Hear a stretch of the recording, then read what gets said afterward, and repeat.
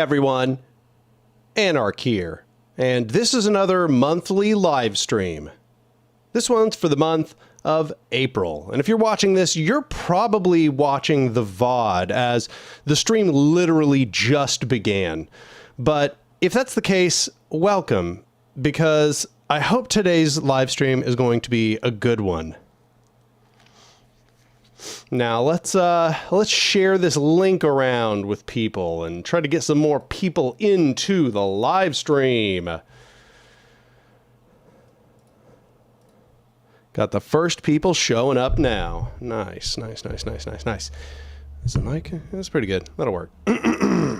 Yes, looking good.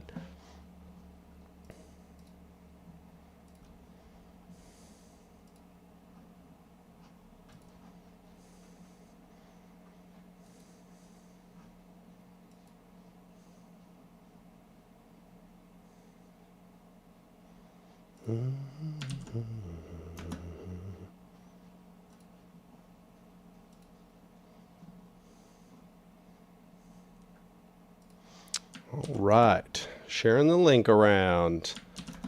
How y'all doing today?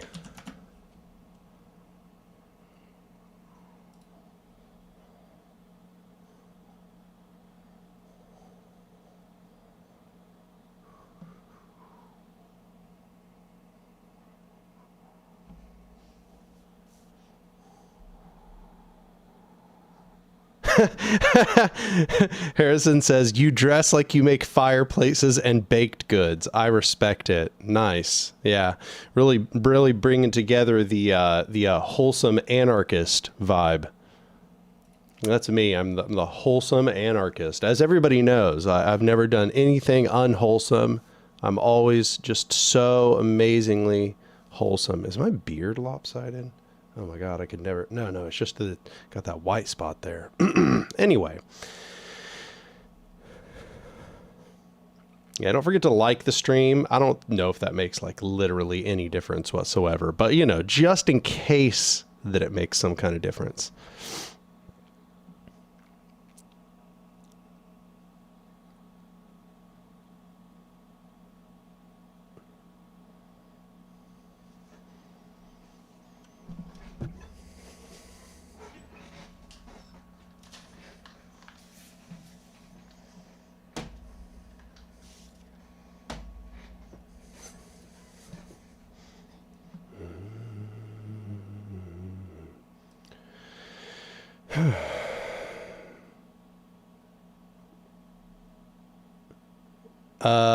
Knowledge and defense. I have not researched Zomia in depth yet, so I have no idea. It's just on my list. I don't know everything about every project that's on the list to come. I do a lot of research in the day or two leading up to the videos, so I will probably know a lot more about it in the day or two beforehand. And yeah, it's not too far away on the list, I don't think. Something asks, what's your opinion on Star Wars Andor? And I just want to start out by saying, unabashedly, I think it's one of the best television shows I've ever seen. It's certainly the best thing that has ever been produced in Star Wars.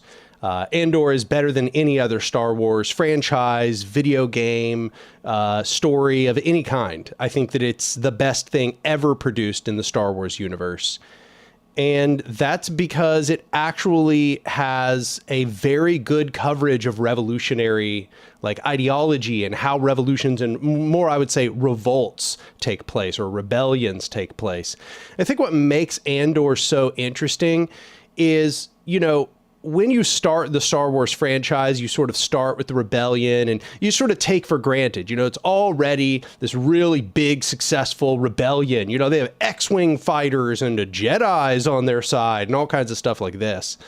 And, you you don't really ask, like, how did they get all that? How'd that happen? You know, what did it look like when it first started? What was the grassroots of the rebellion like? And Andor is a show that goes towards answering that. And I think that's what makes it so intriguing, is it has to ask a bunch of really hard questions about what it looks like for rebellion to get started when everything about their surrounding is trying to suppress them arising, you know, how do they resist suppression? How do they spread radical ideology? How do they spread radicalization? How do they begin the first parts of accumulating power when everything surrounding them is just meant to disallow them from accumulating power?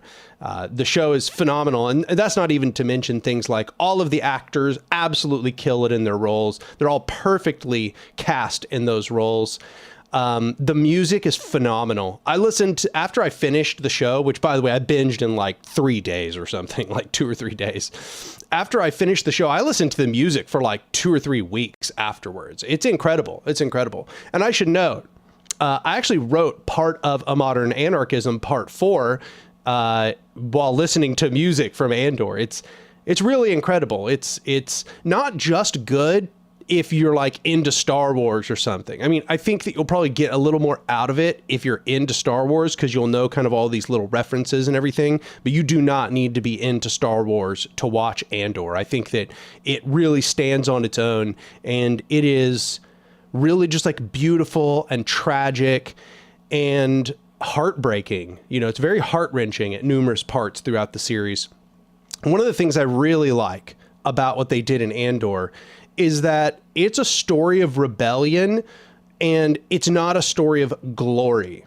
That's not to say that there's no glory in it, but what they emphasize is self-sacrifice. And if any of you are, you know, avid viewers of the channel, you'll know that that is one of the aspects I think is underemphasized in the modern movement, is the necessity of self-sacrifice, the degree to which we're all going to have to sacrifice of ourselves for transformation in society. And that theme is covered in the most unlikely of places, a Star Wars spin-off series. Never where you would have ever expected to see the theme of revolutionary self-sacrifice being covered so in depth and being so central to the theme or the plot of the show. But that is a huge part of the plot of Andor, is revolutionary revolutionary self-sacrifice. And I think that's what makes it so beautiful. It makes it tragic and beautiful at the same time. Really incredible. Could not recommend it more highly.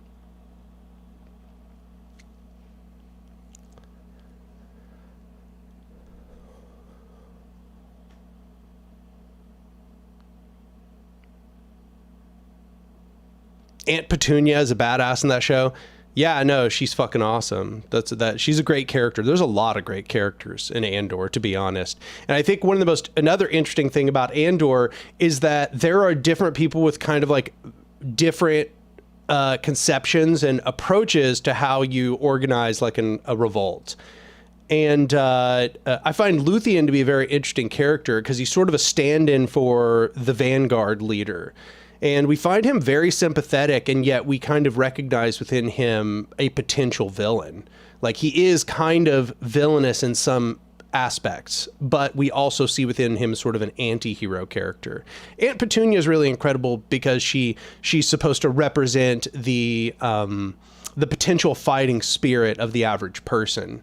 How the average person can be radicalized, how that your revolutionary spirit can kind of die, or your spirit of revolt can kind of die, but then be reborn once again.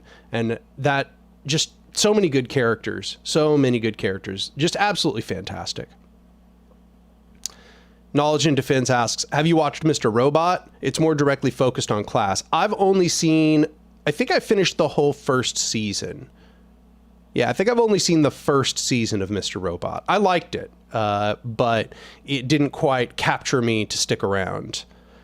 I heard kind of mixed things about what happened afterwards. It's weird because as it was ongoing, people were telling me that it kind of dropped off, but then as it finished, people told me that it picked right back up and that it's incredible. And lots of people have recommended it to me after it has finished, after it ran its whole run. People seem to be more hyped about it than like during the second and third season and so on. But I mean, I'll certainly watch it.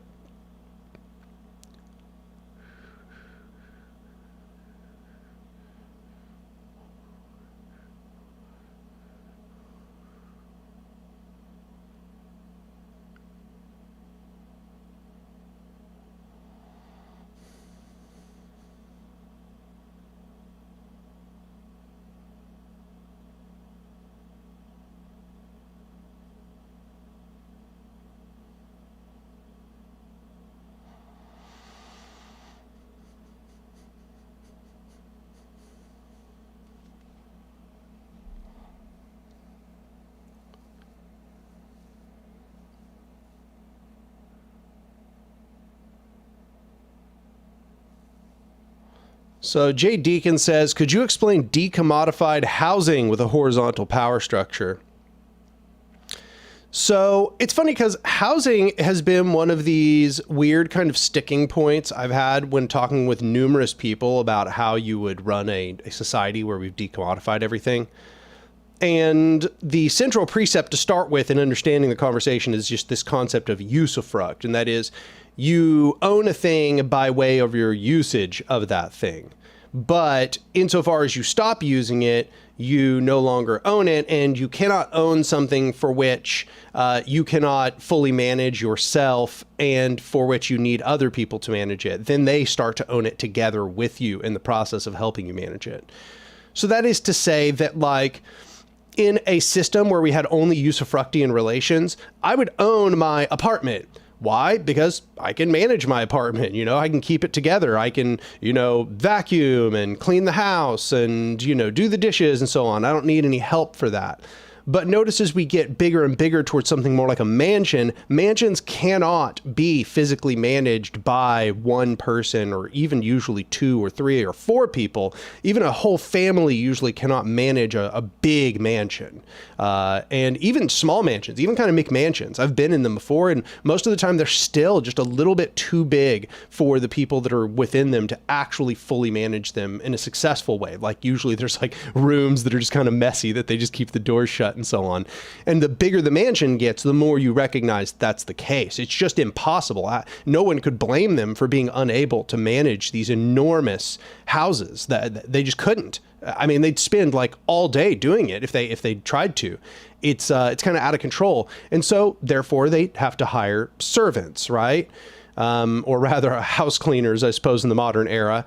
But I should note that in a usufructian relation, that would only indicate that they should not get to own that by themselves. They need other people to manage it, and they don't have the right to mismanage resources either. So as those resources begin to degrade, that means that other people need to come in to help them manage those.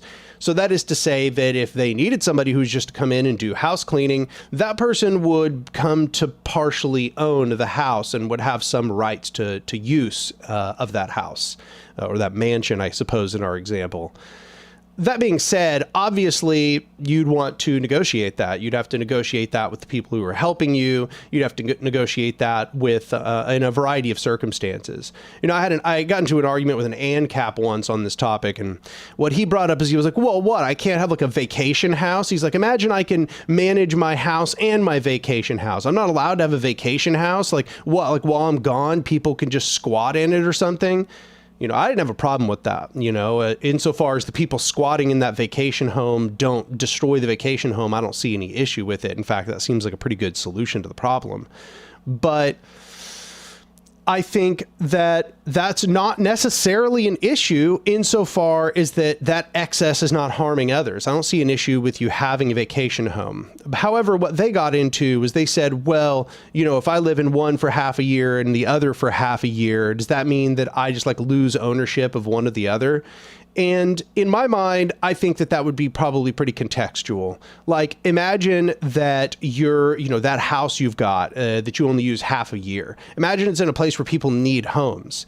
Then yeah, half of the year, other people are going to be using that. And in fact, that's probably good. They're probably going to maintain it in that other like half the year better than you would only being there for half a year. If it's in an area where nobody needs a home and nobody's like, you know, like desperately seeking a place to live, then I suspect that that'll just sit out there on the side of the lake or whatever, right? In the meantime, I think that a society that made sense, you know, if you had some kind of lake house or something, and that was something we thought was, you know, reasonable within a society, you know, that lake house should be something that gets used by others in the meantime. There's no reason why it should sit there for 6 months out of the year doing nothing just because you want the right to own something you don't use. I mean, it seems reasonable for me that that would be occupied by people in the meantime, other people that want to vacation, for example.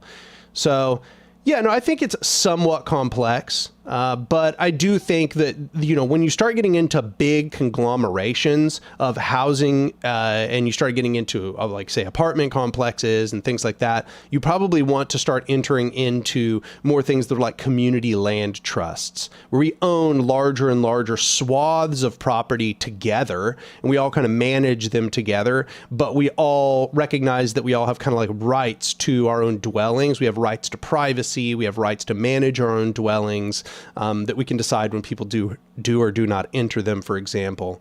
You know, the development of, as I saw somebody say in the chat, housing cooperatives. That might be a very good solution. But yeah. Oh, some people said, oh, okay, cool. They already answered it. Usufruct. Usufruct.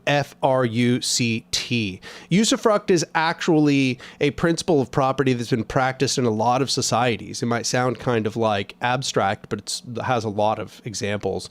A lot of indigenous societies practiced usufruct. That is to say, you only really had any right to you know, what it really comes down to is like when there's some resource, who has the right to use it and to somehow disallow others from using it. And the answer in a usufructian system is just like, insofar as that you use it, like you fully occupy it and utilize it, that's the only time that others would be disallowed from using it. But insofar as you are not fully utilizing some resource, others can also utilize that resource. So that's actually something that's happened a lot throughout history. It was actually the default mechanism for ownership previous to the establishment of, I guess you'd say, Western state society.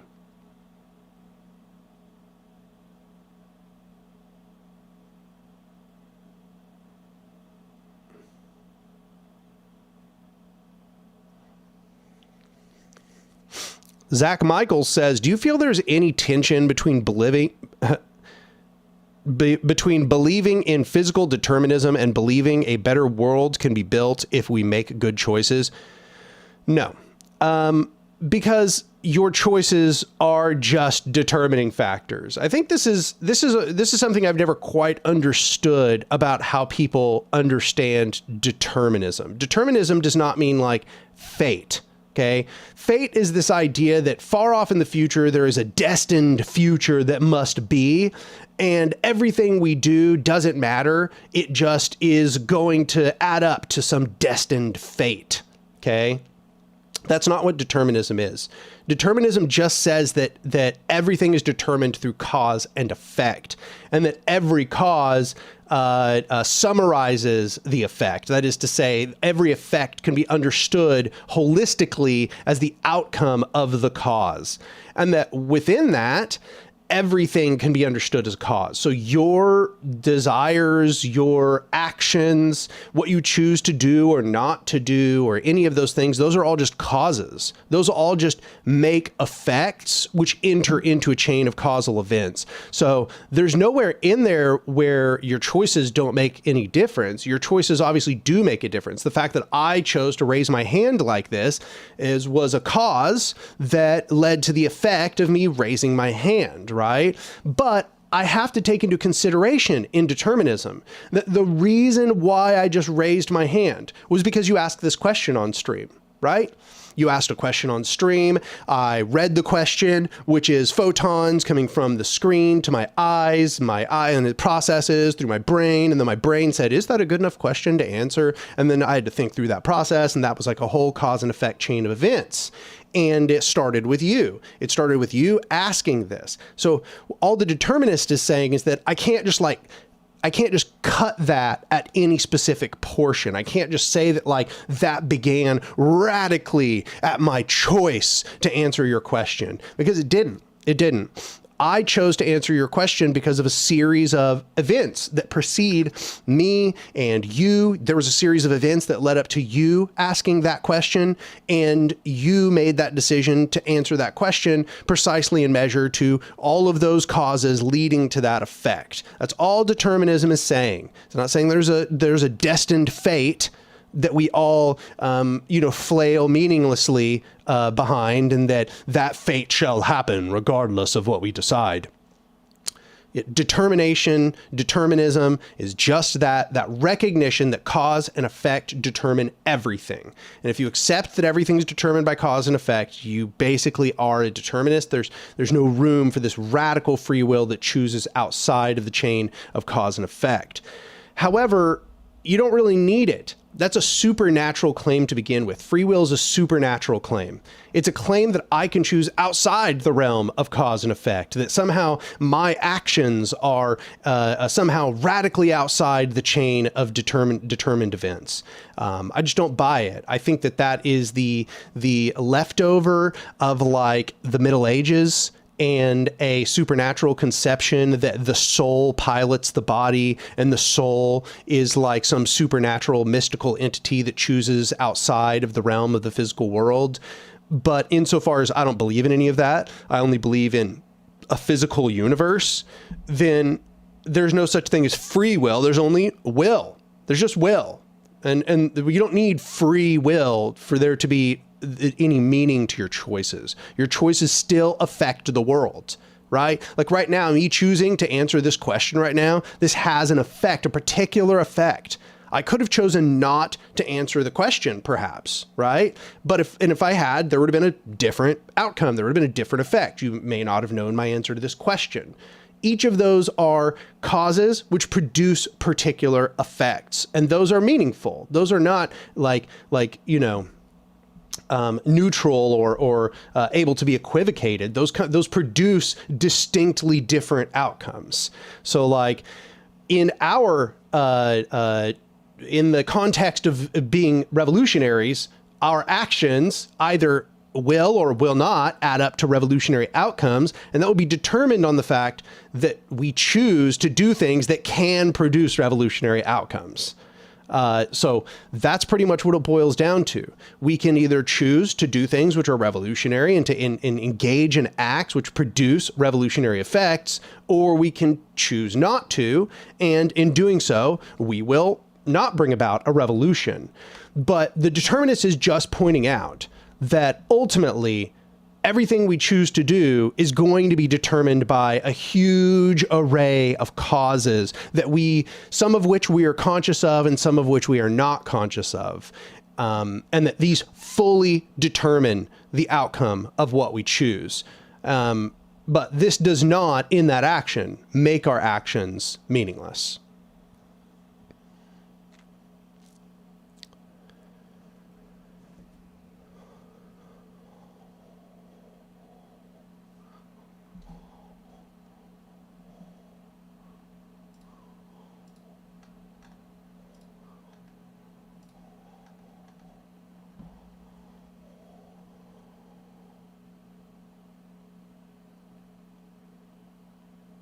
Knowledge and Defense says, are all worker cooperatives socialist? I mean, I'll just say right off the bat, no. I would say that the way I've looked at it is this. Socialism is worker ownership of the means of production. So cooperatives are a step in that direction, but socialism is a system, right? So you might say that cooperatives are kind of embodying some of the spirit of socialism, but you're not going to get something closer and closer to socialism until you create a dominantly cooperative economy. That's the reason why I'm willing to call the Zapatistas socialist, because they have dominantly a cooperative economy and it's bolstered by a decommodified economy. But I wouldn't say that just like a singular cooperative by itself is socialist. Socialism is an economic system, not just a single arrangement. That being said, worker cooperatives can get you closer and closer to a sort of market socialist orientation. But it should also be said that I'm aware that there are a significant number of worker cooperatives that still have things like boards of directors and are still partially owned by outside shareholders and things like that. So I don't think those are very good examples of how to move towards socialism using cooperatives. Also, it should be said that a cooperative could probably be considered more or less socialist based on how much it views itself as being party to such a transformation, right? Does it view itself as being part of a radical transformation of society, or is it just another kind of firm, right? I think this is a significant determining factor to considering where those cooperatives are going and whether they have some sort of place in a socialist transformation. You know, for example, if I were to look at Sica Sosola in Venezuela, I would say they are pretty radical. Like if you look at their ideology and the thrust of what they want to do, they are very radical. I would say that that's a good example of cooperatives moving towards socialism. However, I mean, if you were to look at, say, Mondragon, no offense to Mondragon, because it's pretty impressive what they've done, but Mondragon's very hierarchical and really has no stated radical intentions. So it's quite possible that Mondragon will just continue to be an artifact of a capitalist system. And better, I would say, than corporations. I mean, I would much prefer Mondragons be the standard than a corporate structure. But Mondragon, unfortunately, is still very hierarchical and does not really have a sort of socialist orientation as far as I can see.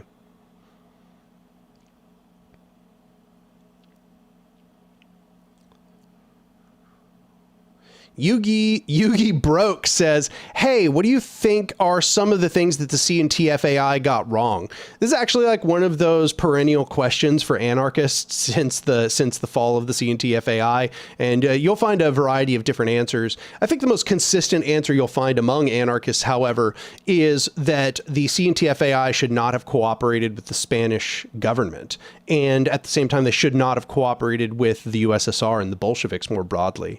Both of those relationships got them very little, or I guess I shouldn't underplay it. They got them some amount of power and stability, but they ultimately led to the downfall of the CNT-FAI.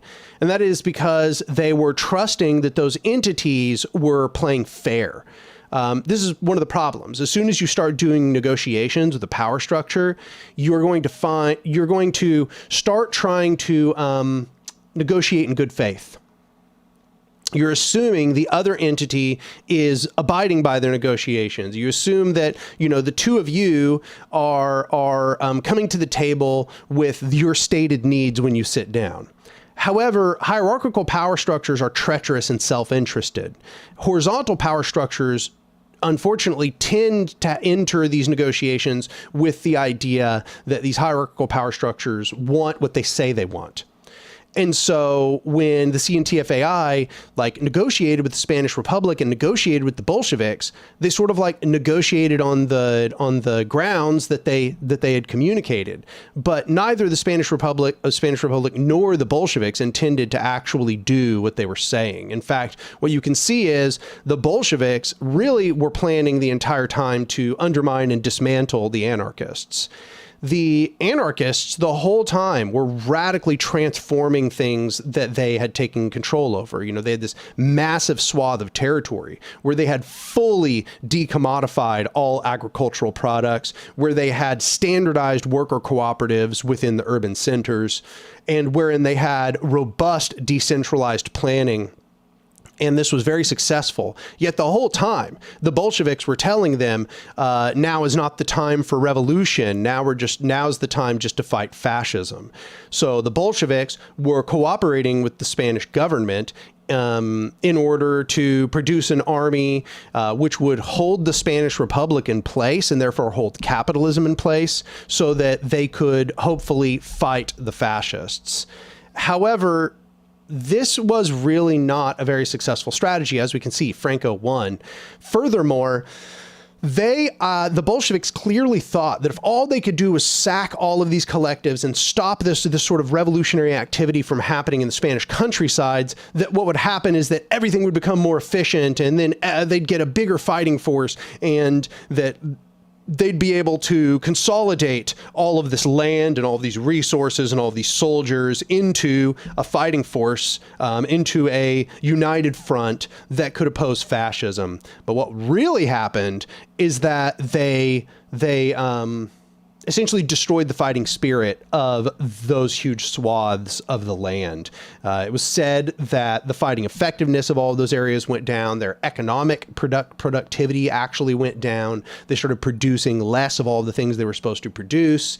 The treachery of the Bolsheviks destroyed the potential of all those regions, which were actually, when they were under control of the anarchists, producing more, were actually a more effective fighting force than they probably would have been otherwise. And that's because the people were emboldened by this revolutionary activity. They were,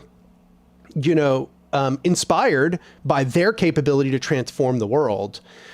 So the CNT-FAI should not have trusted the Bolsheviks. This is part of the reason why after World War II, you find that anarchists no longer want to ally with authoritarian leftists. It's because the Bolsheviks betrayed the anarchists in the Spanish Civil War, and they betrayed the anarchists in Ukraine. And so afterwards, you basically just have this unanimous agreement among anarchists that cooperating with authoritarian leftists is foolish, and they've proven that they will not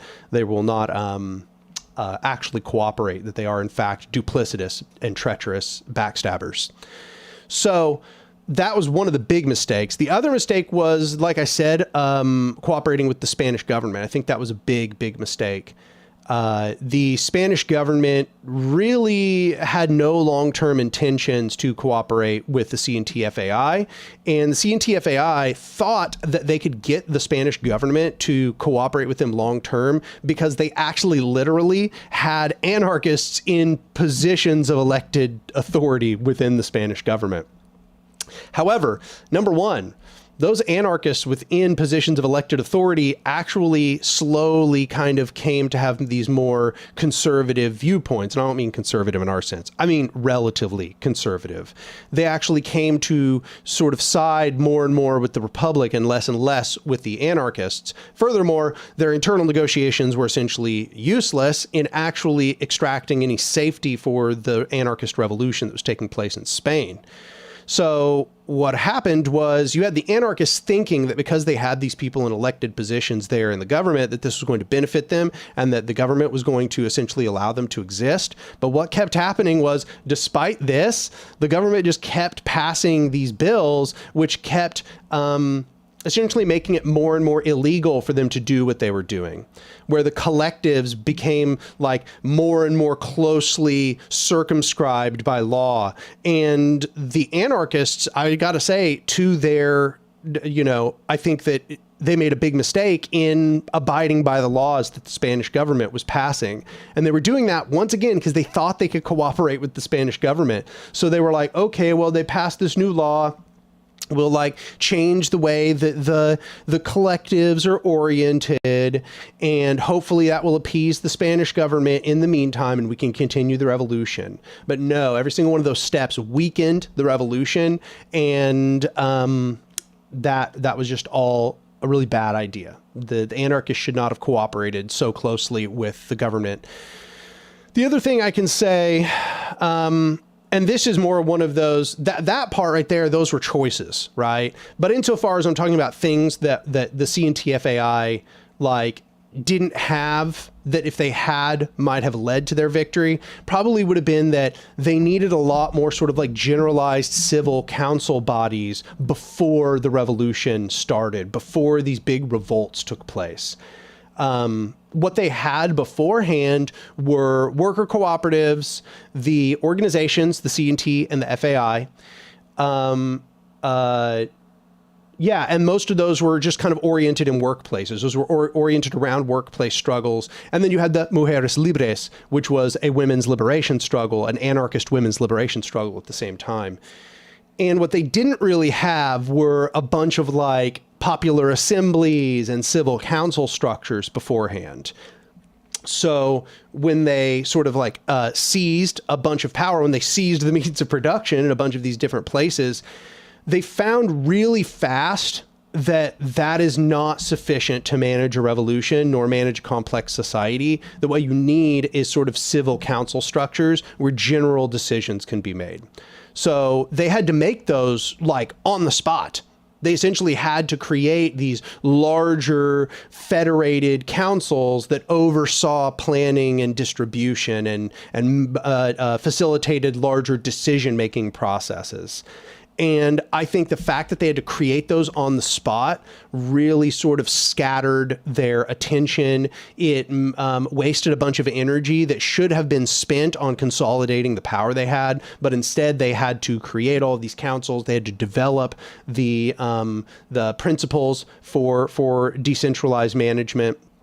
I think that was, you know, it's inspiring how fast they did it. Wow, they did it fast, crazy fast.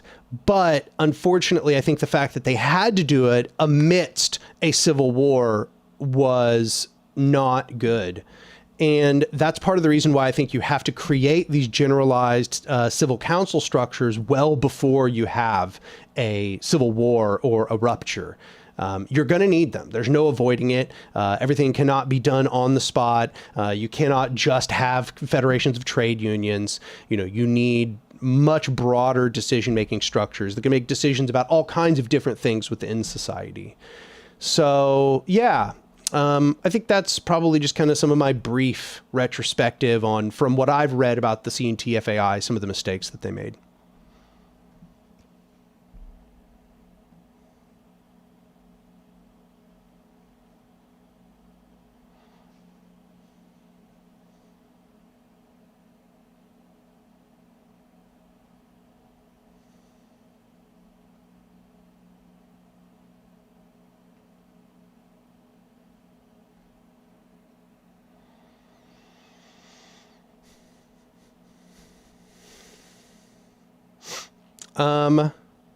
So I kind of talked for a while there. So, you know, there's actually been a bunch of pretty good questions in the meantime. Amel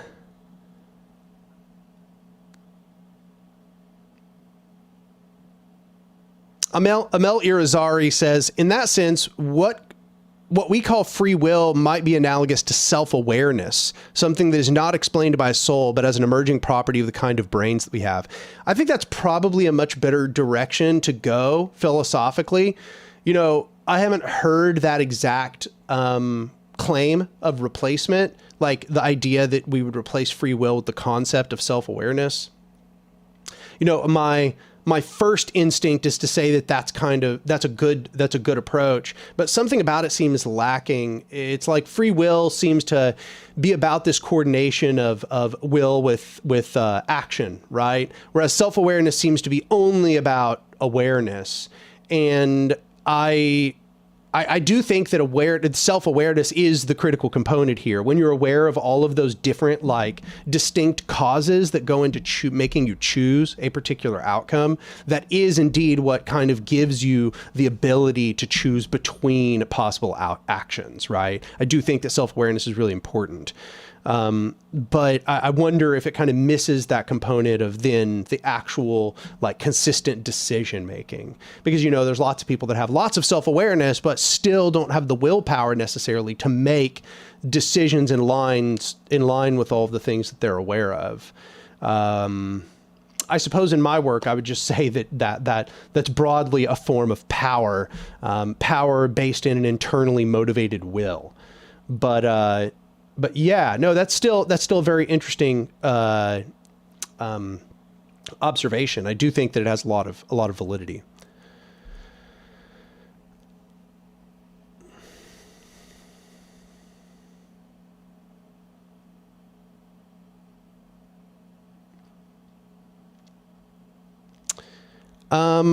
This name is in Acrylic or Cyrillic. I don't know how to say that actually. So I don't actually know how to say the name. But the question is, do you think there are notes of anarchism in Marx's Capital? Here's the truth. I have not read Capital since I was in my, like, let me think, it's 2024, 2011, 2012. God, it's been years. It's been like at least 7 or 8 years. And honestly, I've forgotten a lot of the finer details. You know, you might be referencing the fact that I have numerous times said that understanding Marx led me to being an anarchist.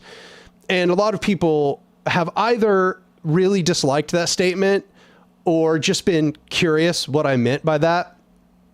I think one of the key features of Marx's philosophy that led me to being an anarchist was Marx's theory of alienation. So I don't know how familiar that my viewership is in general of Marx's theory of alienation, but Marx essentially argues that a great deal of the misery that we experience in society comes from us being alienated from things which are organic necessities for us. So I've heard a variety of different ways of kind of picking apart Marx's theory of alienation. The way that I originally learned, I've heard some people criticize it. That's fine, but I'm going to kind of just rehash it for you because that's the version I understand best.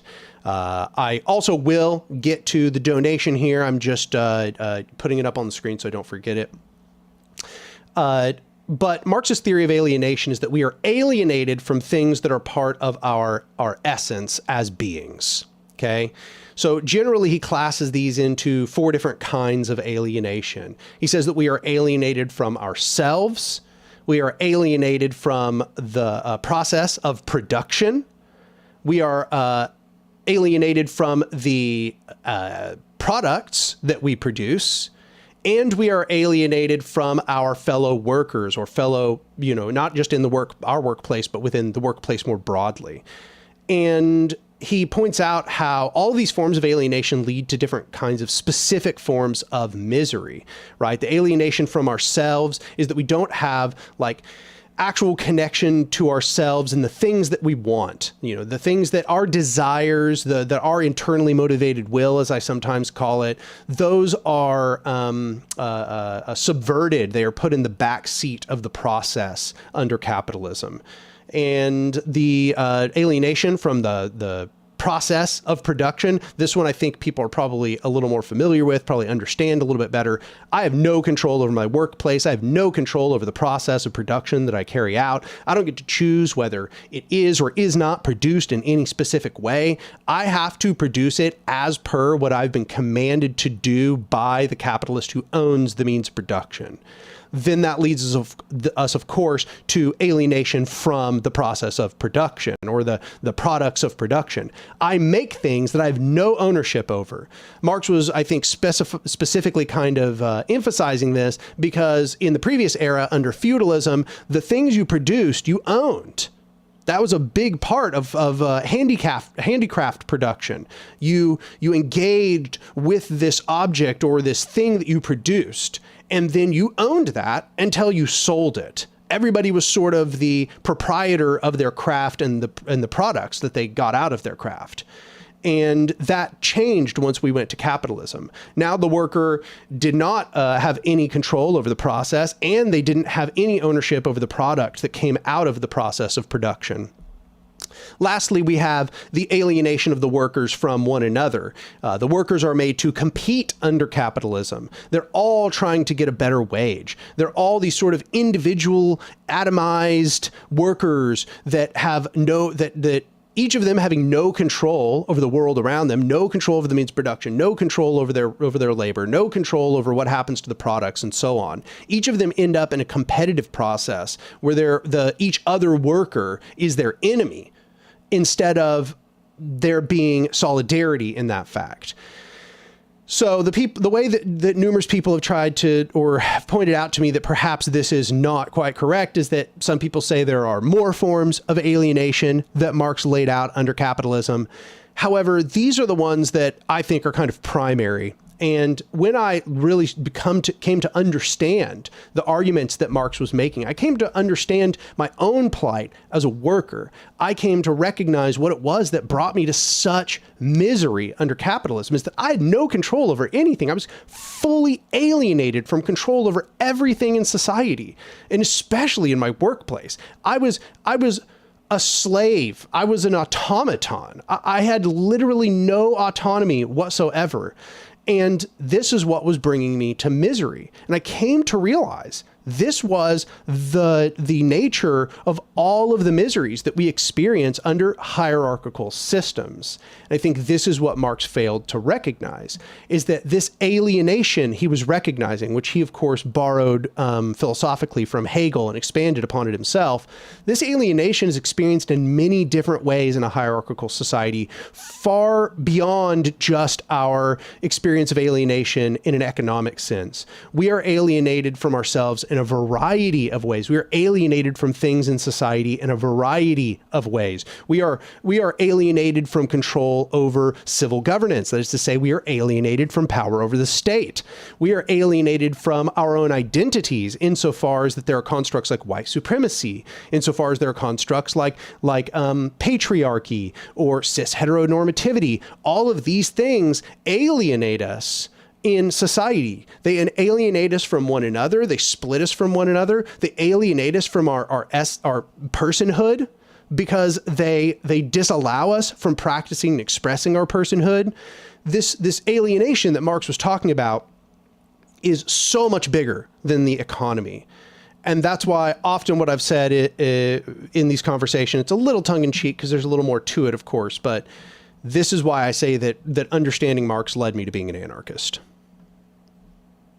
So anyway, the donation question was from the Velociraptor for €5, and I appreciate that enormously. Thank you so much.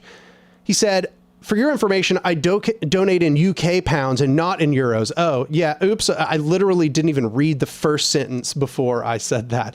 Yeah, pounds, not euros, pounds. That makes... Sure.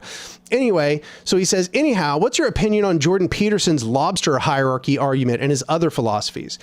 You know, it's funny.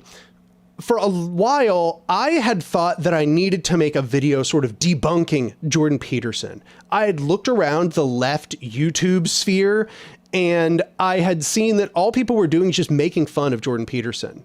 And this sort of mockery approach is effective. It's effective if you already don't agree with Jordan Peterson. If you're on the left, yeah, mockery is fine. You know, it produces an in-group understanding of why we don't like Jordan Peterson, right? Oh, we're making fun of him because he has a Kermit voice and blah, blah, blah, blah, blah.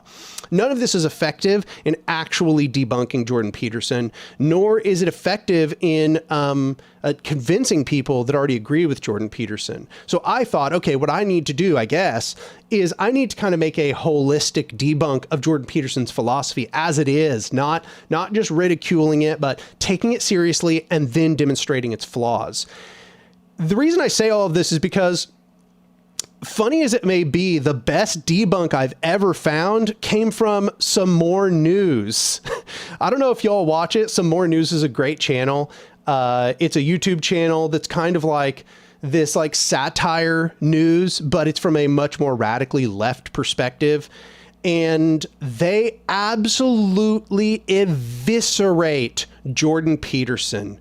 They eviscerate all of these concepts of, for example, as you say, one example being the lobster hierarchy idea, and his philosophy writ large. I was really blown away with how in-depth the debunk was. It was the first debunk I've ever seen, which really just like started from taking Jordan Peterson's philosophical ideas seriously and then producing like actual responses, like not only responses in a rational sense, but literally like producing scientific responses using studies, debunking a bunch of the specifics that he uses, for example, the Pareto principle, completely full of shit, as demonstrated by Some More News, as I had already demonstrated to friends before.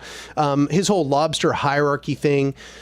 The thing about Jordan Peterson is he needs us to believe that the concept of hierarchy, that ranking, is something that exists throughout nature. But that is not the case. Hierarchy is conceptual. Okay, so I could, for example, make a hierarchy in a variety of different ways. Like right now, I could make a hierarchy of the lighting for the channel and the camera and this keyboard and the mic, right? I could do that. And it would depend entirely on what feature I wanted to rank, how I would rank each of those different implements, right? If I were to rank which one I think makes the channel most effective, maybe I would do camera, then microphone, then lighting, then keyboard, right? But if what I wanted to do was rank them in terms of the importance in my life, then there would be a completely different hierarchy. There would be, I honestly use this keyboard way more than I use those other things I just listed. The keyboard would probably come at the very, very top, and then probably the mic, and then probably the camera, then the lighting, right? That's because there is no objective hierarchy in this sense. This concept of hierarchy requires a thinking being who can rank things in terms of their primacy or importance. So in nature, there is no hierarchy in this sense because hierarchy is conceptual. But Jordan Peterson has said before that he's talking about just like essentially a hierarchy of survivability. But even then, that's incredibly easy to problematize. Any evolutionary scientist can tell you that you cannot easily develop a hierarchy of importance or even a hierarchy of survivability within an ecology. And that's because it entirely depends on context, and that context changes all the time. So there are, for example, things called keystone species. However, what a lot of people don't know is keystone species are in the same ecology, may be different depending on all kinds of things surrounding that ecology and changing within the ecology. So when an ecology is in a stable state for a long time, that keystone species, or usually there's more than one, that keystone species may be stable. But as soon as the ecology starts to shift and change and different things are better and worse and allow you more and less survivability, then all once that keystone species is no longer at the top of a hierarchy. Furthermore, this idea that social groupings are inherently hierarchical. This is just completely diffused by the study of science. It's funny, a lot of people, when talking about Jordan Peterson's concept of hierarchy in nature, start to talk about like alphas and in wolves. But that's actually when you the concept of alphas, there being alphas and pack leaders and wolves and all of that actually comes from a flawed study. Wolves were being studied in isolation, that is to say, outside of nature. They were being studied like in zoos and stuff. And in zoos, what they were noticing was this feature we're more familiar with, that there was like alphas of the pack, and that, the dominating wolf kind of rose to the top and was treated as best and so on. That there was this social hierarchy that arose. However, when we look at wolves in nature, that is not at all how they function. There are no alphas in the wolf packs in nature, because in nature, things are just so much more complicated. When you're in a prison, perhaps the only thing that you care about is power, because what else is there for you? You have nothing else to adjust over. There's nothing else you're in interaction with. It just becomes about how do this very small group of people sequester these scarce resources, like in a prison, especially, right? And that's what these wolves were in, basically in a prison. But when they're out in nature, when there's this diversity and complexity of surrounding events, different strengths are going to be useful in different circumstances. So this is why Bookchin often emphasizes complexity and diversity as being the most important features for ecosystems and things in nature. This is not to say that I agree with literally everything Bookchin has to say about hierarchy, but he's on to something with this, because when we look at the wolves in nature, they don't have this dominant hierarchy. This dominant hierarchy is not present. Instead, they start to function a lot more like, say, a family where everybody is good at different things, and they are treated with respect based on kind of what they provide to the pack. And because they're in a diverse ecosystem, they can all provide things to the pack, and therefore they can all be valued in that sense. So I think there's a lot to pick apart with Jordan Peterson. We could also get into his idea of chaos and order, which I just want to say literally has no correlation to any scientific understanding of chaos and order. I could debunk that all day long, but also I just want to say that I could spend a huge amount of time debunking Jordan Peterson. So this is just kind of like some of the first things that come to mind, but I'll stop for now and kind of move on to the next one. Looks like we've got another donation, this time from Eric Gray for $5. I appreciate you so much, Eric. You're always donating, and I appreciate it enormously. Let's look at the question Eric asks. He says, reading recommendation, a guide to coded language in education by Subversive Thread. And it can be found on the Anarchist Library. As usual, I am going to put this somewhere so that I can go look at it later. Let me go put this somewhere where people can, I'll put this. So right now I'm actually putting the link to that in the Discord chat. And that just kind of brings me to mention that if you want to support the work that I'm doing on the channel, you should become a patron for any amount. There are all kinds of different tiers as well. So like, it should be affordable for a lot of different people. There's a $2 tier, $5, $7, $10, and $20. Also, you can just customize the tiers. You have to go and do some kind of fiddly stuff, but you can customize the tiers. But any amount you choose, it doesn't matter the amount you choose. Any of them get you access to the Anark Discord server. And in the Anark Discord server, I'm very active. I'm talking with people pretty regularly. I'm engaging in the different, there's like a patron chat, and in the patron chat, I'm giving updates to the work I'm doing. I'm talking to people about the videos I'm going to make in this week. I'm talking to people about the big video essays that I produce and like what my progress looks like. And they are always the first ones to hear about it. So if you go become a patron, the first thing I want you to understand is that most of like that stuff you get, that like direct interaction with me and knowledge of the process behind the scenes, that you get that best on that Discord, on the Discord server in the patrons chat. Okay. So just keep that in mind. That's like the main reward you get, other than of course the satisfaction of knowing that you're supporting Daniel Baryon, aka Anark, in the production of YouTube videos and the spreading of radical and revolutionary consciousness.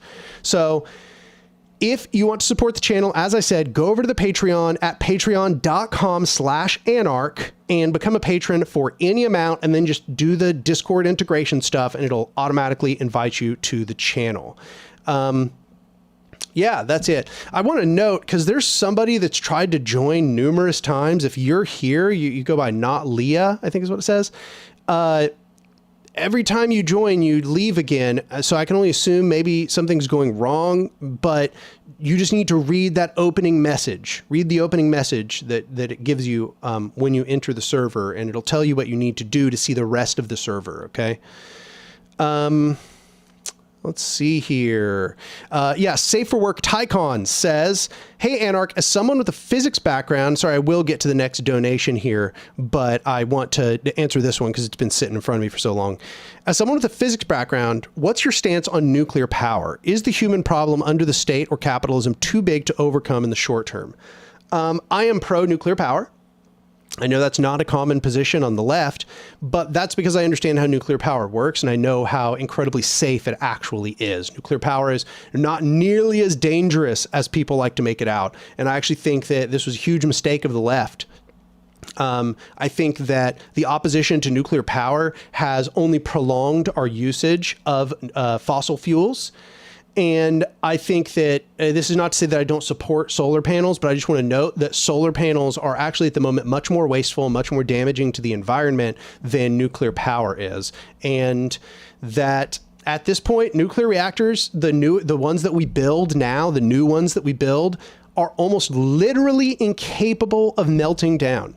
The only meltdowns we've ever had were on generation 1 reactors, including Fukushima in Japan and Chernobyl and, 5 Mile Island. Is that what I call 5? I always forget the number. Anyway, all of those were old reactors. Literally none of that can happen in the modern era. That's not possible. The reactors we have now, they literally don't sustain a reaction if their electricity goes away. So like previous ones, what would happen is if electricity went away, they would go supercritical because they weren't cooling actively anymore. Now the reactors that we build have passive cooling. And that means they literally basically can't melt down. So like if the electricity went out, passive cooling would just cool the core down, and there would be no negative effects other than you'd probably have to decommission the plant, but the plant would not melt down and harm people. I think the main problem for nuclear waste is the same problem for all forms of energy production, and that is waste. I do think that that's something we can make big headway on. We could definitely devise methods to produce less waste, which we have been doing as we proceed into newer and newer reactors. They produce far less waste than older reactors. We also need to find out methods to neutralize that waste. That's something we've been trying to do. In fact, as long as a decade back, France was already in the process of trying to use methods to neutralize nuclear waste.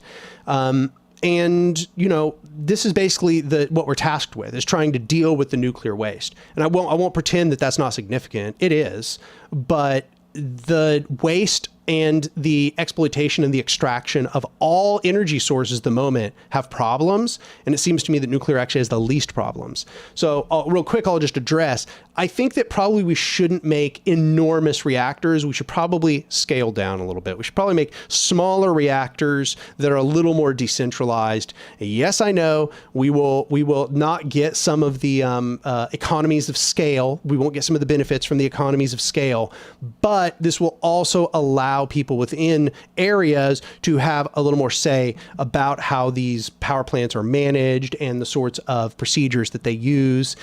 This will also, I might add, if there is any negative effects, make it easier to decommission those nuclear power plants.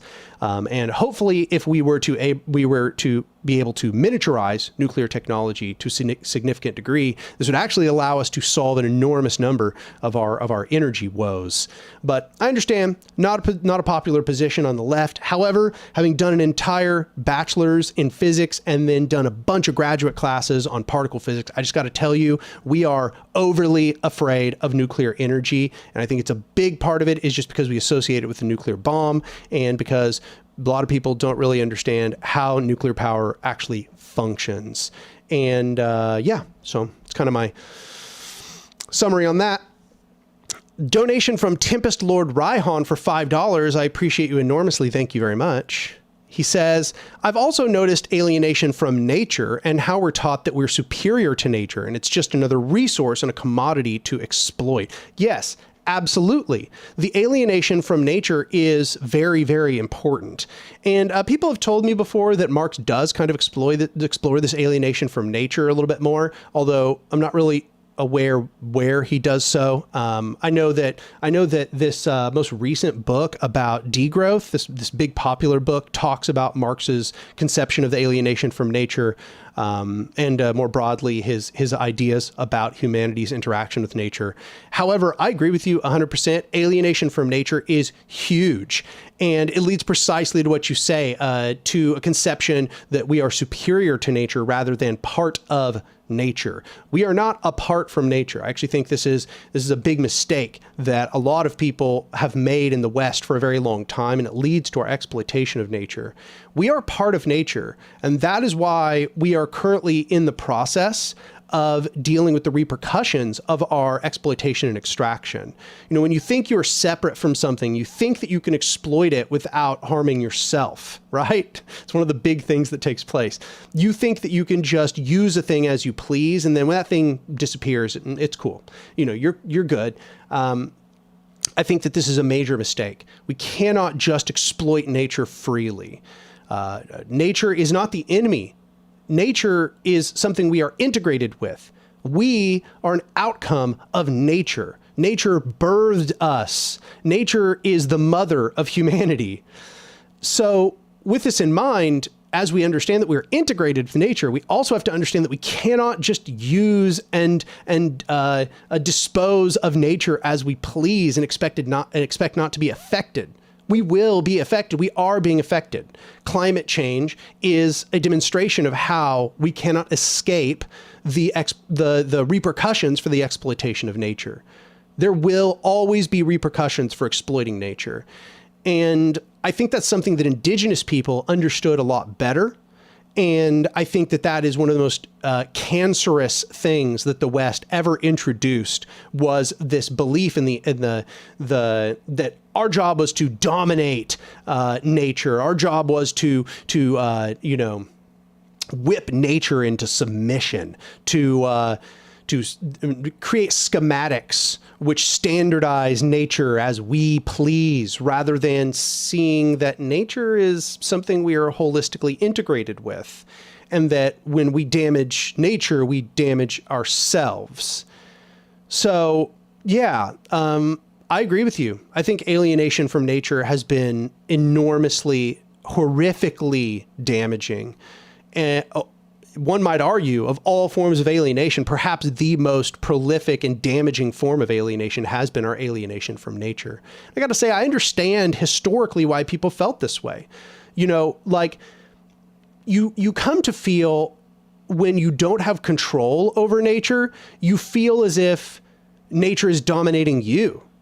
You know, when you're planting crops and nature doesn't give you water, you know, it doesn't give you rain to plant your crops, and you experience famine, you know, you come to start to feel as if nature is dominating you. Nature is damaging you. What you need to do is dominate nature. Furthermore, you know, there's this whole process of technological and scientific development taking place where you can see that as we learn more about nature, we are able to control and harness nature to a greater and greater degree. And so it starts to seem that progress is predicated on the domination of nature.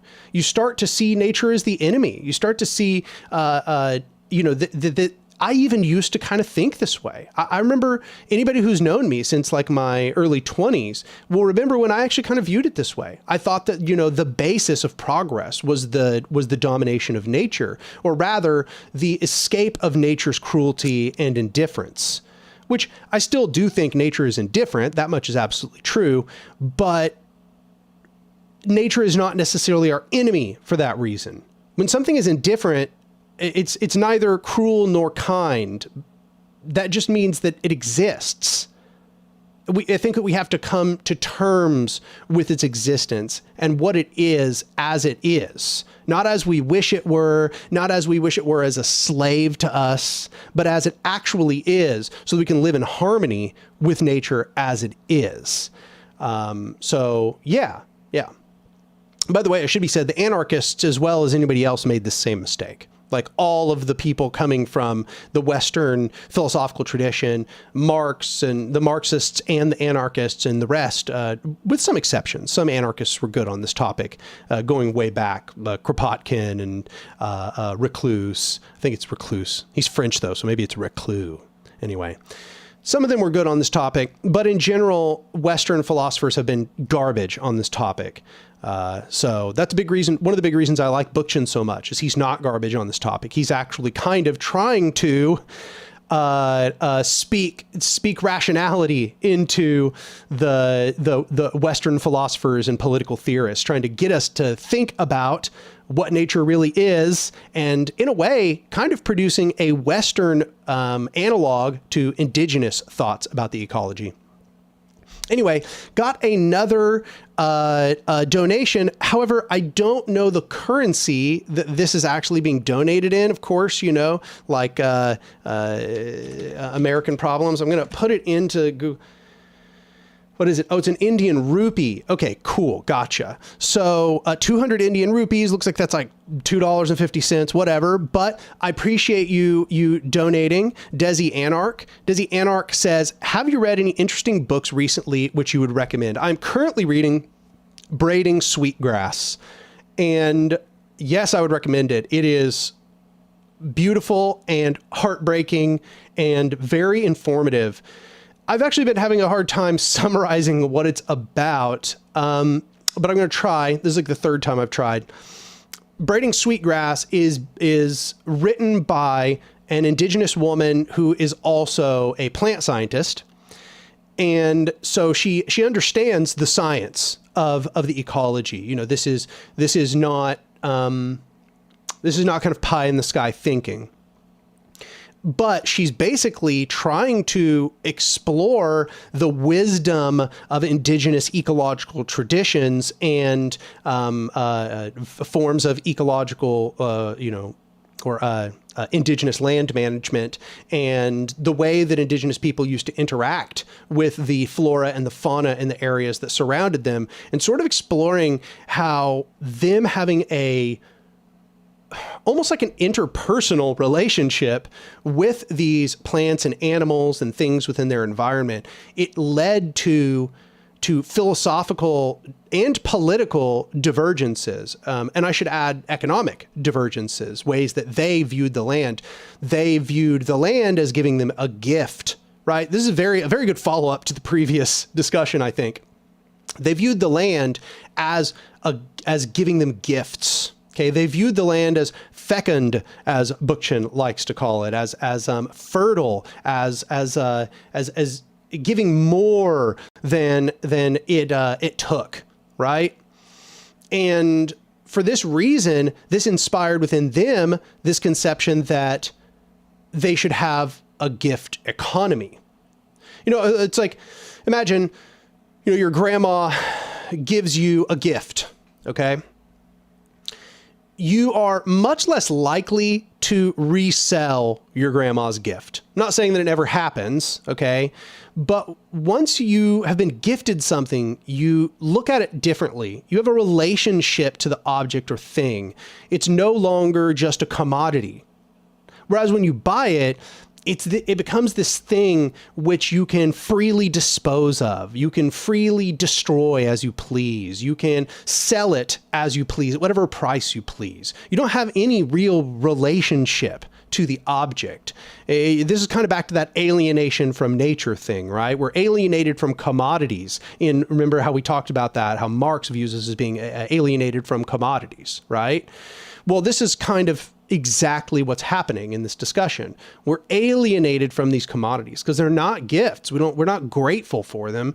If anything, we just kind of view them as the natural outcome of us spending money. There's no relationship built in the spending of money, whereas there is a relationship built in the exchange of gifts. And I also want to expand this concept because a lot of people hear gift economy and they think that literally it's just like an economy where like people just give each other a bunch of gifts. That's not at all what a gift economy is. I mean, I guess that you might see it that way, but a gift economy is just a fully decommodified economy where people are essentially distributing things among themselves based on relationships to one another and based on the relationships of reciprocity and recognition that we are all kind of like in this together. We all have needs, we all have desires, and it's our job as people that have relationships with one another to help maintain these desires, to help one another get what they need. And a gift economy is one where there's just no expectation of direct reciprocity. You don't need somebody to get you back like tomorrow. You have this understanding that ultimately they're going to get you back or give you back what you gave to them by their contribution to the total economy of things. Them contributing, instead of it being like, oh, I give you something and now I need you to give me something in return. Instead, it's like, I give you something, but if you're not able to give me something in return, that's cool, because I know that you're going to give my uncle something in return, and then my uncle will one day be better off, and so he's also going to be able to benefit me and benefit others. It's this idea that in a gift economy, you're trying to contribute to the richness of the total social fabric rather than just trying to get something for something. And I think Braiding Sweet Grass is pretty radical insofar as that's like one of the main concepts that it's been exploring so far, at least in my reading. So cool. That I'm caught up with the contributions. I've been going on today, but I think I'm cool with that. Okay, now I have to catch up.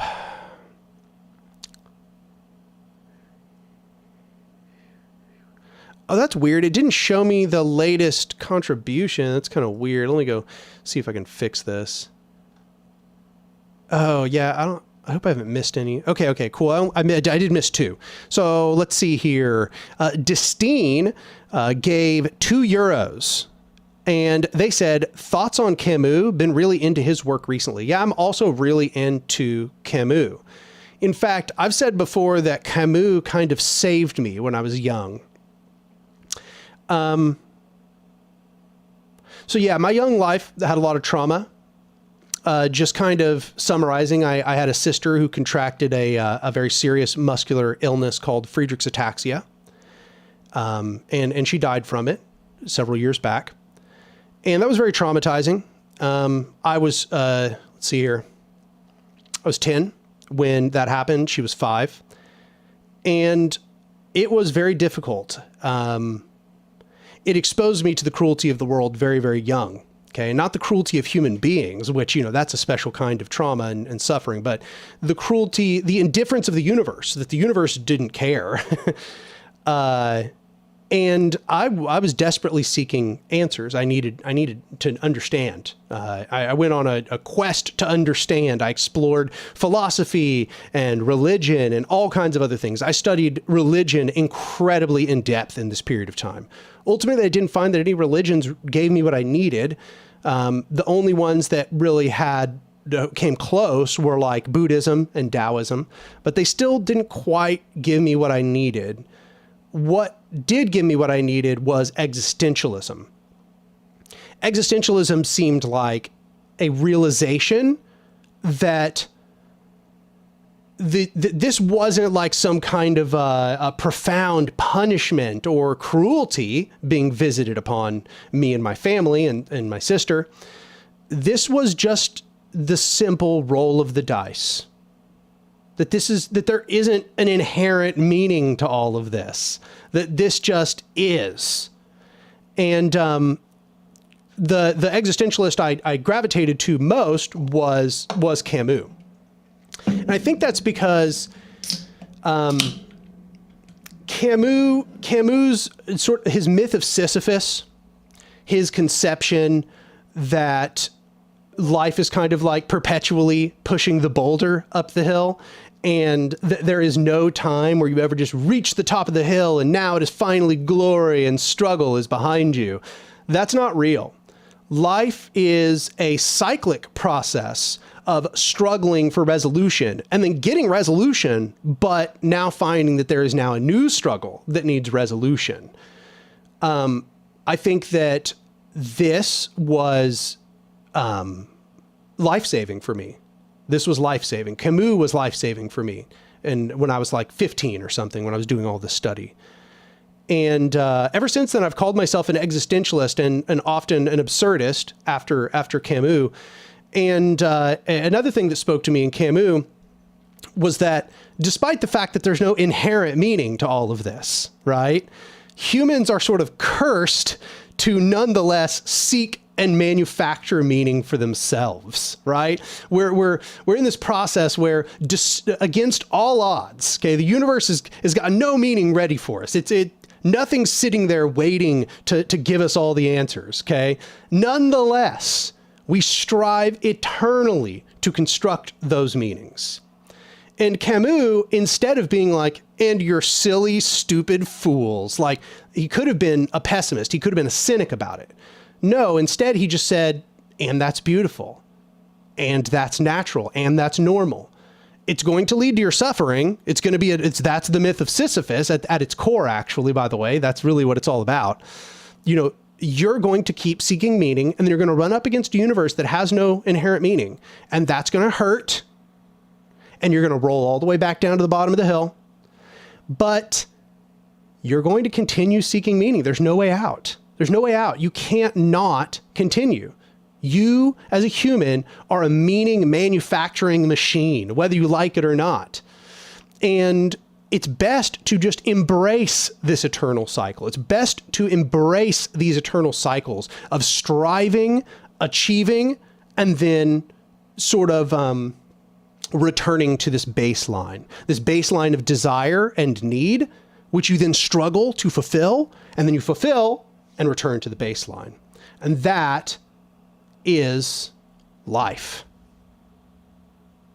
That's life. That's legit.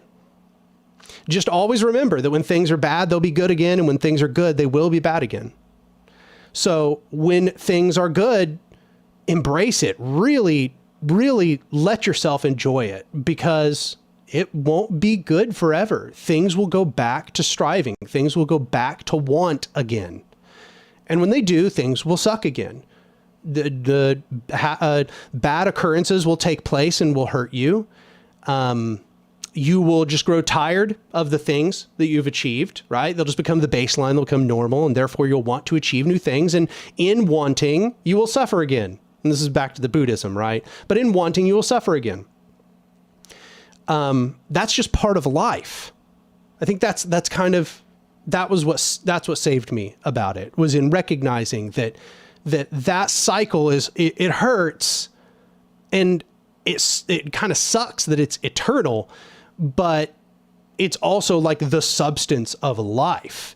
If you can kind of just embrace that fact rather than being bitter about it, rather than being sad every time you return to the bottom of the hill, but instead recognize that this is the spirit of living. This is the spirit of all things which live.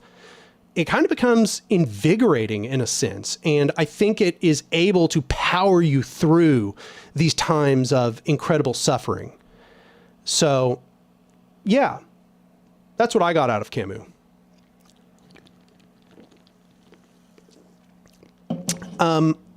There is another donation here from DT for $2. It says, what books do you recommend for studying Lenin? Personally, I studied Lenin by reading Lenin, which I think was beneficial. Because if you read, what I've found is that the Marxists have a tendency, when they write analyses of other Marxist thinkers, they have a tendency to read their preconceptions into those other thinkers. Whereas if you just read the thinkers, you're probably going to come away with a pretty big difference of opinion from a lot of those people who do, secondhand analysis, right? This is why I said that reading Marx and understanding Marx led me to be an anarchist, is because when I read Marx, I did not come to authoritarian conclusions. Marx sometimes came to somewhat authoritarian conclusions, but I find that contradictory to a lot of the things that he conceived, like the theory of alienation, as discussed earlier. I think that if you read these people firsthand, if you read the Marxists firsthand, you'll often come away with something very different than other analysts come away with when they analyze those people. And in doing that, I would just recommend you understand where these thinkers were at different points in their life. Like, what was their positionality within society? Lenin, I really just took away that Lenin was mostly an opportunist. He was very, very intelligent. I would say astonishingly intelligent. I'm never going to pretend that Lenin was stupid because I disagree with him. He certainly was not. Lenin was very well educated, extremely driven, and had a very strong natural intelligence. But in my perspective, he was an opportunist. His views shifted and changed with the circumstances to some enormous degree, and they always shifted and changed such that he was on top at the end, that he was garnering a position of power, and unfortunately not necessarily for others, but often for himself. So if you're going to try to learn about Lenin, I recommend reading Lenin. I think a good place to start is What Is to Be Done. And it's a good place to start precisely because after you read it, you're going to realize that he was basically just like a social democrat during those times. And I don't mean like a revolutionary social democrat. I mean, he was just like a parliamentarian at that time. Like, he really had the belief that all you had to do is just like have parliamentary success and then you could get things done. And you'll see the evolution of Lenin over time to become a little more revolutionary. But it wasn't really until State and Revolution that you get a really significantly revolutionary position from Lenin. State and Revolution is a very, very unusual piece of theory. All I can really interpret it to be is him trying to express the needs, urges, desires, revolutionary aspirations of the people, which he really did not seem to be in line with previous to State and Revolution. I think the another work which is somewhat informative as to Lenin's perspectives is Imperialism, the High Stage of Capitalism. However, when I read it, I was really struck by how this was not a very good analysis of imperialism. That work is not going to give you any understanding of imperialism writ large. It will give you a very good understanding of capitalist imperialism, however. I think that's generally the consensus among people of a variety of different political theoretical backgrounds is that imperialism, the high stage of capitalism, is good for understanding the capitalist imperialism. But honestly, even then, mostly in the time when Lenin was alive, it kind of has frayed a little bit in that sense. But it's not going to help you understand imperialism writ large. And I actually think in that way, it's kind of misinformed a lot of authoritarian leftists who actually can't seem to understand imperialism when it's right in front of them because it does not match the prescriptions of Lenin specifically. So, yeah. Let's see here. Okay, now I have caught up with the donations. Let's go back to live chat.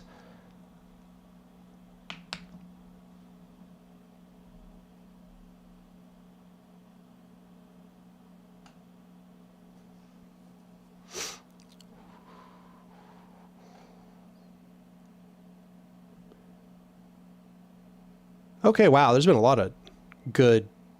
Lumpen Lodge. Huh. It didn't show your super chat. Let me try to find it. That's weird. Lumpen Lodge. Oh, yeah. Wow. Okay. It's because it was up higher. I see. Okay. The Lumpen Lodge donated $2. I appreciate you. They said, would you debate an ML and Trotskyist on a panel? I mean, I'm definitely not the sort of person who's going to enter a debate where I'm like, outmanned. I'm not going to 1v2. I'm not, trying to get into a shouting match, which is what that always leads to. There's no way that a 1v2 is going to lead to anything other than a shouting match. That being said, I'm also hesitant to debate most authoritarian leftists because it seems like they see this mostly as a power play most of the time.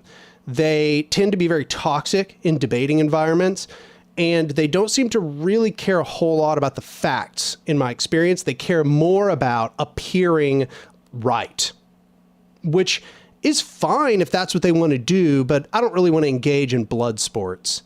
So there may be a few Marxist-Leninists or Trotskyists or whatever, authoritarian leftists, that I would be willing to debate under the right circumstances. But in a general sense, I just want people to understand this is not a debate channel, right? That's not what this is about.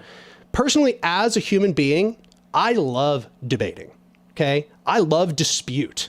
Like, people who know me personally or get close to me personally know that I love arguing. I'm a big fan, okay? However, I also realize that a lot of the time it's not productive. I realize that a lot of the time debating is more about posturing to people who already agree with you. It's not to say that it never changes anybody's mind. It does. It changes people's minds sometimes. But most of the time, if a debate is not civil and there's not some kind of genuine respect between the participants, it just turns into two sides shouting their opinions loudly, calling the other one names or devalidating their opinions. And they just posture. They just posture to their followers. They posture to people who already agree with them. It becomes about just reconfirming the things they already believe. See, I said the things we all believe, and look how they responded in the way we expected, and that means that we're right. It's like, doesn't achieve much very often. I'm not saying that I'm completely swearing it off on the channel, but I also am not just eager to go debating on the channel because I think it also creates perverse incentives. I think that when you have a channel where debate is something that you really start to focus it around, and it's something that the users come to expect that you're going to produce, it slowly begins to kind of take over the other aspects of the channel. And it starts to attract an audience that's what they're here for. They want the dunks. They want the loud shouting arguments, right? That's not what I want on this channel. I have always wanted Anark to be a channel where we discuss theory and the practical actions that can be taken to bring about a revolutionary transformation. That will never change. I mean, insofar as that I have my head on straight, I do not want the channel to stray from that vision. And I do not think, in a general sense, that debate leads to that. Once again, this is somebody who loves debate. You can ask anyone who's close to me. I love debating. I love arguing. In fact, I find that most people have much less of a predilection towards it than I do. But insofar as the interest of this channel, I don't think that that's in the interest of this channel. And I say that in a broad sense, right? I would say that about debating almost anyone. And then it should be said, there are some people that I'm just not going to debate because I'm not going to give them a platform. Absolutely not, right? Like ANCAPs or fascists. I would absolutely not debate them because that just gives them a platform. That's literally how they try to utilize other people's spaces in order to spread their ideology. Anyway, I'm getting behind on questions. Hopefully that answered your question. I appreciate the donation. I didn't mean to skip over it. I just missed it. Okay, 2 new donations. I do intend to answer questions that aren't just donations, but insofar as the donations keep coming in, I'm going to keep answering those. Wow, this one is $50. I appreciate that enormously. From Gabriel Sims Fewer. Gabriel says, I found the give you money button. Yes, you did. Looking forward to watching this after work, but just wanted to say hi from the Anarchist Cafe in Toronto. Your work is incredibly helpful and a constant source of hope. That's awesome. I really appreciate that. I'm super happy to hear that oh yeah, and I had actually seen like an advertisement or a page or something for this Anarchist Cafe in Toronto. I think you all just opened somewhat recently, right?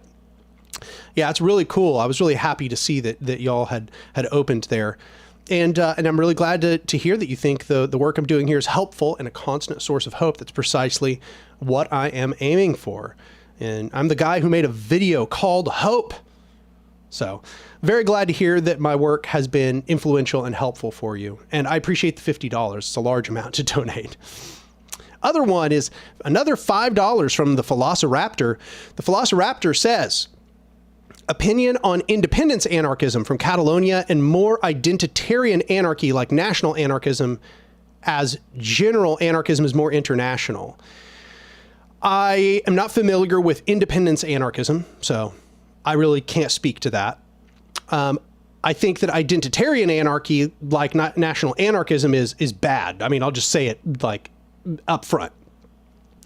In my experience, national anarchism is a front. I would say, I've never actually found, I'll say this. I've never seen a national anarchist who's actually an anarchist.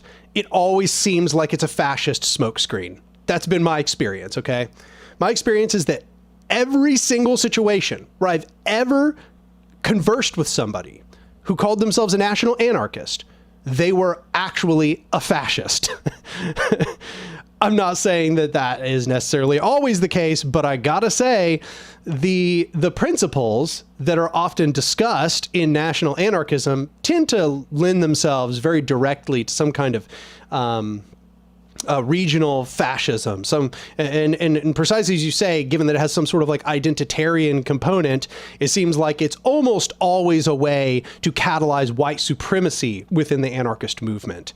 So maybe there are exceptions to this rule, but in my experience, national anarchism may not even be anarchism. I don't even think it necessarily qualifies. I think that anarchism is necessarily international. It's necessarily multiracial. It's necessarily intersectional. It must understand the struggles of all peoples. It cannot just concern itself with the struggle of one race or one people of any particular identity or any particular location for that matter. I think that it's not bad to focus on your area or the people who are struggling around you in order to begin to build a horizontal power in the position that you're in. But that is not the end of the process. That's not the end of it. If you don't recognize that what you're doing is integrated with everything else, then it's not going to succeed, because hierarchical power structures rely on utilizing other hierarchies against the other ones. So this is something I say in A Modern Anarchism and other places. Whatever hierarchical power structure you don't address, other hierarchical power structures will use that one you didn't address as a way to degrade and dissolve your horizontalism. They will reintroduce, they will pressure your horizontal structures with those hierarchical structures in order to reproduce hierarchical power. And that is pretty much just unanimously always the case. You have to have this universal understanding of hierarchical power, and a recognition that the opposition to hierarchical power, that all horizontal structures must be in opposition to all hierarchical structures. If you don't, you will help reproduce and reinforce hierarchical structures. So that's my feeling on that. Okay, now I've caught up.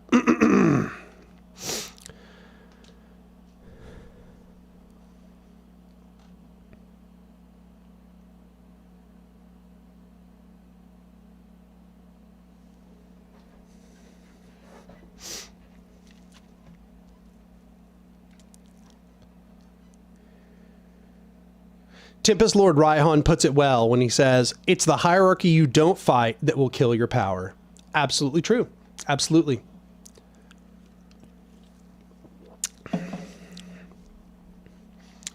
Ethereal says, Anark, what do you think about the idolization of historical anarchists like Machno and Derudi? Do you believe Derudi was building a cult of personality, even if accidentally? Obviously, it is bad to idolize anyone. Because idolization leads to sort of fetishization, which is to say you come to believe that person has to be perfect. Or if you understand they're not perfect, you come to do apologia for their imperfections. I think that's unnecessary. I think the alternative is just to recognize that people are human, right? The people that you admire have flaws. Just accept that up front and you're good. That's just step number one, okay? That being said, leaders arise in every kind of society, but what we do with those leaders and how we empower them is what makes all the difference. You can have people who are leaders insofar as that everybody looks to them for wisdom and guidance, right? They say, damn, you've studied a lot, or damn, you've experienced a lot, or damn, you have a lot of, pertinent background on this information. Or, wow, we can see that you're doing a lot of work, All of these things kind of organically lead to people sometimes kind of deferring to the expertise of what we might call leaders in that sense. However, I think that we have to kind of try to delineate between what you might call hierarchical leaders and what maybe you might call a horizontal, organic, or consensus leadership, okay? And it is very easy, because we have grown up in hierarchical societies, to take someone who is like a horizontal or a consensus or an organic leader and then start to slowly turn them into a hierarchical leader.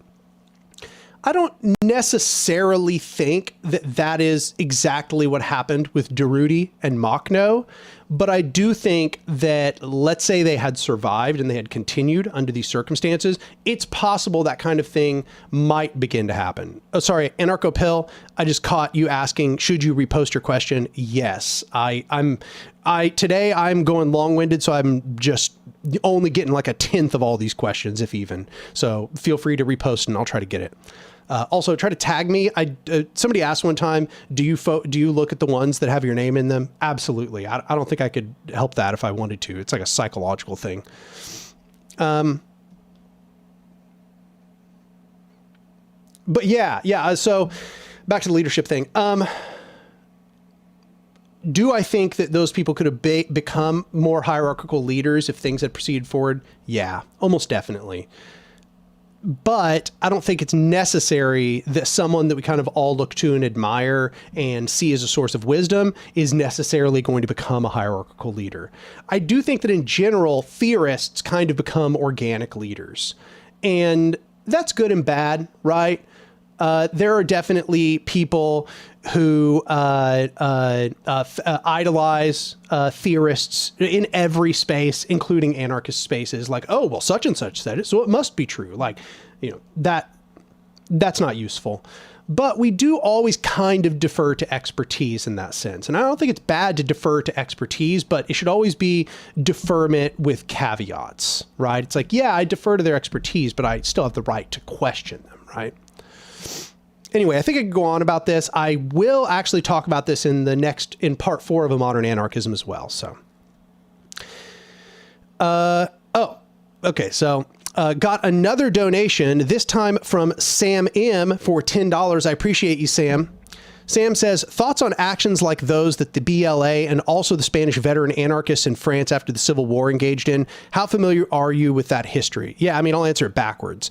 I know some things about the Black Liberation Army, mostly indirectly through studying the Black anarchists, because Black anarchists talk significantly about the experience of the Black Panthers.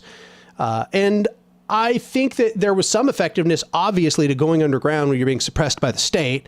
And obviously, I would never condemn militant self-defense by any given movement. And I do think the BLA was militant self-defense.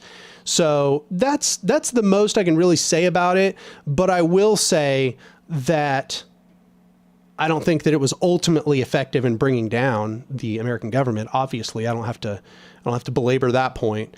But it's not entirely clear whether after they were beginning to be suppressed by the government that was actually even the aim. It was more like survival at that point. They were just trying to escape persecution, right? And that's why they fled to other countries and, did all kinds of things. But I am in support of the majority of the things the BLA did. I mean, maybe there are examples I haven't heard of, but on the second example you give, Spanish veteran anarchists in France after the Civil War, I have no actual knowledge about that. I'd be interested if you want to link something here in the chat that might give us a little more knowledge about that. I don't know anything about it.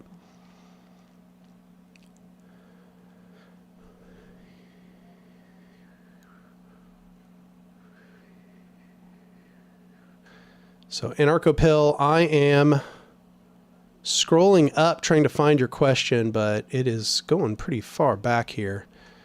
You should repost your question, Anarcho-Pill. Ah, there it is. Of course you'd ask this question. So me and Anarcho-Pill are actually like friends for quite a while now online. And we discuss philosophy a lot. Anarcho-Pill asks, Anark, what can Nietzsche tell us about anarchism and the left today? So I addressed this a little bit in the last live stream, but I've been reading a lot more Nietzsche lately. You know, my first experience with Nietzsche was when I was young. You know, earlier I talked about how when I was like 15, I started reading a ton of philosophy and religion and so on. Nietzsche was one of those people that I came across. At that time, I don't think I really fully understood Nietzsche. I at least kind of gathered some of the basics insofar as that I kind of just like had an overview of the kinds of things that Nietzsche believed. But lately I've been reading a lot more Nietzsche. So I've been really struck by Nietzsche's critique of the left more broadly. When I first read Nietzsche's critiques of the left and socialism and anarchism, I actually was like, I kind of knee-jerk reacted to them, where I was like, oh, this kind of seems reactionary. You know, this kind of seems like it might be a little bit fashy, kind of. But now, I having kind of read him more in like, I shouldn't say I've read him more in depth. I haven't necessarily returned to his works, but I've been returning to people who are summarizing his works and are giving perspective on his works to kind of help me understand what's going on. That includes people like Deleuze, various like YouTubers who have been doing analysis on Nietzsche. Nietzsche's main critique of the left is that it is focused around ressentiment, which ressentiment is essentially a it's a feeling of resentment, but it's more than that. It's a feeling of resentment that is based around trying to negate the thing that you resent. And more than that, it's a sort of embrace of your own weakness. It comes to see your weakness as a good thing. And this links in with what Nietzsche's talking about with the concept of a slave morality and master morality. So in slave morality, what Nietzsche is saying takes place is that the person who is enslaved or who is subjugated comes to fetishize or value their own weakness. They begin to think that their weakness is good. So, you know, he gives us the example of a Christian morality, which says that the meek shall inherit the earth. He says that what this does is sort of fetishizes meekness, and it denies what he calls the will to power. And in this, he says that this is a mentality of pure negation. All it can do is negate. It cannot construct. It cannot build. It says that what is good is lack. Okay, that you don't have. You don't have power. You don't have things. You don't have wealth, etc. By contrast, he says a master morality does without seeking permission, and it does not engage in this long, you know, ruminating process of resentment and negation. All it seeks to do is act and maintain its own power. It embraces the will to power holistically, and it doesn't need excuses. And sometimes it will furnish excuses, but it doesn't need them. It simply acts. He calls this, you know, affirmation. All it does is it acts in affirmation of its own power, to affirm its own power. It says, this is what I am, and I will affirm it into the world. I will construct more power. I will become more powerful, and I don't need your approval, and I don't need to make excuses. He says, the left, it is almost entirely based in this slave morality, this fetishization of weakness, such that it actually comes to kind of despise any form of power. Now, I think Nietzsche was like a little off base. I mean, obviously, you know, you've got authoritarian leftists mixed up in this. However, I do think that Nietzsche's onto something insofar as that he says that a lot of the left is based around pure negation and ressentiment and does not base itself around affirmation and construction. And I had actually come across this same critique. I started to make this same critique myself, kind of organically, without really thinking about how it related to Nietzsche when I was reading about anarcho-nihilism. And so I began to think about this topic when I was researching and writing for the video Hope, which I would encourage you all to go read or watch, because, you know, it's in both forms, because it expands a little bit on my views on this.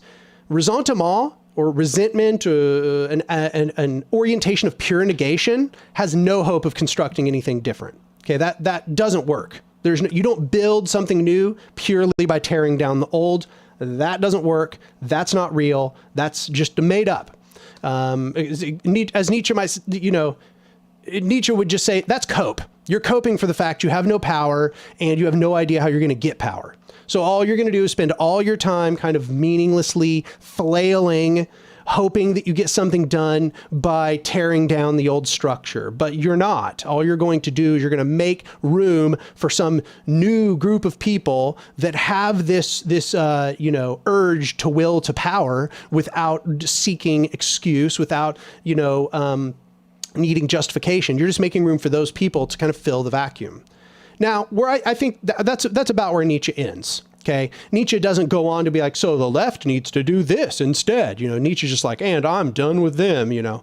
But I would say, no, I go a little bit further. So from that, I think Nietzsche's kind of right, unfortunately. There's a lot of that on the left. A lot of people are purely just in this kind of meaningless, flailing negation. You know, you can even find it in some of these texts, especially like individualist and anarcho-nihilist texts.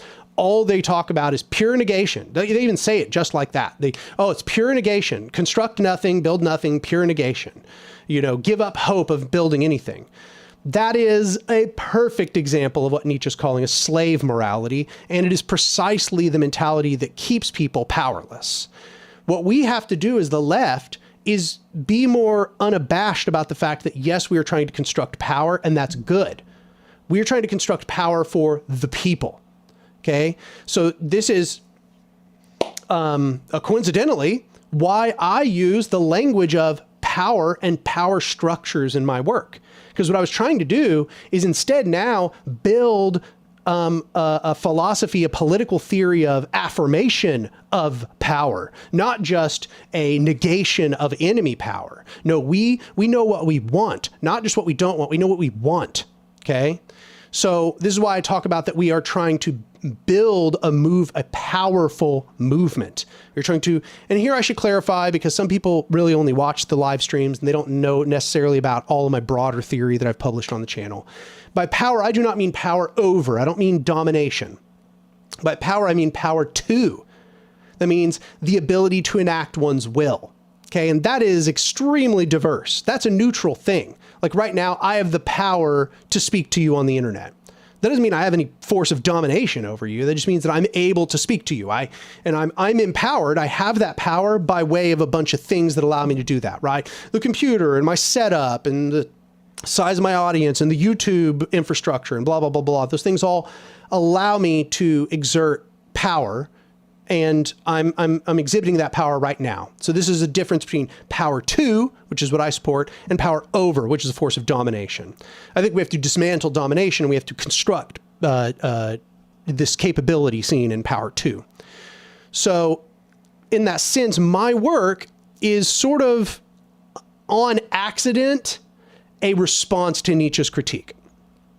And I think that was because I kind of accidentally came to a bunch of the same conclusions as Nietzsche. And this is something I've been finding a lot, is that over the last few years, I have been kind of further developing my philosophy and my political theory. And then I'll go read and learn Nietzsche basically came to like really similar conclusions, very similar.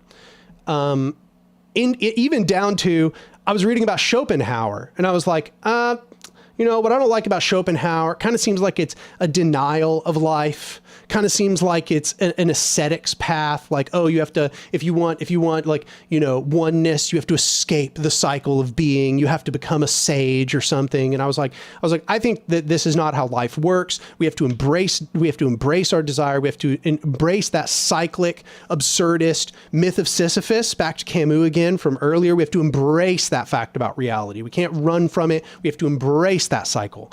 Yeah, that's almost exactly what Nietzsche said about Schopenhauer, like down to details like it being life denying, right? It's a denial of the facts of life, a denial of what makes life good and enjoyable. It sort of is against this creative, joyful impulse that comes along with engaging with life and accepting the struggles that it entails. Yeah, that's pretty much exactly what Nietzsche said, I found out. So I've been coming around to a lot of what Nietzsche had to say. However, I still have pretty significant disagreements with him. You want to know what, though? A lot of the disagreements I have with Nietzsche, the same thing is happening, where I'm going, oh, yeah, well, you know, my critique of Nietzsche is this, my critique of Nietzsche is that. And then I find, you know what? Almost every single one of those critiques are made by another person, or duo, you might say, and that is Deleuze and Guattari. They pretty much everything I have to critique about Nietzsche or the movement away from Nietzsche and into the modern era, Deleuze and Guattari are saying almost all of those exact same things. So yeah, I guess probably what Anarcho-Pill was wanting me to kind of expand upon here, and which I've just been expanding upon, is that I've been kind of locating my theory with in a lineage. Okay, my theory, my thoughts on these topics, there's a lineage of philosophers who are already going down this train of thought. It goes like Schopenhauer, Nietzsche, then Deleuze and Guattari. And I think that when I read Deleuze and Guattari, now I have certain critiques of them. And my work kind of represents some of my critiques of Deleuze and Guattari in a way, insofar as that I think they kind of fetishize this sort of chaotic reformation. They seem to fetishize deterritorialization. You know, they accept that there's reterritorialization. Sorry, I'm not going to get super deep into all that, but like, you know, that's essentially what's been happening behind the scenes insofar as like philosophy I've been reading. And I think Anarcho-Pill was trying to get me to expand on that. So I've been in that sense, there's another place where some people have actually noted that me and Nietzsche agree, and that is what is called on the will to power. Nietzsche says that the natural state of all things in existence is to will to power. My problem is that it seems like Nietzsche's conception of power is fundamentally predicated on the belief that all power is a force of domination on others. And I had somebody in the chat disagree with me and say, no, power is a creative force. However, Anarcho-Pill himself then gave me a passage where it's pretty much just literally Nietzsche saying that every affirmation is sort of like a degradation of other things. In every statement of self, there is the statement of the lowering of others. That when you become more powerful at the expense of other things in the universe. Maybe I misinterpreted the passage. That's what it pretty clearly seemed to be saying to me.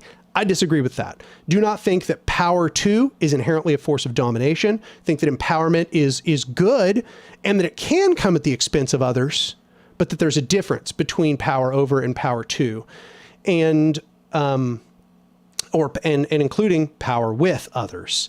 So I don't think that becoming empowered yourself always comes at the expense of others. So that's one of my critiques of Nietzsche in that sense.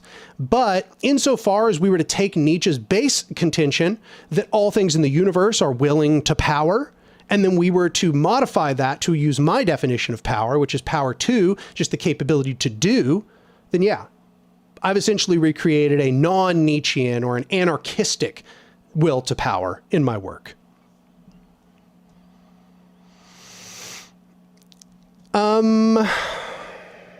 Anarcho-Pill says, right, his point there is that millions of organisms before us had to die for us to even to exist. Yeah, we could talk about that more at length, but that's a pretty good summary of where I'm at on all this. Okay, next we got another donation here, again from Eric Gray, who's just like, at this point, one of the OGs of this channel, for $5. He says, another reading recommendation, Taking Children Seriously and Anarchy by Anok. I mean, I'm just going to paste that one into the chat because it's kind of hard for me to read that title. There you go. And I'll paste it into the server as well. That's going in the Anark Discord channel.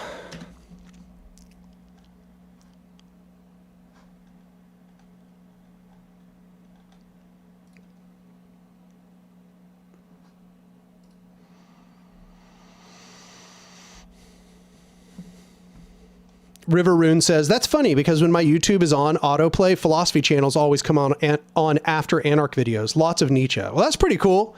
That's pretty cool. I mean, it's probably because like a lot of my videos have like keywords around philosophy. It's interesting that Nietzsche comes up, probably because a lot of my videos have keywords around power, the word power, and Nietzsche talks a lot about power. So that's cool though. I'm actually really glad. That's what I want this channel to be related to, is a bunch of philosophy channels and political theory channels. You know, the original channels that I wanted to be most associated with when I started this channel were Red Plateaus and Zoe Baker, or at that point, she was called Anarcho Pack. So I'm actually really glad that that's what this channel is tied up with. Platformist says, Anarch, is censoring fascists coherent with anarchism? Yes, absolutely. The reason is because this is just a form of self-defense.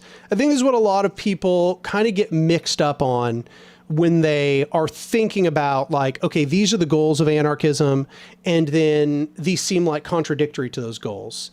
However, in self-defense, you are using the means that are necessary in order to protect people. I think that this is really important because what this really emphasizes is something I've said in my work a lot. Power itself is largely neutral, okay? Power gets its values, it becomes good or bad by way of its relation to other things and how it's being used in relation to other things, right? So, you know, take this power of censorship, okay? Censorship is just a power, and if it is used in order to suppress revolutionary ideology, if it's used to limit the scope of rational debate, which needs to be had in order to have a healthy society, it's bad. But if it's used to censor the absolute worst, most ghoulish, selfish, destructive people, that's not bad. That's an act of self-defense, right? You know, like we kind of all recognize this old thing of like shouting fire in a crowded theater, right? Why is it bad to shout fire in a crowded theater? Well, because number one, it's like deceiving people about reality. And number two, it's probably going to cause people to harm one another, like on accident, right? You could create a rush. Like there's that concert where a fire started and the people tried to rush out the door and like a bunch of people were trampled to death, right? So it would not be bad to say you can't shout fire in a crowded theater. And why? Because we're defending all those people who might be trampled to death, right? Like they might get trampled to death. So shouting fire, that's no longer just like, it's cool, like anything goes. It's an act of self-defense of the lives of people within that theater to not allow people to shout fire, right? And the same thing with fascists. Fascism is a cancerous ideology that wants to create a society of subjugation. It wants to, create mass violence, mass domination of others. Suppressing that is like stopping people from shouting fire in a crowded theater. Okay. It's like stopping the people from getting trampled to death. So I find it to be fully consistent. And I think this really brings us back to that means-ends unity, because in a far future, I would also advocate we suppress the speech of fascists. There is no point at which I think it's okay to have fascists in a public forum making arguments. They should always be suppressed, always. That's my perspective.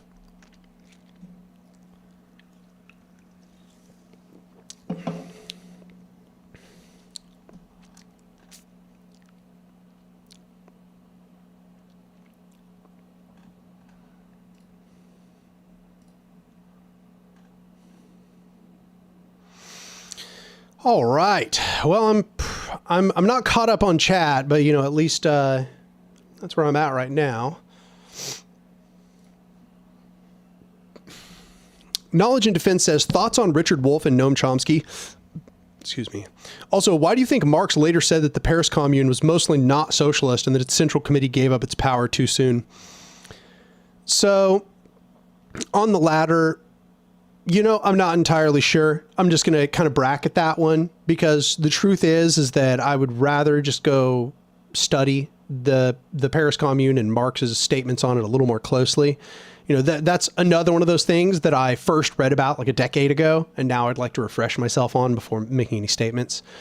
On the first one about Richard Wolfe and Noam Chomsky, I wouldn't necessarily mention them in the same breath. I think they're kind of different sorts of people. Richard Wolfe, I am glad that he is producing largely a non-authoritarian view of socialism and that he is promoting worker cooperatives as opposed to just nationalization campaigns. That being said, he does seem to do a lot of apologia for authoritarian leftist states like China, so I don't really appreciate that. But ultimately, I don't think he's doing too much damage. I think that Richard Wolfe has been very positive in his promotion of worker cooperatives. As for Noam Chomsky's just been around for so long that it's like, which Noam Chomsky do you want me to comment on? You want me to comment on early, Noam Chomsky when he was young, or in middle age, or now in late age? Late age Noam Chomsky, I disagree with a lot, honestly. I see him being interviewed, and I often feel like he's kind of missing the point. It doesn't seem like he really talks about radical or revolutionary ideology almost at all at this point. That being said, I have respect for elders like Noam Chomsky. I kind of bristle at people in our communities being so willing to just kind of discard him completely. They're constantly trashing him. They're constantly acting like he contributed nothing or that he's unimportant. I think that that's really disrespectful, to be honest. It's okay to say you disagree with people and that you think they're on the wrong path and that they maybe even now are doing harmful things, without pretending that they were always that way, without pretending that they have offered nothing of any value to the movement. I think Noam Chomsky was very, very helpful in producing a lot of new anarchists, especially during his heyday.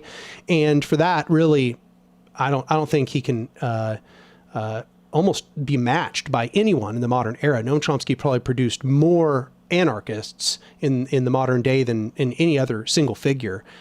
But I will say, you know, I've got criticisms of Chomsky. I don't really care for a lot of I don't like his definition of anarchism. I don't like that he says that, you know, it's the opposition to unjust hierarchies. This is not a good bumper sticker definition. I understand, and here's what I want to say. You know, this is one of these things, a lot of people don't bring this up in the conversation about this definition by Chomsky. Chomsky goes on to say that very few hierarchies ever justify themselves, that they have an extremely high burden that they never really meet. He thinks that none of these hierarchical power structures that you could note, for example, state and corporations, none of these are meeting that burden, by the way, okay? Just like this is Chomsky's contention, and he explains why he thinks that's the case at length in various interviews and in his works, okay?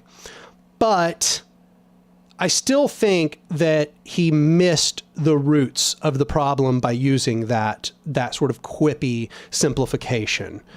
And I think that what he missed with that, it allowed a lot of anarchists to kind of become more authoritarian, because they were like, yeah, we can justify, you know, an authoritarian state. That's a justifiable hierarchy.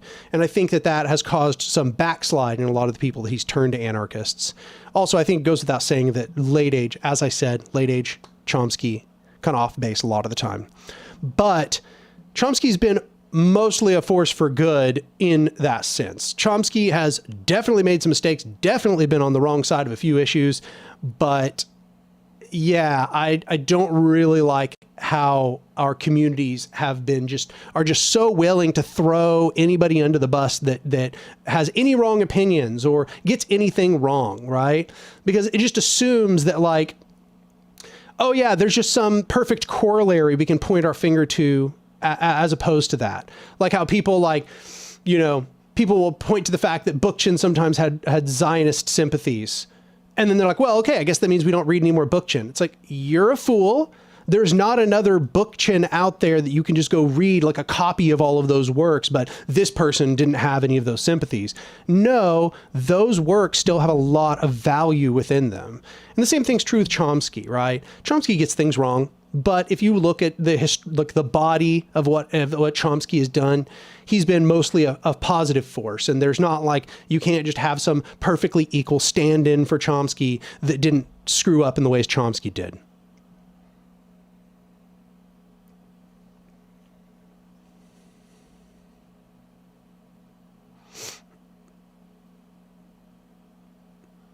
Marx Cherry is just totally right. Marx Cherry says justified doesn't even mean anything. All hierarchies can be quote unquote justified. That's like, yeah, exactly. I think this is kind of one of the problems is like, you know, it's like every hierarchy says that it's justified. It has what I call a philosophy of justification, or as I started to call in later work, a justifying philosophy. Its justifying philosophy is literally there to tell you why it is justified. And there are books and there are libraries full of any hierarchy telling you why it thinks it is justified.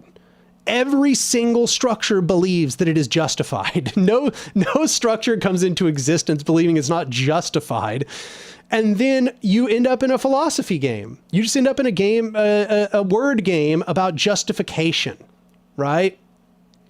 Where it's like, well, okay, you know, is this one justified? And we'd have to say by what metric? You know, against what metric? What would justified? How? How would we demonstrate it weren't justified if it claimed it were, right? And I don't think Chomsky gave us enough framework to understand how we would or would not be able to justify a hierarchy given that definition.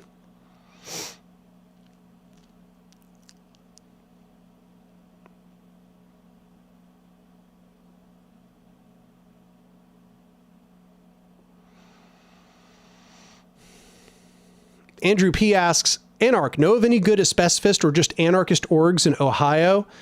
None off the top of my head, no. However, now that this has been passed to me here, I'll just say to the chat, hey chat, anybody in the chat know about any anarchist organizations in Ohio? If so, tell this person.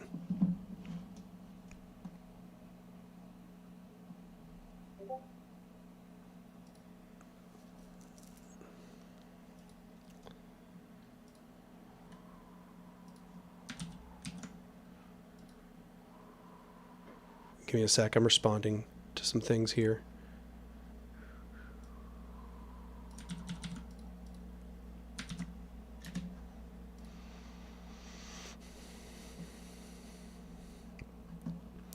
So I just want people to know that if I don't answer your question, you know, it's rational to maybe ask it one or two other times, but please don't ever like spam it over and over and over.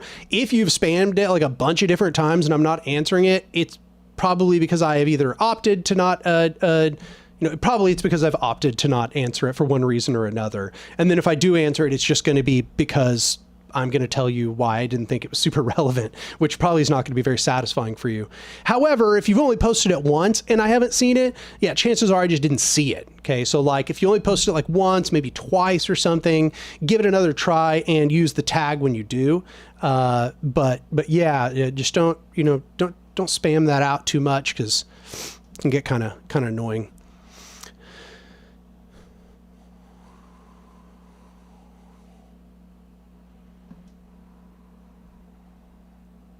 Sloan says, no heroes means no villains. People do good and also mess up. That's exactly right. Yes. I wish people would understand that in our spaces. People are allowed to be imperfect. You are imperfect. You, person listening, you are imperfect. If we had a community where everybody were just thrown away as soon as they demonstrated any imperfection, you, the viewer, would be thrown away as soon as you demonstrated those imperfections. You have imperfections, okay? And I suspect if you haven't been, completely stomped on and dismissed for those imperfections, it's only because you're not telling people those things because you're afraid that you will be stomped on and dismissed for those imperfections. We need to create a community where people are given a little bit of room to be imperfect, okay? It might be that we need to create appropriate spaces for that. But people really need to start practicing a little more of a nuanced perspective where they're not like, want everybody to be perfect. Okay. Because nobody's perfect. And the majority of these people who dogpile other people for having incorrect opinions or bad theory takes, those people themselves probably have incorrect opinions and bad theory takes as well. Alex Pereira's alt asks, when is Modern Anarchism Part 4 coming out? And that's a great question. So A Modern Anarchism Part 4, the script is almost complete. However, the script is massive. Okay. Compared to Part 3, the script was about 19,000 words. This script's about 25,000 words. So I mentioned that up front just to say that even when I start getting to the point where I'm recording audio and I'm making video for this video, it's going to take probably longer than the videos beforehand. But the script is basically finished. Okay, all of the main things are in place. All that's really left is for me to polish the language and, maybe delete things where they don't need to be in there, just to kind of go through. I'm just doing what I call polish edits. I'm on that last step where, I got maybe 1% of this entire thing left. And that is just to make it pretty, to make things flow, to make it kind of seamlessly all work together. And that's where I'm at. The script is basically ready to go. And might I add, if you are a patron and you're on the Discord, all you got to do is just like tag me and I'll just link you the script where it's currently at. Like, I don't have any problem just letting y'all see the script. And in fact, my scripts are now so long and so involved that I don't get very many kind of test readers. So if you want to be a test reader, that'd be phenomenal because, any kind of feedback before I make something is super valuable, especially because here's the thing. As a creator, when you are writing a work, you want the feedback while it's being written. Once you've started recording the audio, once you've started making video, then you start getting criticisms and things like that.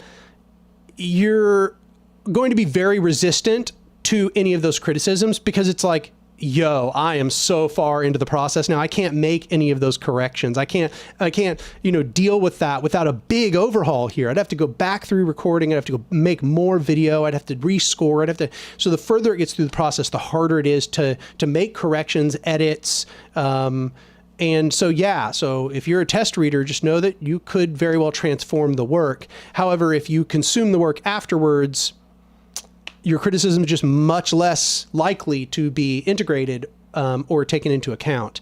So, yeah. XL Step says, Anark, do you support UBI, a universal basic income? I mean, if they were to propose it, I would support it, but I don't think that it's a better fix than a bunch of fixes to things in the system. That is to say, I think a UBI is going to have a lot of its own very negative effects. It's better... Personally, I think it's better to have one than to not have one, but I'm afraid that it would be used as a crutch in order to escape systemic regulatory fixes, which insofar as that we still have the state and capital, you just need. Right? You just need some of these. You just need regulations on industries. You just need to have minimum wages. You just need to have a universal healthcare system. You just need to have these sorts of things.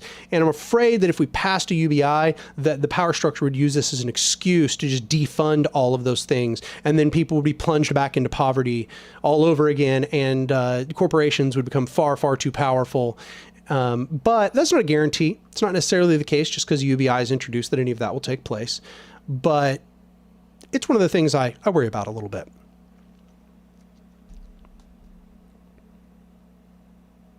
JC says, any updates on Cooperation Tulsa? Last I remember, you were planning to plant greens to replenish the soil. I'm always excited to hear updates on your various projects. So Cooperation Tulsa just spent the last 2 weeks digging a 20-inch deep ditch in order, 100 feet long, 20-inch deep ditch in order to install plumbing on site, which we are going to set up to an automatic system so that we can have water automatically go out to all of the stuff we're planting. We have now planted the first plants out there. We planted corn and they are beginning to sprout. I actually just went out there yesterday and saw that the sprouts are coming up out of the soil. So we have actually the irrigation system set up, but right now it has to be turned on and off manually. And so tomorrow, actually, we're going to be going out there and hopefully finishing the assembly of the automatic portion of the plumbing system.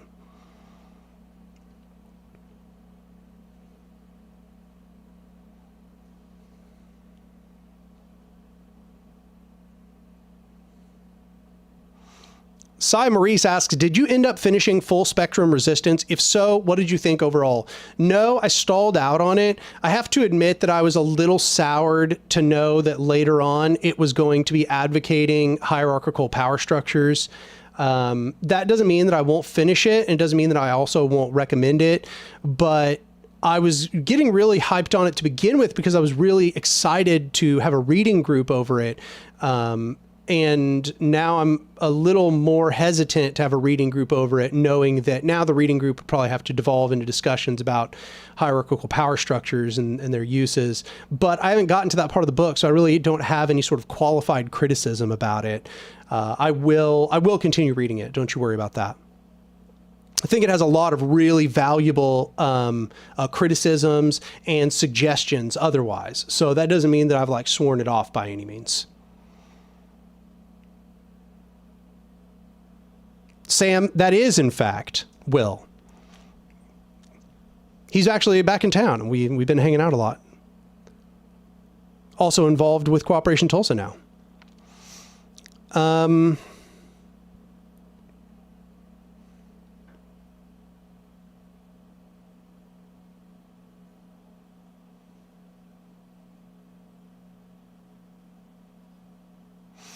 So people are talking about, yeah, the ditch was, oh my God, that was some of the hardest work I've ever done, to be honest, but it was very gratifying to get done.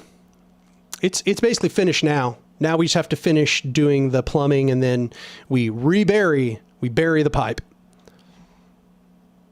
Spectrum Intruder says, do you think anarchism is for everyone? Absolutely, yes. However, that doesn't mean that everyone's going to adopt it.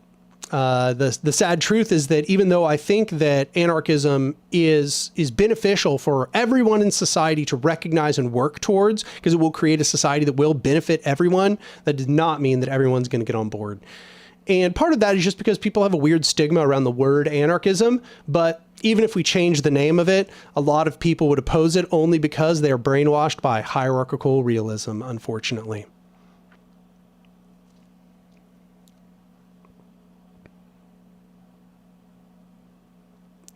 Knowledge and defense, I will answer your question. I have not purposely ignored any of your questions this time. So if you just want to go ahead, then go for it. I haven't like scrolled and past any on purpose or anything.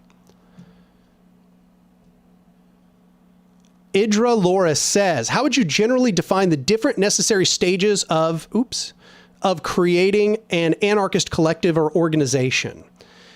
Well, I suppose I would need to clarify ahead of time whether you are talking about actually the creation process or whether you're talking about like it being created and then developing and becoming more powerful. If you're talking about the latter, you should watch a modern anarchism part 3 called Revolution.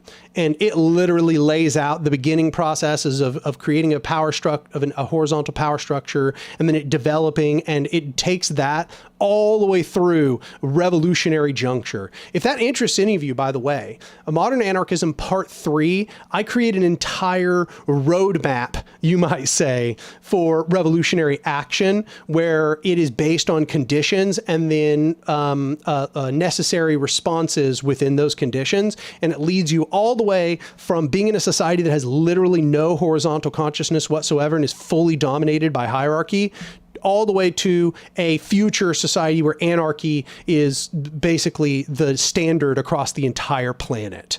So if you want my entire roadmap, my entire conception, it's in A Modern Anarchism Part 3.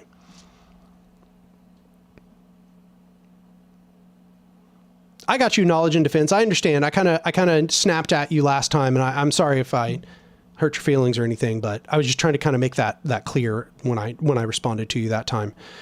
Knowledge and Defense asks, what are your favorite leftist media? Films, TV shows, video games? Also, thoughts on One Piece, Attack on Titan, Arcane, New Vegas, Wall-E, Dune, Oppenheimer, ATLA. So I'll answer the second part first. I haven't seen One Piece, but too many episodes. I'm probably not going to invest in that. Attack on Titan, I haven't seen it, but I like that like really dark dystopian tone it's got going. Arcane, haven't seen it, don't know anything about it. New Vegas is probably one of the best video games ever created. It's a perfect 10. Holy crap. Fallout New Vegas is so damn good. It deserves all the praise it gets. It's just... Wall-E, great movie. I love the themes insofar as that it gets people to think about the fact that, yeah, we might wreck everything and then have to survive in the aftermath. Yeah. Dune, I'm a huge fan. Actually, I've been a fan of Dune ever since I read the books when I was younger. I've read the first 4 books. Yeah, 4. I did not read... I started Chapter House Dune, but I did not get very far in it. So I know everything that's about to happen in the Dune series coming up, but I've not seen the movies. That's not because I think there's anything wrong with them. I just have not gotten around to it. I don't really go to the theaters these days. Let's see.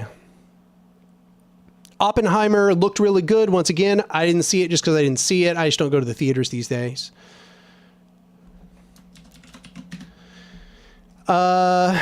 Let's see here. And then Avatar: The Last Airbender. I've only seen a few episodes. I never got super into it.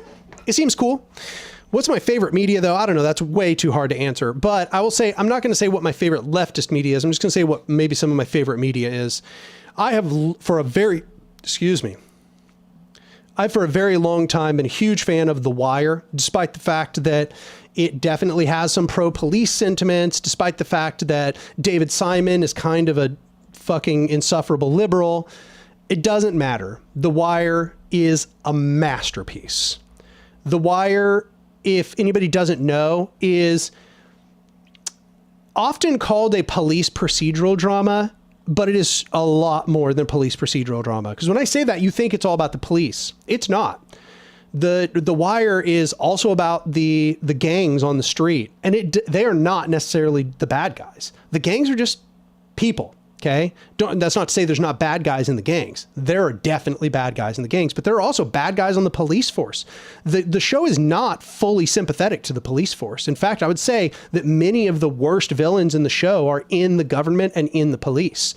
Truly terrible people in the police, and truly terrible in the people in the gangs sometimes. But it also doesn't stop there. That's just season 1. Season 2 also talks about unions and workers and the relation of corrupt unions to things like smuggling and cartels.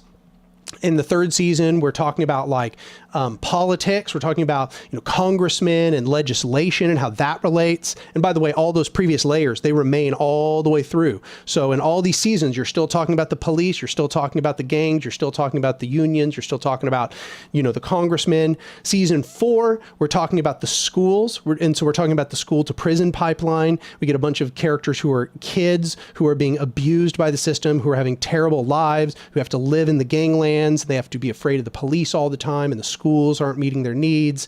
And season 5 covers a journalist. It talks about the news and how they're complicit in this whole process. And I think that it absolutely is one of the most spanning sort of epic coverages of the rot of our society that you're ever going to find.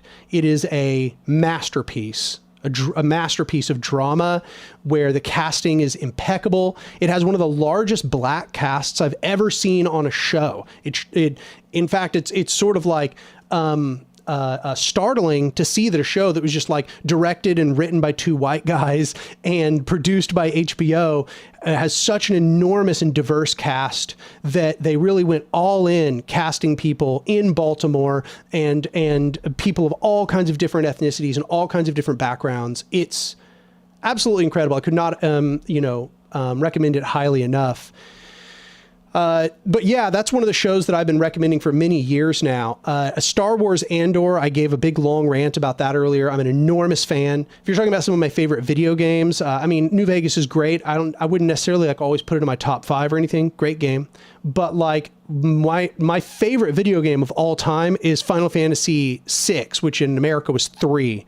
And I'll just summarize by saying, it relates very heavily to themes of existentialism. So I would say absurdism or Camus sort of existentialism is all throughout. But it's hard to recommend to people these days because it's on Super Nintendo. So it has those old outdated graphics. However, it's a masterpiece. It's a perfect game. And it has very, very deep themes that have absolutely transcended its time. Anyway, I could go on and on and on. Once again, I already said I love Dune. I love a bunch of old fiction, but I've not been consuming much fiction for quite a few years now. So it looks like I'm behind on the donations. So let's see. Sam says, Super Chat isn't letting me put links in here. Check out the comments I posted with the sources on the Spanish anarchist vets in France after the Civil War. You should just message it directly to me. Spectrum Insider for $10 says, thanks for your content. Have you read Bolo Bolo? I actually have read Bolo Bolo. Bolo Bolo is very interesting because it's almost like 2 different books, to be honest. So Bolo Bolo, first half is this incredibly deep, mechanical, systemic analysis of the modern world. And I was startled by it because I was told it was utopian theory. And the thing is that the second half is utopian theory, but the first half is not utopian theory. The first half is a biting critique of the modern world, and it really does give a very good overview and kind of a fresh theoretical overview. So I thought the first half of Bolo Bolo was very useful. It was very interesting as well, and I think I really appreciated the freshness. Kind of just approached it all anew. The second half was interesting. But I personally am not very convinced by utopian political theory. I think that it's generally the wrong way to go to try to envision a perfect utopian society and then say, cool, now here's all of the steps that lead us from here to there.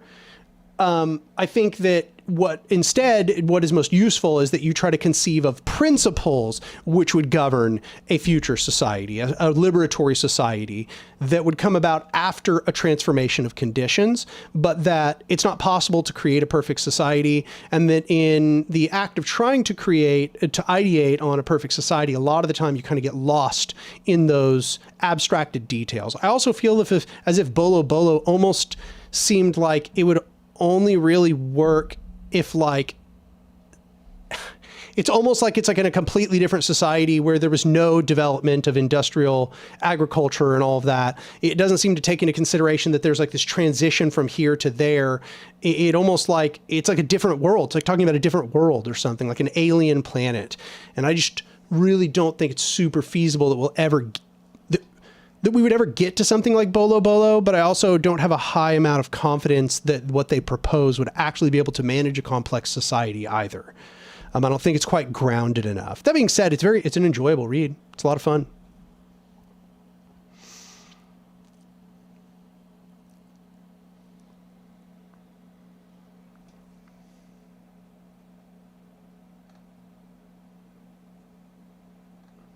Andrew P. says, what do you think of hierarchies between humans and animals, dogs and other pets?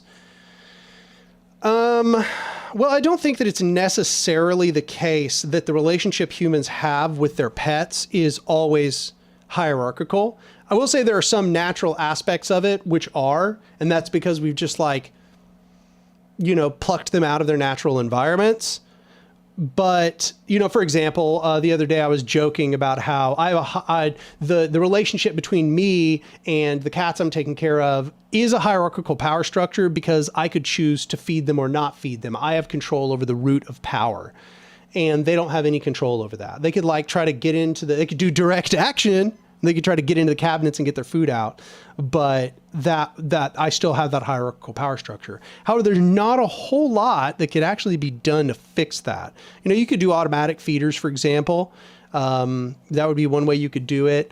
I would obviously say don't mistreat your animals. I think that's just like one of the key aspects. Don't dominate your pets. It's fucked up. Like they're beings with consciousness, But I think that we should try to diminish the amount that we have a hierarchical power over our animals.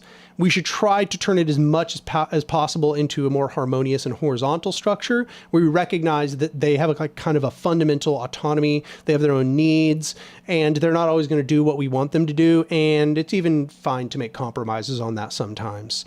That being said, we have custom bred a lot of these animals such that it's not like they could just be put back into the wilderness and function fine. Now, I think that some of them would, but it would be devastating to the ecosystem. I think, for example, some dogs or a lot of dogs, they'd be totally fine in the wilderness, right? They'd be totally fine. Honestly, they may even enjoy it quite a bit.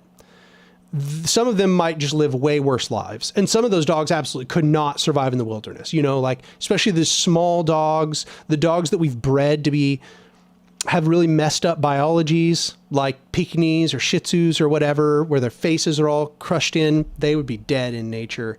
Chihuahua, dead in nature. These small dogs, I think, would really suffer. I think the mid to big size dogs, they'd be fine. They'd be fine. They'd flourish. Wild dogs do great out in nature, almost too good sometimes, to the degree where literally like in disaster sites like Chernobyl, wild dogs just take over. Cats would probably be devastating to the ecology. If we just let them out, they would devastate the ecology. They would absolutely wreck the ecology. They'd probably hunt the birds out of existence, and then that would throw everything into wild disarray. It'd be very bad, actually.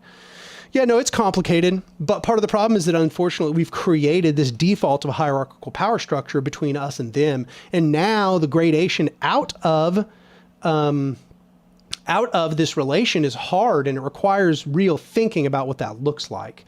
It's possible we could begin to prefigure structures which allow animals to have a little more autonomy over their environment, but that would require us having the power to create those structures. For example, in an apartment, I don't really have the possibility of creating a structure wherein the cats can go kind of like live more free and self-determined lives. That's not something I can do.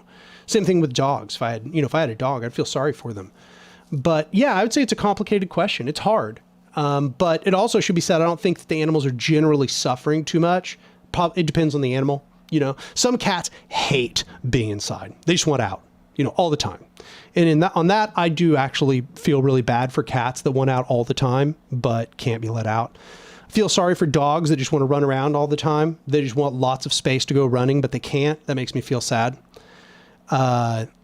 But yeah, that's the thing, is there's not a whole lot of alternatives. That's kind of the tragedy of this interaction.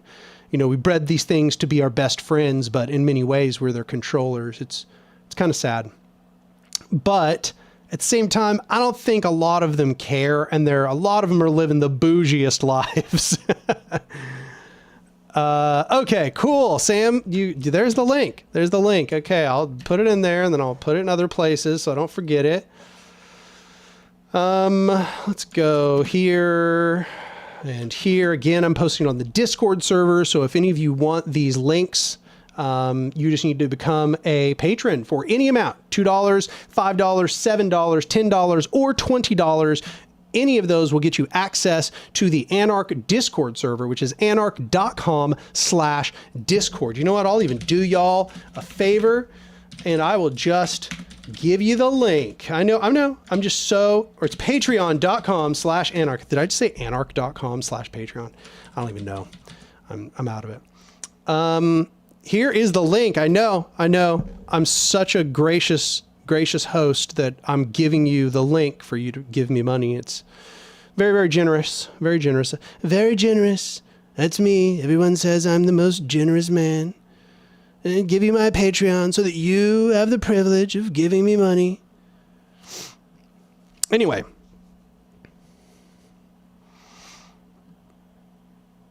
Germ, serious question. Do you go to a barber to trim your beard, or do you do it yourself, or does it just grow naturally the way it is? No, I trim my own beard. I'd recommend, by the way, for anybody that just wants to manage their own beard, get a beard trimmer that has a bunch of different guards on it. That just makes all the difference. All the difference in the world. Flinnet says, I feel like cliques often form in horizontally organized political radical organizations, regardless of competence. Aren't they a kind of hierarchy, and an unaccountable one at that? Yeah, no, that can be a problem. I mean, cliques form in literally any organization. There's no way out of that, okay? But what you can do is hope to not empower the clique. What you can do is hope to create an environment where, if a clique has formed and is making too many decisions on its own, where you have some sort of structure wherein people could bring that to the fore and address it. That's in fact the purpose of having a sort of general council structure. It's one of the purposes of having a general council structure, is that if that clique runs away with too much power, you can just dissolve any formal power that they have, and you can bring it to the attention of the rest of the group, sort of to help address the fact that they may have accumulated too much power. And I'll just say that personally, I just went through an event just like this, where a clique tried to use a legal arm of the organization in order to literally steal everything the organization had accumulated to themselves. And I'm sure they don't think of it that way, but that's the literal mechanics of what they were trying to do. And because we had this general council structure, we were able to prevent them from doing that. We were able to dissolve the legal arm that they had created using that council structure. And ultimately, we had to kick out most of those people because they literally just tried to use their clique to steal assets from the group. So yeah, no, there are solutions, but you have to be proactive and you have to be aware when it's taking place. But I agree with you. Cliques can be a problem, but I think the problem is that there's no structure which deals with it better than a horizontal power structure. An informal non-power structure, or an informal system, deals with it the worst of all systems, I'd say. Maybe, no, the worst is still hierarchical power structures. But informal systems, those cliques just do whatever they want. There's no accountability whatsoever. The only accountability is just people getting angry, and then that just means that your accountability is feuds, which famously do not solve shit. They don't do anything. Feuds don't solve anything. So yeah, the cliques, you have to have mechanisms to disempower cliques. Alex Pereira's alt asks, have you read Desert? And I'll just say simply no, but I have skimmed it. I skimmed it when I was writing Hope. But I did read Blessed is the Flame, which is the other one that you read. You say that it's a more nuanced view on the future. So yeah, maybe I'll still give it a read, but. Headless to Y'all Warren says, what do you think of communization theory? I am not going to pretend to be any kind of expert on it, but everything that I have read about it or skimmed suggests that it's like anarchism for non-anarchists. Kind of like how I feel about council communism. They accidentally did an anarchism and then they are like, but we hate anarchists. It's like, yeah, well, you accidentally just did an anarchism. You just rediscovered anarchism organically. Welcome. And they're like, no, we're not part of your thing. And we're like, well, that's too bad, because sure sounds like you would be good allies. You kind of like sound like you are part of our thing. And they're like, no, because we hate anarchists. Like communization theory doesn't seem to do that as much as council communism, but it's kind of funny because anarchists are over here like, oh, cool. Yeah, we're down with that. That sounds, it's a lot like anarchism sounds like. And they're like, no, we won't. We don't want to be part of your club. It's like, okay, cool. Well, we support what you're doing. Keep it up.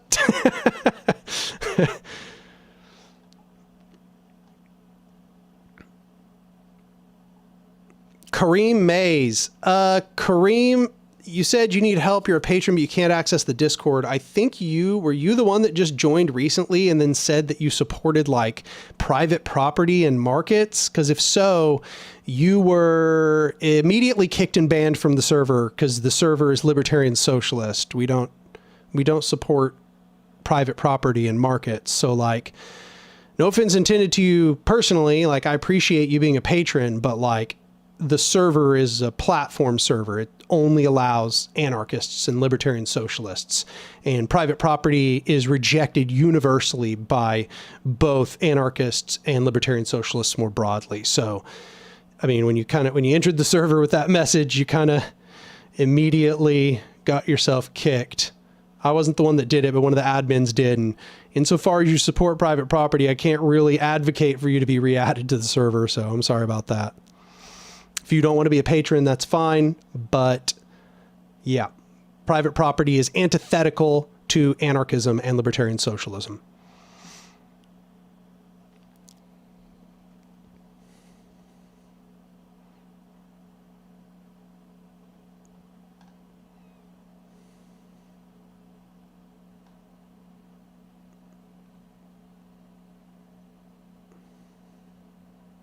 Knowledge and Defense says, if, hopefully when, Rojava resolves its conflicts with outside forces, should we expect it to forcefully abolish private businesses and become like the EZLN, or keep moving at its current pace?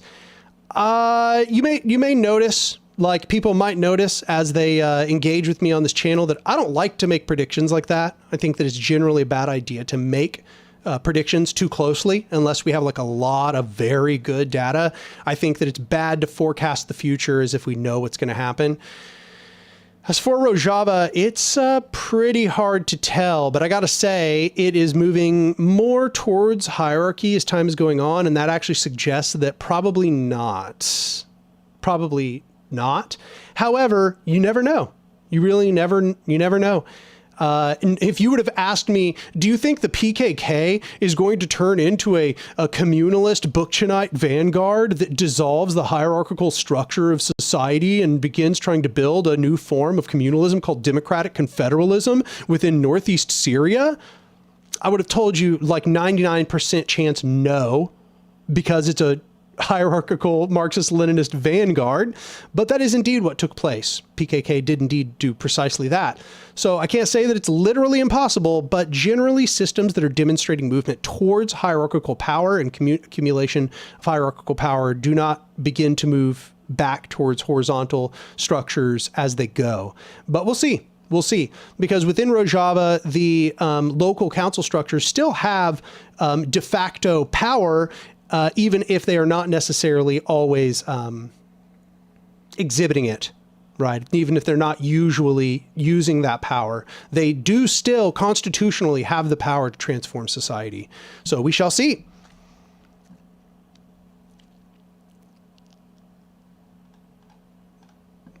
Got a donation from Michael Vincent. Oh, name got cut off. Michael Vincent Corbin, maybe?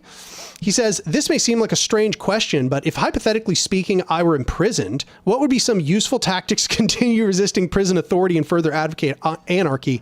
You know, it's interesting. I've actually heard about anarchists organizing while in prison, but I've also heard that that is very reliant on the prison that you're in. What's the name of the recent anarchist political prisoner who was just released? His name is Eric King, I think is what it was, Eric King. Yeah, I think I saw that there was an interview with Eric King where people asked about surviving prison. So you should go Google Eric King on surviving prison, because I think I already located it here. I'll paste it into the chat. Is this it?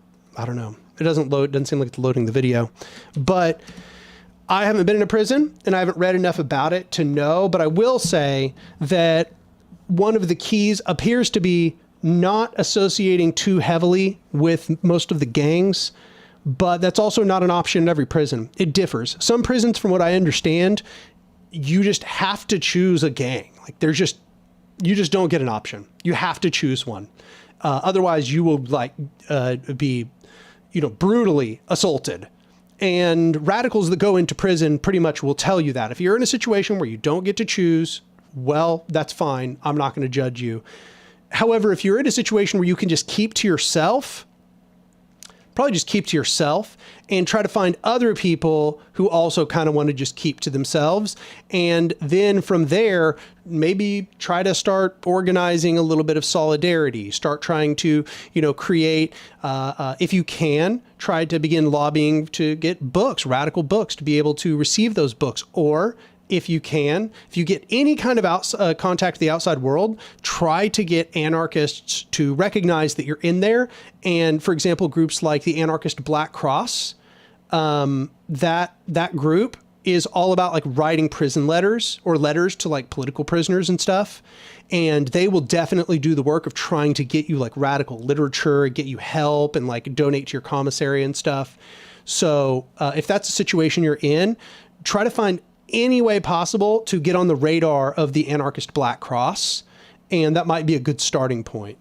But I am not in prison, so I'm not going to pretend to have some kind of special knowledge about this.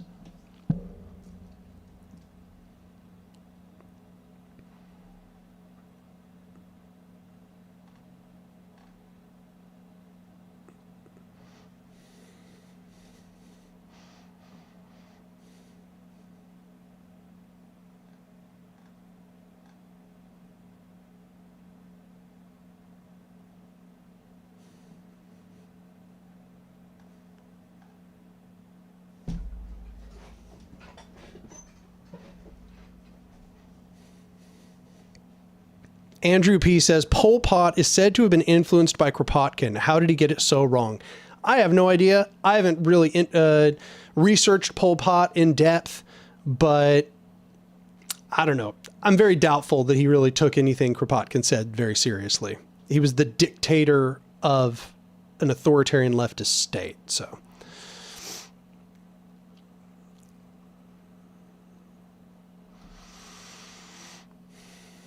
Hey, Panos Roussos.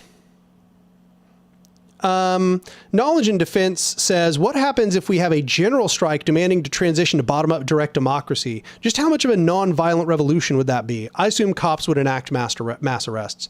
Yeah, there would absolutely be mass arrests. And I just got to say that if you are doing a general strike, you really need to anticipate the possibility that you're just going to end up in like armed conflict with the state. Like, and I don't mean on like, a small scale. I mean, like you may end up in a revolutionary war if it goes on for too long. And if you don't end up in a revolutionary war, you may just get crushed because eventually your supply lines are probably going to dry up. Not necessarily, but probably. It should be said that a general strike, I think that modern leftists severely underestimate how much effort a general strike takes. They think that all you have to do is get enough people to call a general strike all at once and boom, you've got a general strike. It's not how it works. General strikes really only take place once you've got lots and lots of unions, number one, and furthermore, federations of those unions. You can't even do it. It seems like it's almost impossible to do without that. Even when you have that, it seems like it's hard to get a general strike to go more than either a state, a city, a state, or just a region. If you can get it to the size of a nation, that's truly exceptional. You would be one of the few examples in all of history of that ever happening. So I think that a lot of the time, the general strike kind of stands in as this ideal mechanism that would be great if we could get it to happen. But a lot of leftists are just like, oh yeah, just general strike. I think that if you get the muster for a general strike, you've done all the work to create it. You could create a maximal program that says, we want to dissolve this system and we want to put in place a bottom-up direct democracy. If you were to demand that, be prepared to go to war with the old system to put it in place. It's possible that they would create bodies, certain bodies of direct democracy. It's possible, for example, they would make it really easy to do ballot measures. They might concede things to you beforehand, but I am very doubtful that you're ever going to get them to fully just concede a direct democracy in response to a general strike. They'd rather go to war and fight a war of extermination before they ever let that happen.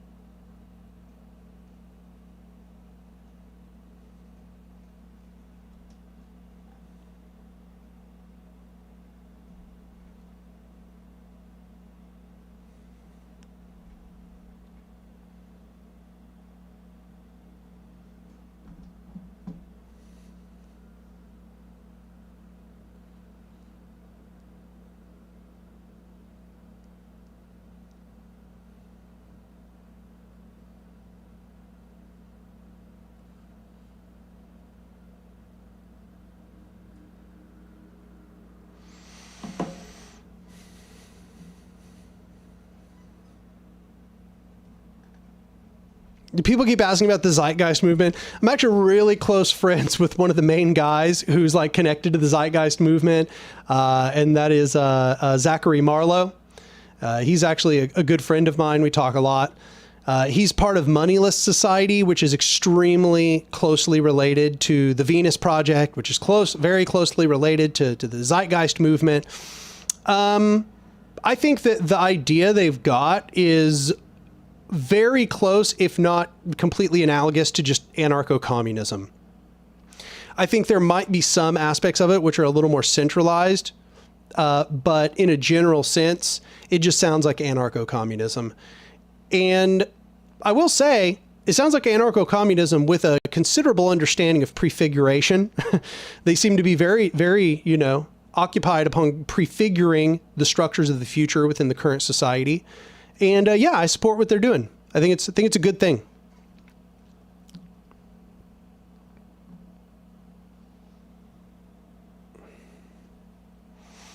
Ariel Feltz gave $10. I appreciate it, Ariel. She says, why do you think most anarchists ignore Bookchin's thoughts on using the municipality to defang the state? Our transit riders union has been and is very effective at fighting and beating the police. Well, I think the thing is that there's not a huge number of examples of libertarian municipalism working. And what people are mostly objecting to is getting into the state, getting elected, becoming some person within the local municipality, and then trying to use that position within the municipality in order to empower these civil council bodies outside the state, or to neuter the state, defang the state, as you say. What we see is that it's very, very rare that anybody who gets into a position of power actually does that. Instead, what usually seems to happen is they just become part of the state, and then they just kind of get stuck into this reformism thing, and often they just become a social democrat. There are exceptions to this, and one of them was actually just in the previous Liberation in Action video I did that's called a Fehuve. And Fehuve actually has maintained strength both inside and outside the government. However, I should note they're having problems with precisely what I just said, which is where the state is trying to co-opt the councils now. Yeah, they're giving them stuff, but they're also trying to take control over them. And the prevailing power, the Moss government, is trying to slowly co-opt the Federation of Councils. And that worries me. I hope that it doesn't happen. I think that there's a strong chance that it won't be successful because Fehuve has existed for like many decades now. But that is about the best example I know of, and it's still something that is very much at risk of being co-opted. So I think a lot of people are just not convinced because it doesn't seem like to have a great track record. Before Bookchin, the only real example that anyone could have pointed to was probably the CNT-FAI and right before the Spanish Civil War. And as I said earlier in the discussion, earlier somebody asked about the mistakes of the CNT-FAI, it's generally considered that this collaboration with the state was what led to the destruction of the CNT-FAI and led to the failure of the CNT-FAI to win their revolution. So, yeah, I mean, it's got a pretty suspect track record. That's the reason. The more connected you become to the state, the more the state has control over you. That means that the more when you enter negotiations with the state, it can just say, no, I'm not going to give that to you. And that becomes a sort of coercive power because now they're the root of power. That power flows from them to you. So what that means is anytime they want to shut off that power, they can. And that means they always have that sort of coercive bargaining chip in that interaction. Whereas what anarchists and more broadly libertarian socialists, outside of that libertarian municipalist tradition, what they're advocating is we create that power outside the state. Okay. This is kind of the meaning of direct action, is we do it without intermediaries. We do it without the permission of hierarchical power structures.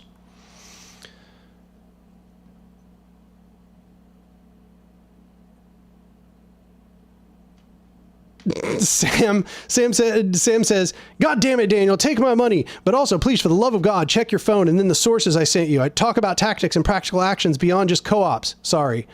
Well, I'm not going to read your article on the live stream, Sam. I'll read it after the live stream and then we can talk about it. But let's see. Oh, there was another one. Oh, yeah, that was Ariel Feltz. Okay, so this is one that I saw that I wanted to answer.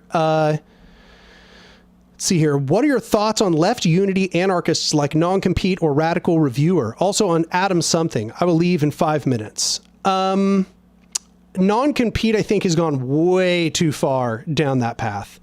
Non-Compete is in this, like, I don't know. It almost seems like he is an authoritarian leftist at this point. I mean, I haven't seen him saying that kind of stuff, but at one point he was doing a foreword to a book about Marxist-Leninism.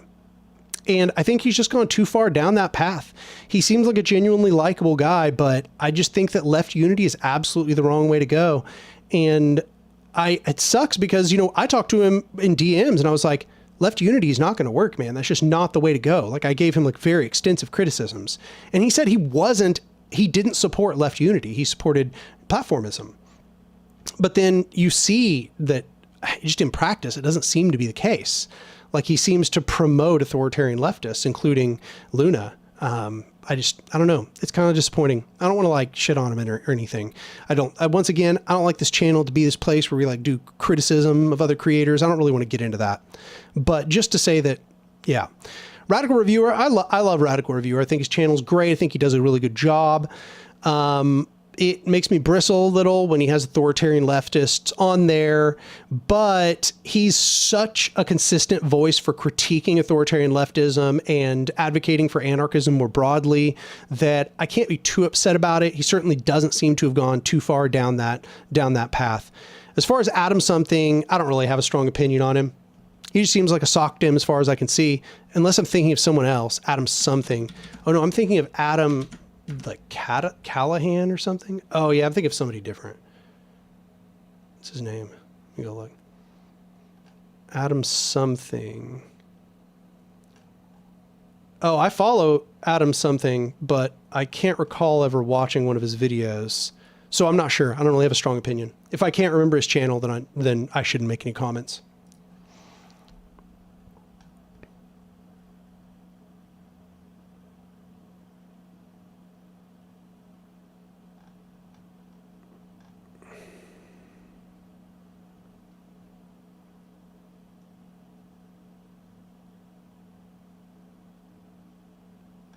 Andrew P. says, how would people make sure in anarchism that medicines are effective and safe without regulatory bodies? I mean, I'll just say for my own part, I think there should be regulatory bodies.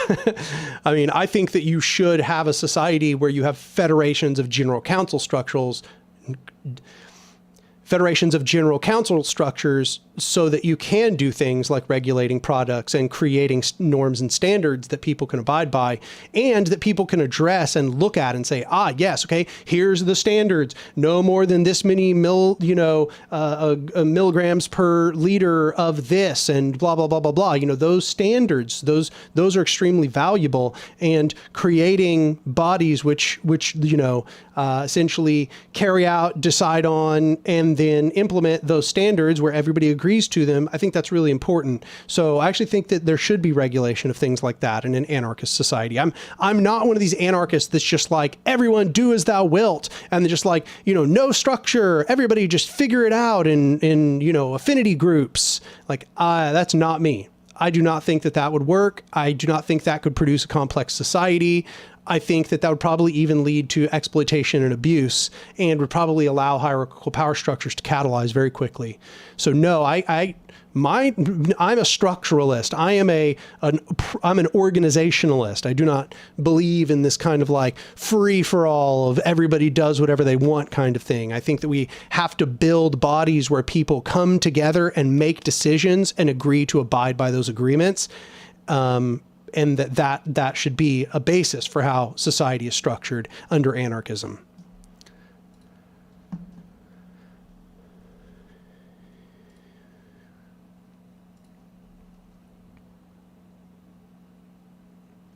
Ruckley says Adam something is definitely a sock dim. Okay, well, that was an accident that I thought that because I was thinking of a different Adam. I don't remember his name. He used to be with Cracked, I think. What was his name? Adam Ruins Everything. He did a show called like Adam. That's who I thought you were talking about. I don't know who Adam something is. I subscribe to his channel, but I don't think I've watched his videos.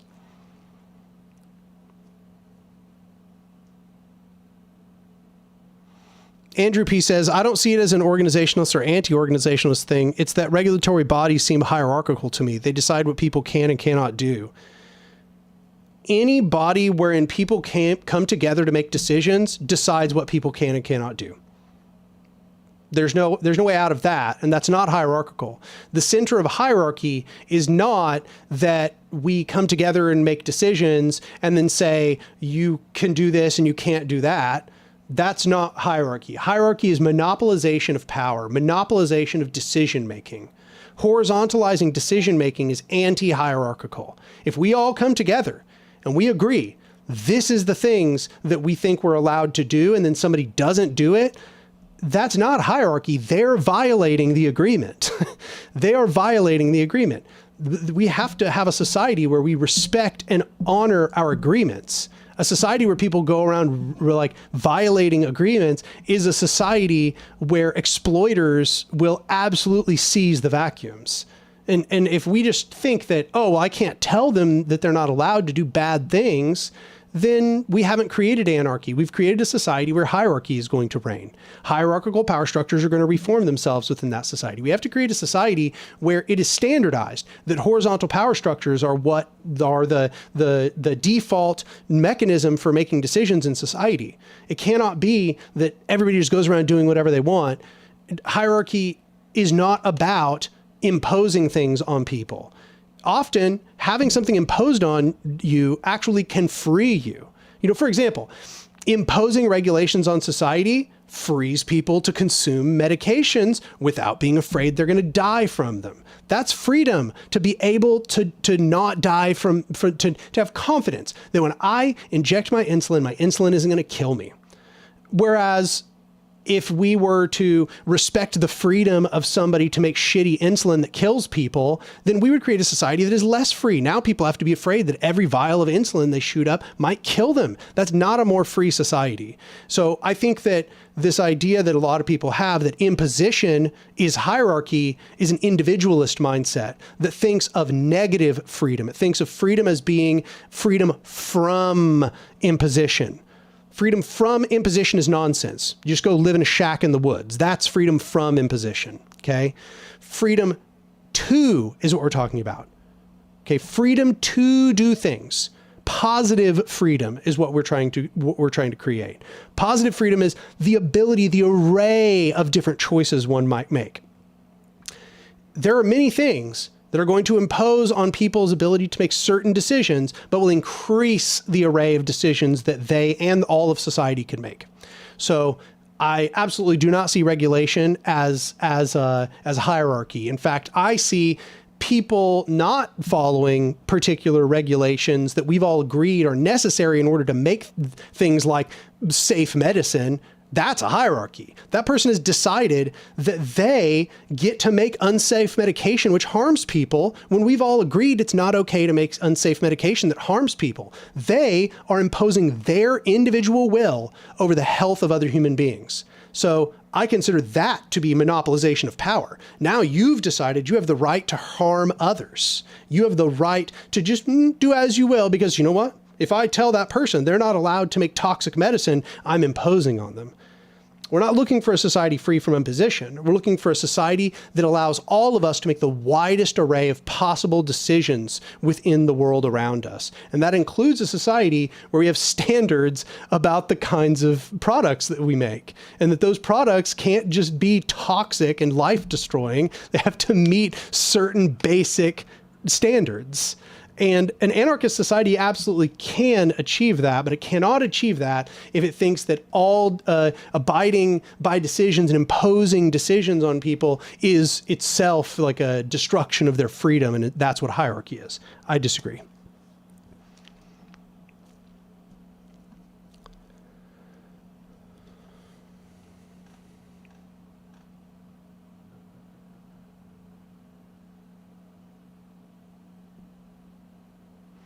Justin Gagnon, I don't know if that's how that's said, sorry. Hey, Anark, is a modern anarchism part 4 going to be the final part, and will all the parts be available together as a book?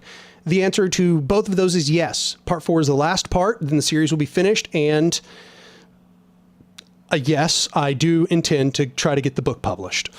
I won't say more about that for now. I want to get further along in the process before I talk to people about that on the channel. FIFA Fern. That's the person. Adam Conover is who I was thinking of.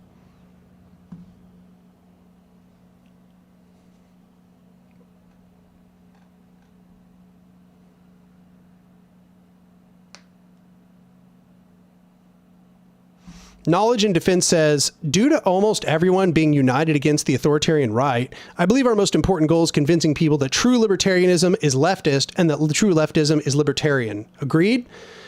I mean, that's one approach. I would say that's a rhetorical approach, right? You're talking about the words and their meanings, and that's fine. You can take that approach if you like, but I think that it's more that we need to actually convince them of the foundations of a libertarian socialist perspective. And I think that might be the hard part, to be honest, because a lot of people really are brainwashed by hierarchical realism to the detriment of their revolutionary possibilities, right? So yeah, that's kind of my perspective. It's like, I think that what you're saying is like a good rhetorical approach, but also I would say that I do think that leftism, there are authoritarian leftists, right? I just think that will never lead to the world that we desire.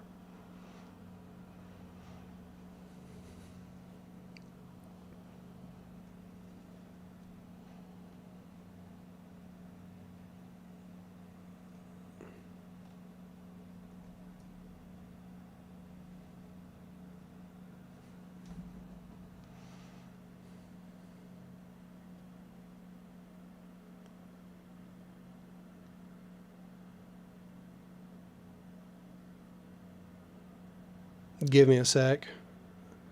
I have something that's supposed to happen after this, but I need to cancel it.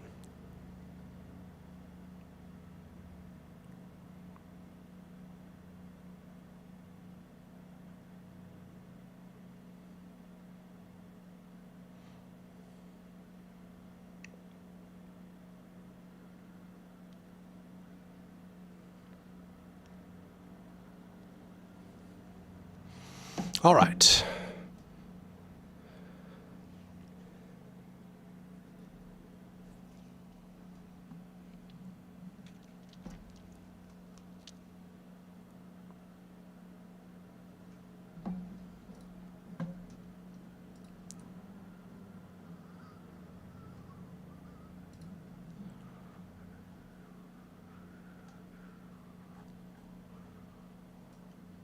Everybody's sending me messages right now. I'm going to respond to a few of these.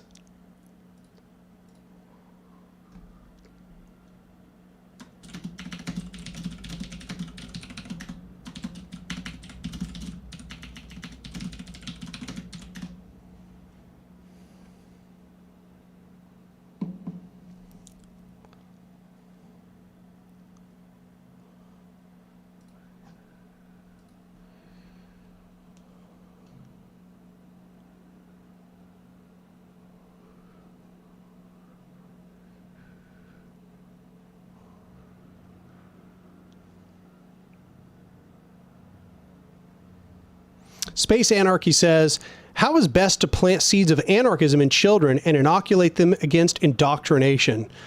I mean, I suppose that would be at a young age to begin like teaching them how to question indoctrination, and probably also give them at least some of the basic language that's needed in order to recognize hierarchical thinking in their life, and to give them good examples of what horizontal relationships look like.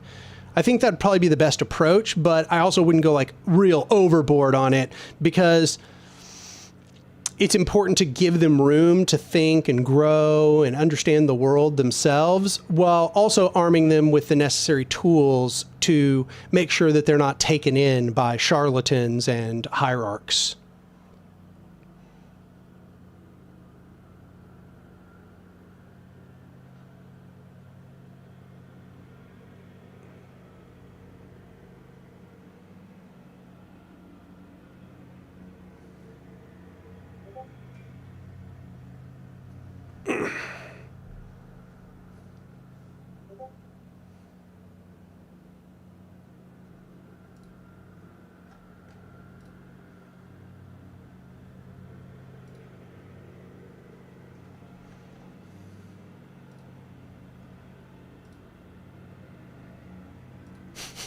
All right. I'm getting so many DMs right now.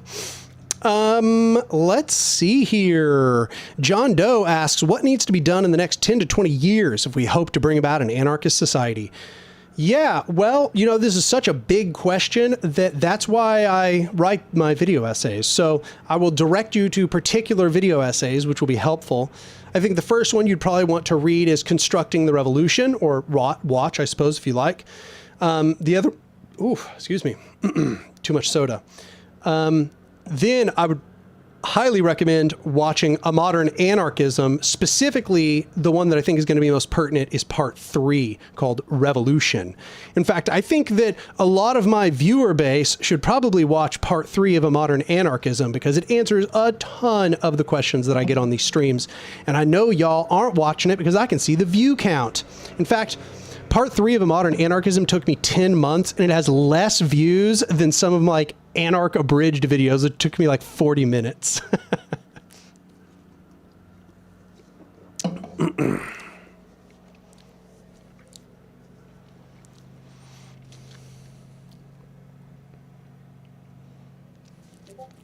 Knowledge and Defense says, how does an anarchist train their dog in an authentic way? I think the big part of it is probably just positive reinforcement, right? Positive reinforcement. I think that it's okay to like express displeasure with an animal, but I think that punishment doesn't generally work very well. Animals don't really understand punishment for the most part. I think that in a general sense, if an animal is ever punished at all, it should only happen right at the time the thing happened. Okay, like if the dog or the cat has done something you don't like, you need to make sure they know you don't like it at that moment that it happened. But if any time passes after that, I mean, literally seconds, okay, minutes especially, or any time longer than that, punishment is absolutely useless. They're not going to understand it. You're just going to make them think you're mean. They're probably just going to be kind of sad and afraid, to be honest, because they don't understand. They don't put together that you're upset about something from a little while ago. This is like a new thing. I will say sometimes dogs do demonstrate a knowledge that they've done something wrong. They do have some kind of like long-term guilt, it seems like, when they've screwed something up. But I don't know. I just think that probably punishment in a general sense, negative reinforcement's the wrong way to go with animals. I think we even see this as in examples as big as like SeaWorld and stuff. They're trying to train killer whales, which I don't support, by the way. But, you know, negative reinforcement has been known to be not very successful. Positive reinforcement seems to be most successful in all occasions. Animals work mostly towards trying to get positive things more than trying to avoid negative things. Not to say they don't. Obviously, we all do. But, like, you should probably focus on reward rather than punishment to shorten my answer.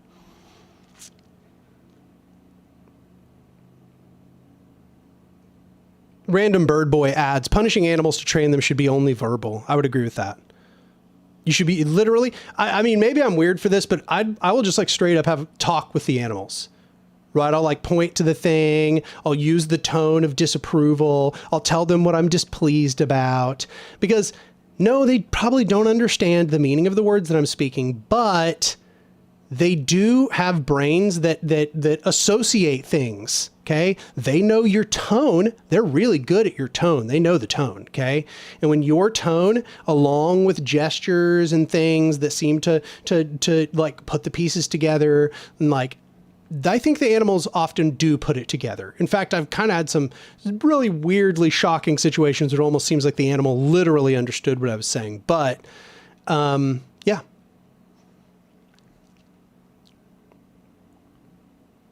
Knowledge in Defense says, would you say that the same applies to raising a child? Yeah, I would hope so.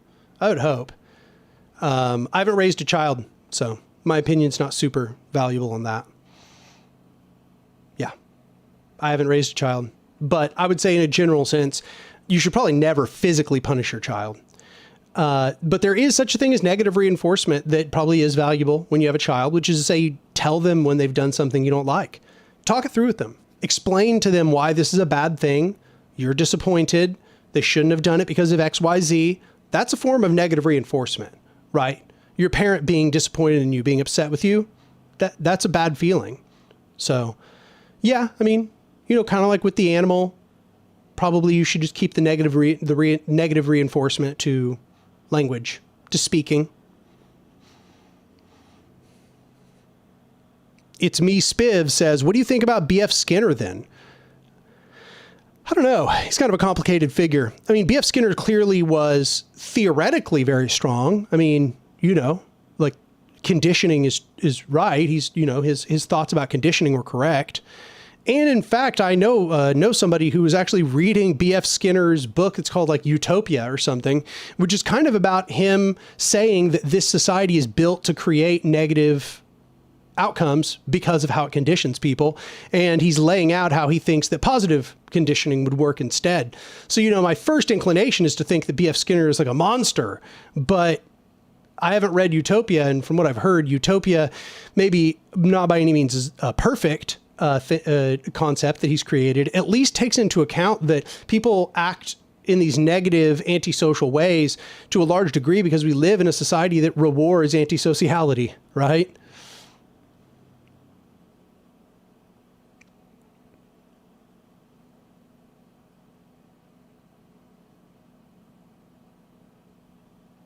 Yeah, people are also making good points here.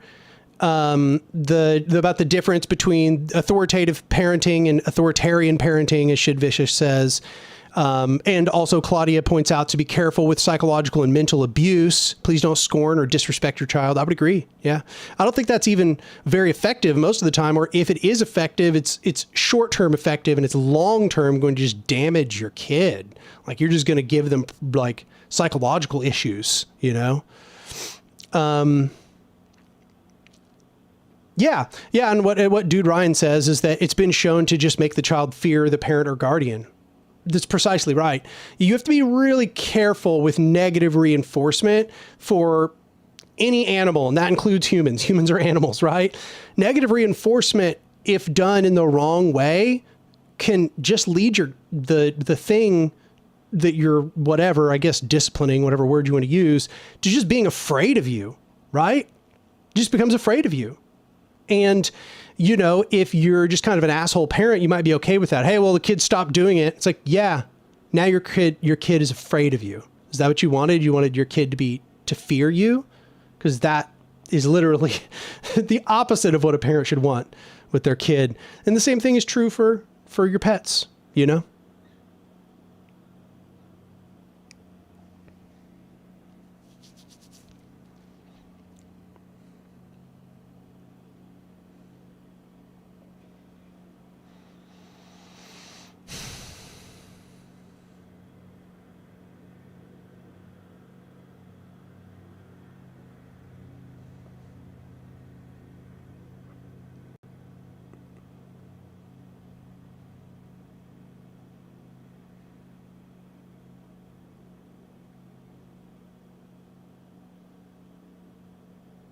Ruckley says, as a parent, my number one goal is don't traumatize my kids. Yeah, you'd think that would be the default, wouldn't you?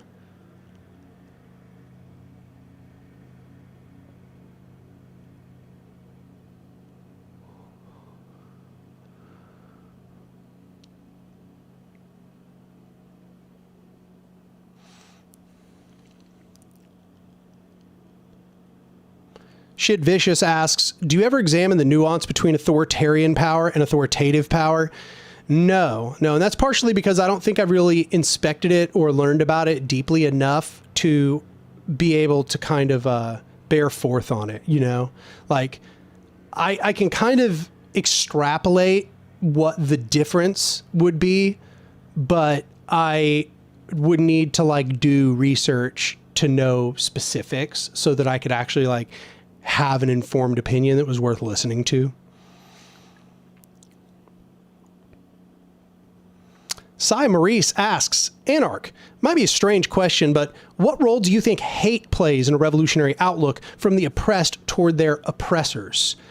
This is an excellent question, and I have thought about it a lot, so I'll try not to do one of my, 10-minute rambles about this. But I think hate is an extremely natural thing to feel against your oppressors.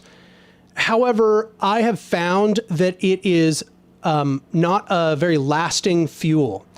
It's a very powerful fuel for the period of time that you can combust it into energy, but hate is something that doesn't really sustain people long term, in my experience. What happens is that you feel hate because you feel outraged, you feel that there has been an injustice against you. And I think hatred and anger, they are, evolutionarily, we have them because they are meant to make us act against injustice and mistreatment, okay? However, what we found, and this is both in psychological studies and in life, unfortunately, is just that if after you lash out in hatred and anger and nothing happens and you don't get the outcome, you'll probably lash out a few more times, but if you notice that nothing comes of it, eventually you just get tired. You just get tired. You just get exhausted. And that you built, because you function solely on hatred, because you function solely on anger, because that was the fuel that got you there. Once it runs out, often there's just nothing left to drive you, because you made an entire ideology around hatred. You made an entire mental scaffolding that rotated around hatred and anger.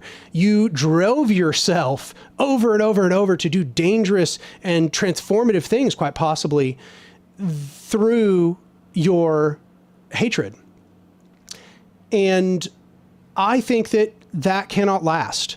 You know, for me, obviously, this is, you know, I have not experienced the most intense intersection of oppressions one could experience, but my early radicalism was definitely filled with hatred for the upper class, for the capitalists, and anger, resentment at what they had done to our society. And it drove me very powerfully forward. It made me very, very motivated to do direct action and get involved in organizing and planning protests and so on, and trying to encourage militancy to some degree. And it eventually kind of ran out. It's not that I stopped. It's not that any of the underlying reasons that I hated them had changed. All of the reasons were still present. I just started to run out of energy. It just, the hate was now draining me. It was like, I didn't feel that it was making me powerful. I felt that it was using my energy. Now the hate was like a burden. I know this sounds all like really hippy dippy, like, or maybe like, I don't know, like Buddhist or something, but it's true. It's true. Eventually, like, you know, the Buddha says, like, hatred is a coal and you hold it in your palm, hoping that it will burn the person that you hate. I think I'm paraphrasing that correctly. You know, all it does is burn you ultimately, right? It might be very motivating for a period of time, but once that motivation goes away, you are now burdened with it.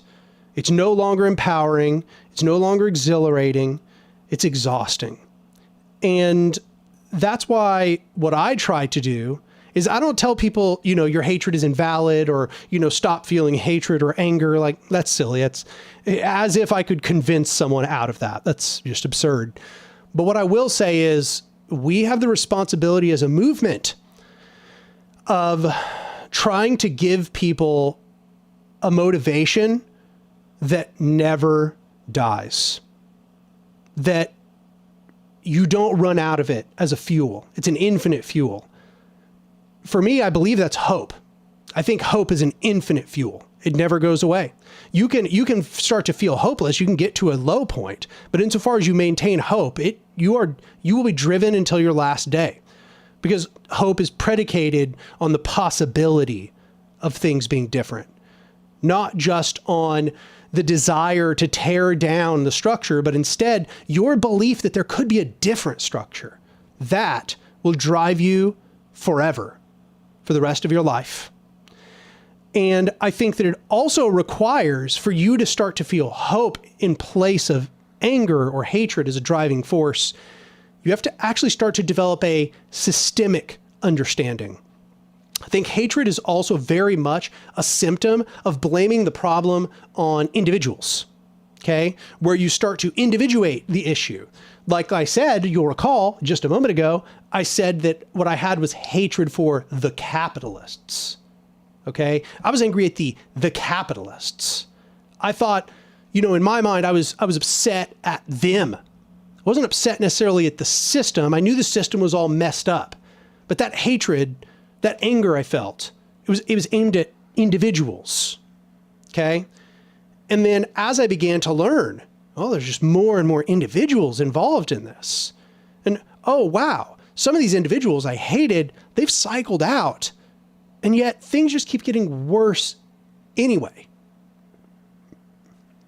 When people start to feel that way, if they don't have a systemic understanding and they're not maybe committed to this radical vision, they're not committed to transformation, they're not committed to understanding how the system functions, they might start to give up. So what I think we have to do is, yes, teach people all the reasons why they should be angry. Don't tell them to not feel hatred. You know, even though, yes, we know that it's a fuel that will run out, it is a fuel. And honestly, we need people to act. But what we need to be doing the whole time is teaching them a systemic view. We need to be helping them understand how it's not the individuals, okay? It's the system. It is the relations between all of the pieces. It's the norms, it's the laws, it's the social constructs. Those things out-survive individuals. Individuals merely act within the bounds of those things. And if you were to take all these individuals out of the system and you were to just replace them with a fresh set of individuals, if the same structures and the same social structures, all of that were still in place, it would all reproduce itself. And it would produce maybe kind of a uniquely different hierarchical system, but another hierarchical system, because systems perpetuate themselves. So that is the alternative to hatred as a fuel. Because once you start to understand the systemics, then you can start becoming strategic. Then you can start thinking about battlegrounds and resources, infrastructure, right? Because you start to realize it's not about the individuals, it's about those things. It's about the structures. How can you undermine the structures? That can transform everything. And if that comes along with hope, with that positive, constructive vision that things can be different, that transforms everything. That can change the world. And so that's what I want to do on this channel. This kind of relates back to what I was talking about earlier about Nietzsche understanding that subjugated peoples function on pure negation and ressentiment, as he calls it. I think that anger, that hatred, that's a perfect example of that functioning on pure negation, functioning on ressentiment. And so what I'm trying to do is I'm trying to get people to have a political and strategic vision that is based in affirmation, that says, no, I want to construct power. I don't only want to tear down power. I want to construct power. I want people to become powerful. I want to see us create the things that will improve our lives, and for those things to grow and grow and grow until one day, indeed, they tear down the machine. Because I think that's the only way it's ever going to happen, and that's the only way it ever has happened, is through that affirming, positive, constructive vision. But I get it. It's not easy to come to somebody that's still in that place where they're still holding that coal in their hand and tell them, yeah, well, that's great, but you're never going to tear down the system just by being angry. I mean, what? As if you're going to talk sense to anger, as if you're going to talk sense to hatred. Hatred overwhelms the logical faculties. Okay, this is just one of the things about it. Anybody who's ever been angry knows that, right? That anger, that hatred, it overwhelms it. It completely overrides logic and rationality and future planning. It'll make you do things that are absolutely idiotically not within your self-interest.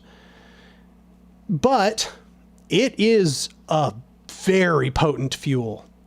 And so I tried to balance this, advocating for this constructive vision, this vision of affirmation, as Nietzsche might say, while trying not to spend too much time going in on those people who are still burning that fuel, who are still burning that hatred fuel, right? Because it doesn't really matter what I say, like all I can do is hope in the meantime, I can start planting those seeds of that systemic critique that will outlast that flourish of hatred. And that when that hatred burns out, there's still something left in them that says, but there is still hope. We can still dismantle the system. But now that I have my head about me, now that I've finally caught my breath, now I can begin to truly endeavor upon the task of slowly and strategically transforming the society in front of me. So that's my perspective.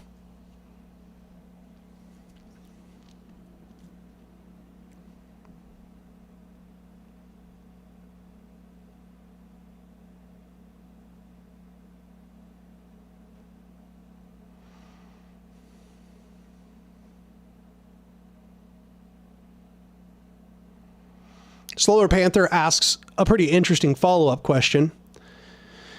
If you can't speak reason to hatred, how can we deconvert bigoted people? Oh, did you delete it? Well, I thought that was an interesting question nonetheless. You know, how can we deconvert bigoted people?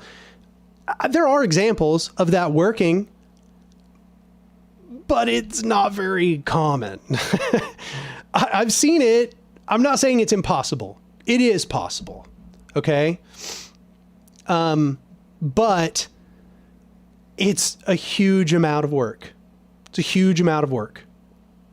And if you want to devote yourself to that task, or you think that there are people out there that would like to devote themselves to that task, go for it. But I am mostly talking about radicalized people who are oppressed, who recognize their oppression, who've correctly understood the oppression at hand.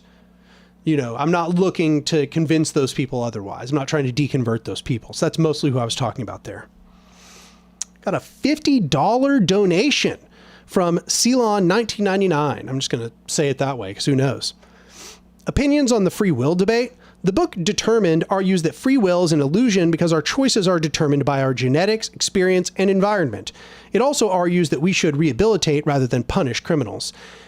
Yeah, I mean, I hate to say this because I actually really appreciate the $50, but that is actually a question that I answered very close to the beginning of the stream. So I don't want to really rehash the entire thing, but I will just summarize by saying, for your own sake right now, that I pretty well just agree with that statement that you've just made. The reason why free will doesn't exist is because everything that we choose comes from previous causes. And that's really not something we could ever escape as a logical conclusion. And that doesn't mean that, you know, that doesn't mean that we don't have will, right? It just means that we don't have free will. We don't have this radical supernatural will that is outside of the physical procession of cause and effect. For anybody who's interested in my opinion, including yourself, once again, I'm sorry, but, you know, I already kind of addressed this more at length earlier in the stream, but I appreciate the $50 nonetheless.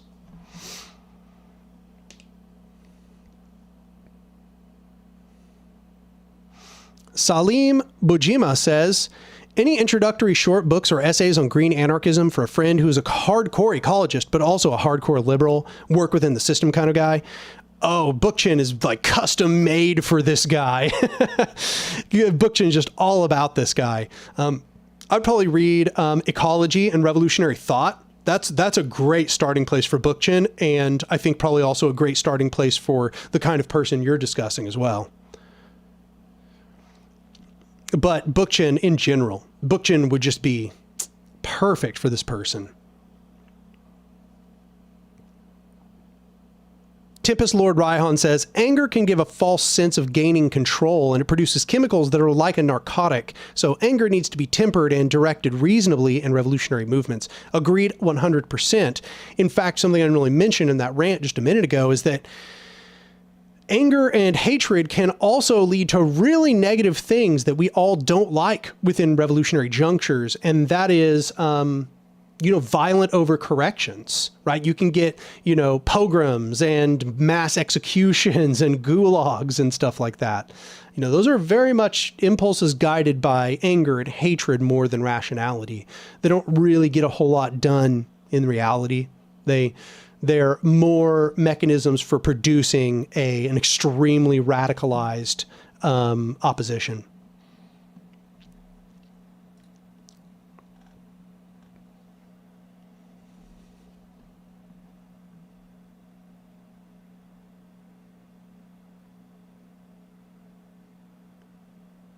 Harrison says, what hobby, skill, or so on are you proportionally the best at among those that also do it?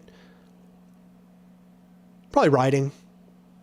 I've been doing it since I was like 15. So yeah, no, I'm pretty confident in my ability to write. Pretty confident in my ability to think as well. I think that's probably something I'm good at. I'm a systemic thinker. I think in systems. I think in, you know, cycles and processes and how they link together. I think I'm pretty good at that.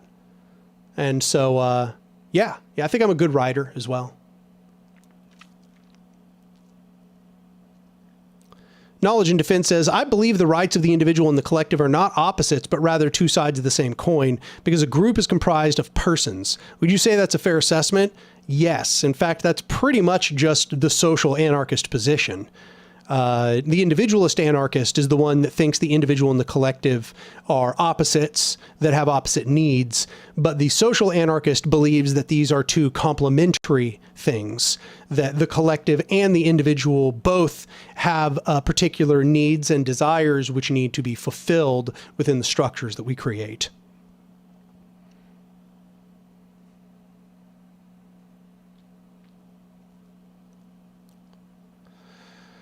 It's Me Spiv says, Anark, what are your thoughts on Saint Simon and the utopian socialists? Do you see a connection between technocracy and socialism?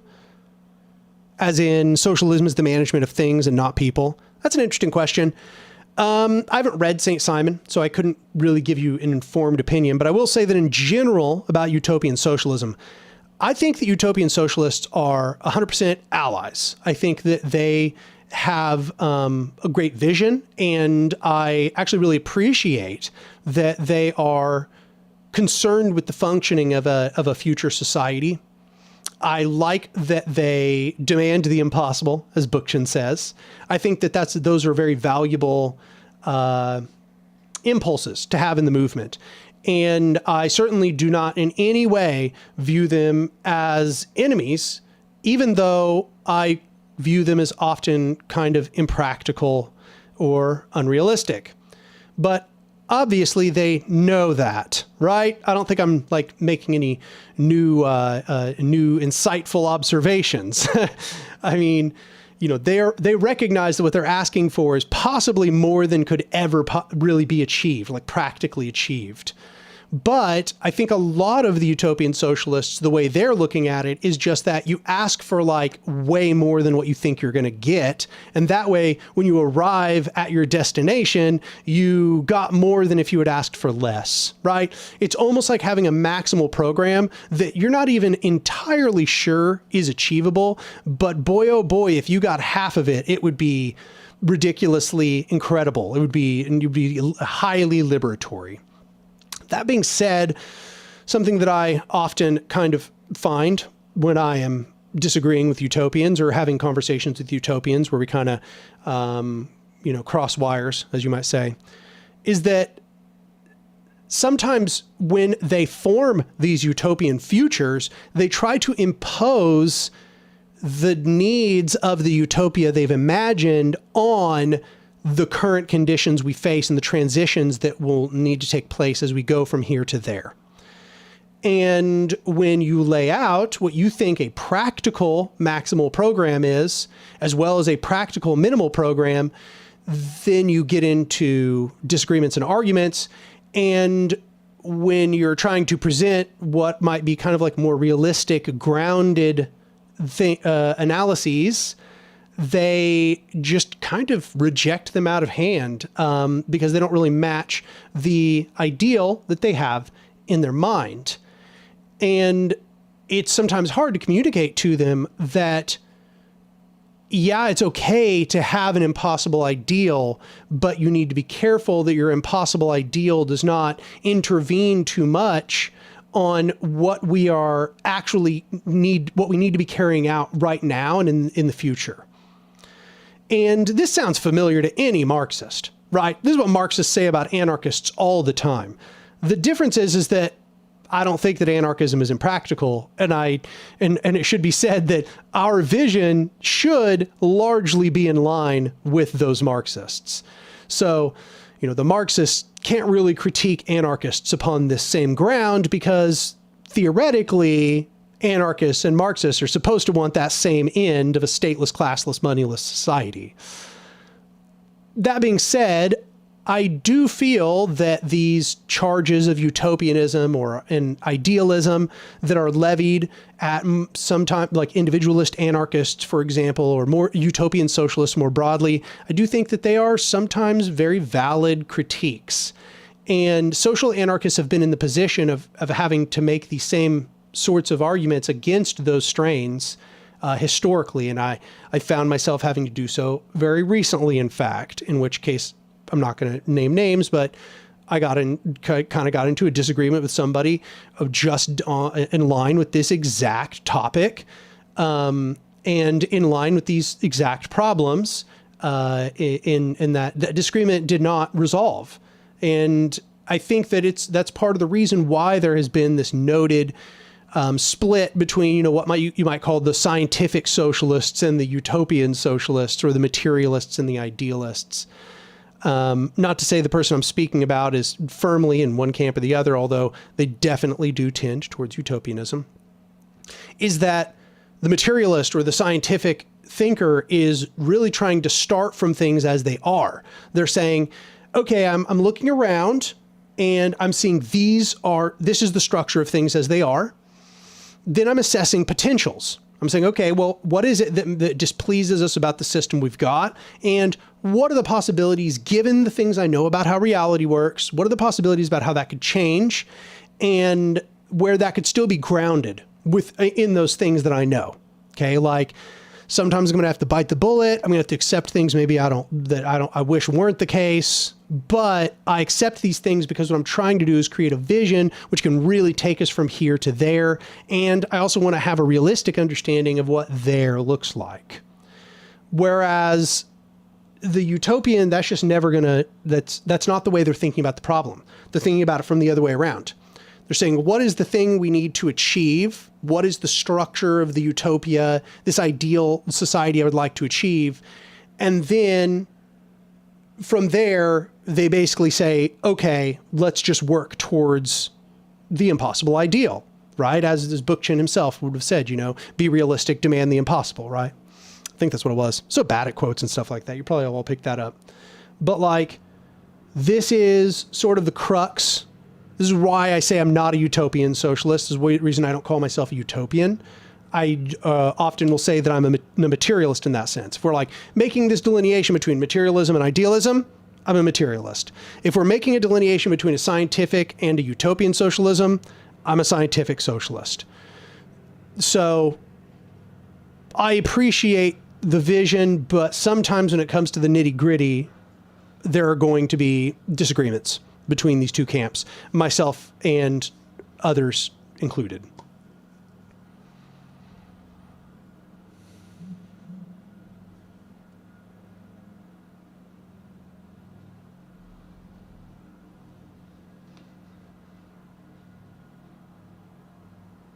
Steve says, do you support creating a post-scarcity society? I heard one of communism's goals is a post-scarcity society. Yes, and I actually don't consider this utopian. In fact, in many ways, we are already post-scarcity. That's the thing is, we live in a artificially scarce society as it is. Capitalism creates artificial scarcity. And if we were to remove all of the barriers that capitalism puts up between us and the distribution of things, we might have a nearly post-scarcity society already. So I don't consider this in any way to be a utopian demand. Now, there are certain things, of course, that are always going to be scarce. And for those things, we can have deliberative council structures to come together and make decisions about how they'll be distributed. But yeah, a post-scarcity society, I think, is actually practical. It's what it really boils down to is just that you need your production and reproduction at the same time to line up with people's needs. And if you can get them to line up, then there you are. No more scarcity. I actually think that scarcity is vastly overhyped in the society we've currently got, and that scarcity largely arrives from capitalism. Capitalism likes to claim that it's a solution to scarcity, but I would say, in fact, that it is the modern cause of scarcity.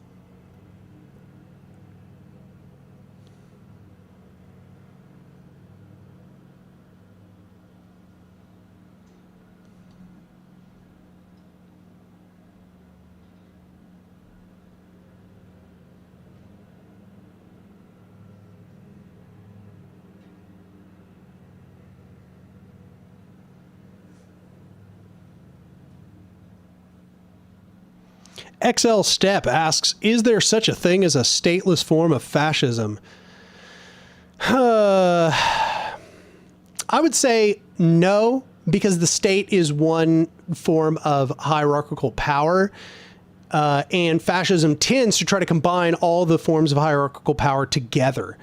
That being said, I understand why you might ask such a question, because there are definitely some fascists that it seems like what they want is the breakdown of society rather than to empower the state, right? We often talk about like eco-fascism. We talk about accelerationist eco-fascists. But I, number one, am not convinced that they don't just want to create a new state within this post-collapse society.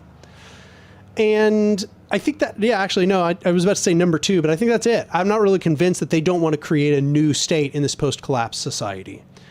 I think that's what it really boils down to, is they just think that this state is too degenerate and needs to be put down, right? And that in its place, they just want to create a new, more consistent white nationalist entity. I think that in that sense, you might say that there is an anti-state form of fascism, but there's no stateless form of fascism. But honestly, I'd have to think about that more at length. Sorry if y'all can hear the landscaping, the yard work and stuff being done outside. They're like, got the weed eaters and the mowers out there.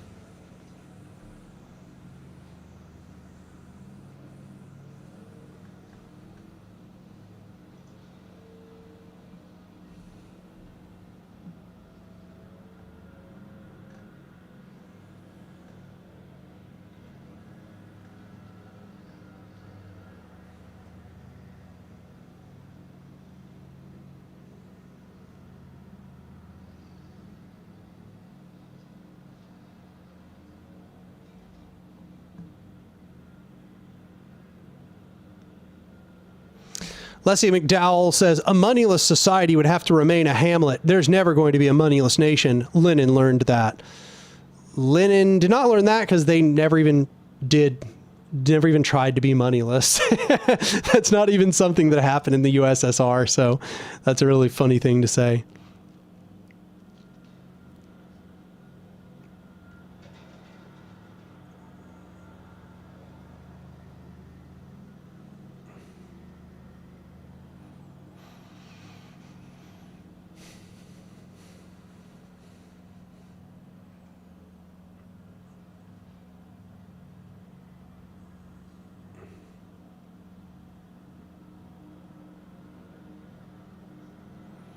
Oh, okay. So Lenin realized he had to put existing oligarchs in control of each industry and they would independently maintain a profit. The concept of an entire nation planning economy is a fiction.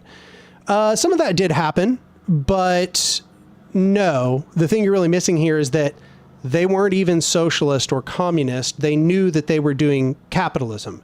They're doing what's called state capitalism. Lenin knew that. Lenin called what they were doing state capitalism. They thought that what they were doing was a holding maneuver until the German Revolution took place. They were consciously implementing capitalism. They thought that what they had to do was two revolutions. So this is the doctrine of the two revolutions. They thought first they had to get out of feudalism and monarchy through transitioning into capitalism. And then they thought after they had capitalism and they were fully developed, after they developed the means of production, then they could do a proletarian revolution. They just never got around to the proletarian revolution. So yeah, that was never even a goal for them to get rid of money. They didn't even think that that was what they were trying to do either. It's not like they tried it and failed. That just wasn't even a goal.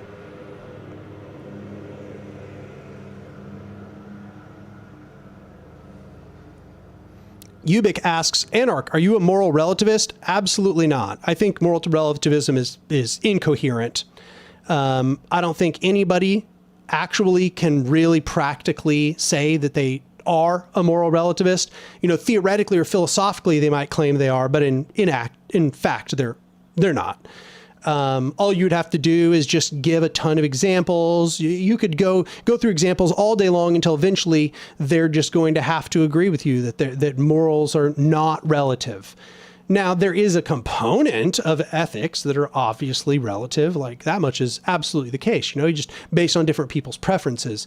But you can't just say that ethical systems are completely relative, because this undermines the entire reason for us having ethics, which is deciding what people deserve, what is not acceptable to put people through.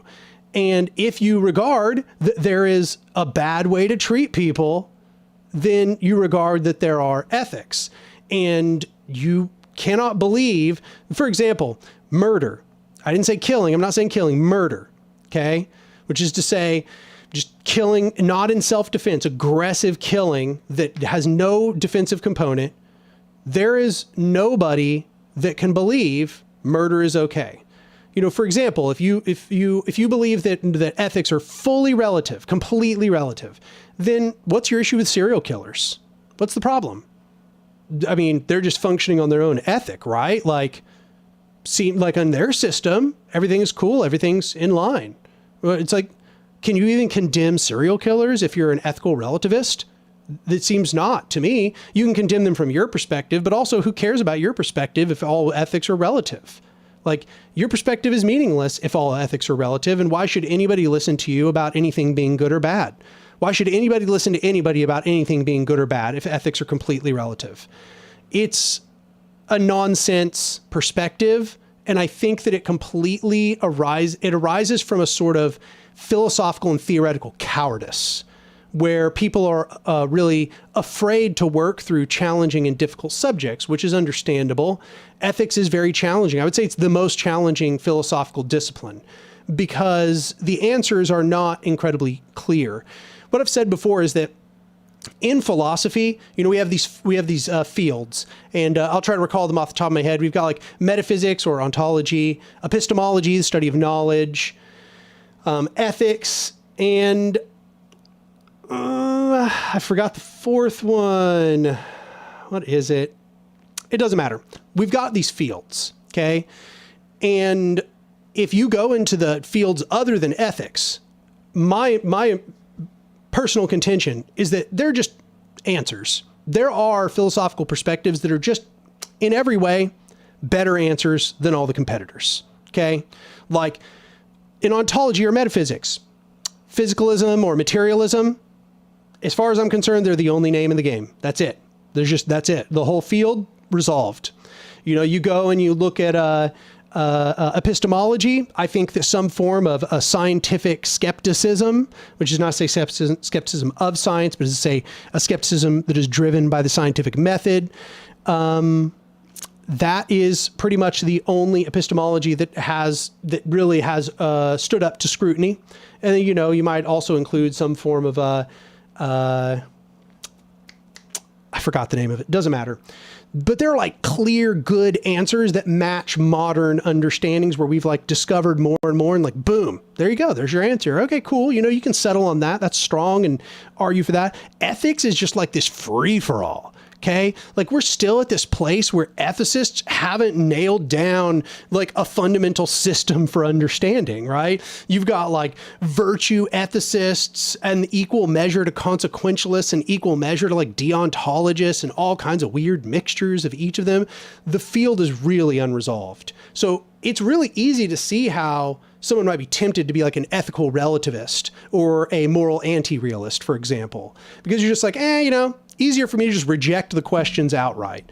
But I think it produces a completely incoherent view of the world. Personally, I'm what you might call an ethical naturalist. That is to say, ethics arise from natural facts. What we call ethics is essentially a game theoretic best solution to all of the objective facts about what we are as a species and how we relate to the universe around us. And after you got those objective bases, then you can build an ethics on top of that. And that ethics is built almost entirely based on those facts about how things work. It's based on what we are as a creature. It's based on what the nature around us needs. It's based on what we need to survive. First of all, what we need to survive as a species, the base necessary interpersonal necessary conditions for us to even live, number one, right? Like if we all just thought murder was okay, then we wouldn't have a functional society, right? Or first of all, we wouldn't be a species. We would have already died off, okay? So like there's that. There's layer number one. You might call it like a survival ethic. Up from that, you've got like essentially an ethic that just sustains society. Like, oh, we need this, otherwise society wouldn't work, right? So we've got things like not stealing and not sexually assaulting, not just in general, not assaulting people, these sorts of often things that are, codified into law as well. These I might call just like a societal ethic or a maintenance ethic, okay? Then you've got further ethics that are about trying to create the flourishing or the overall betterment of the species. And each of these are based in facts about what we are as a species. And the vast majority of those facts, 99% of them, do not differ between people. They do not differ between individuals. They do not differ between cultures and societies. Those needs are nearly universals because they are built into our biology and they are built into our relation as an animal, because we're just an animal. They're built into our relation as an animal to the rest of the ecology. And there's nothing we can do to escape that.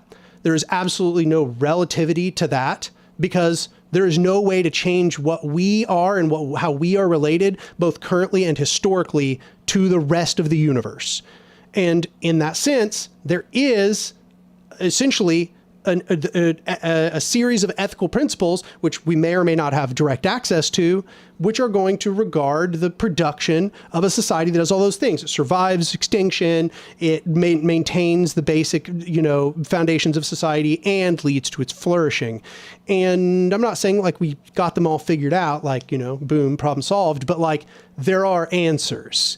And just because you live, for example, in India or the Middle East or something, it doesn't become okay that you are forced into arranged marriages, for example, or that if you dishonor your family, it's just okay for your family to murder you, right? Like that's not okay just because it's over there.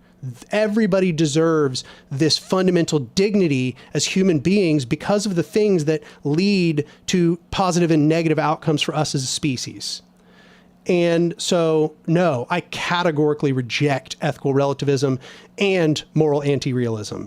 That being said, as an anarchist, I don't think it's necessary to have any one or another ethical perspective because I don't really view anarchism as being an ethical ideology.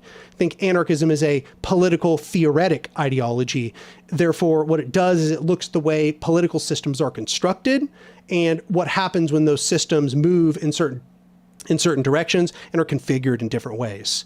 So I think that you could literally have no ethics at all. You could be a completely immoral person that hurts other human beings all the time. And yet everything that is being said within anarchism would remain objectively, an objectively correct analysis of how power works, how hierarchy works, how systems of power relate to one another, and what dynamics are carried out there. I think that you could have any ethical perspective and recognize those political theoretic features. So yeah, further than being an ethical naturalist, I'll also add that I am I'm like a mixture between a consequentialist, like all three schools actually, not to make things complicated, but basically I think that whether you should act like a consequentialist or a rule utilitarian is based on how much knowledge you have about outcomes. If you know the outcomes of your actions very, very certainly, and you know they're going to lead to good outcomes, you should be a consequentialist. But if you don't know the outcome of your actions very well, like they're kind of still up in the air, like maybe this will happen, maybe that'll happen, you should be a rule utilitarian. That means you should abide by the ethical rules you've already developed. And to complicate things further, in order to be able to decide between the two, you probably need to have some forms of good virtues, right? Need to have probably, created within yourself a sort of like rational ability to look at circumstances and to be able to pick them apart and understand them. You yourself need to have tried to, develop some form of kind of like temperance and wisdom. So yeah, what I'm saying is I guess my solution is just smash all the schools together.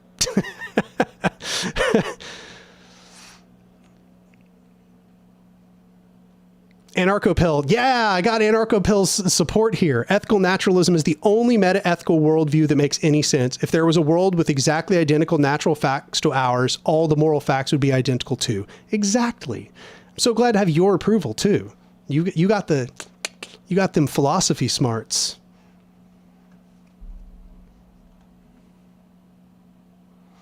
Anarcho-pill nailed it. Yes, a lot of philosophers try to artificially divide natural facts and moral facts. So this comes down to, I am you might call me a blob-objectivist. I've heard it called blob-objectivist. I do not believe that there is a meaningful distinction between the object and the subject. Okay, so like, we talk about facts being objective or subjective. We talk about the objective world and the subjective world. I believe that subjects are just objects. I don't believe in a mystical special place for subjects. Therefore, saying that something is subjective, like if people want to try to talk about how, oh, well, that just still means that ethics are subjective to these subjects. Who cares? Like, what does that matter? That subjects are just objects. They're just things in the world. There's no separation in my mind. Like, I don't believe in this special mystical place for subjects. Especially because it's a nonsense delineation. Find me the boundary between a subject and an object. Where is the boundary in creatures between subjects and objects? Are mosquitoes subjects? Are bacteria subjects? Where do you draw the line and why? And why should you? They'd still have kind of some form of subjectivity, right?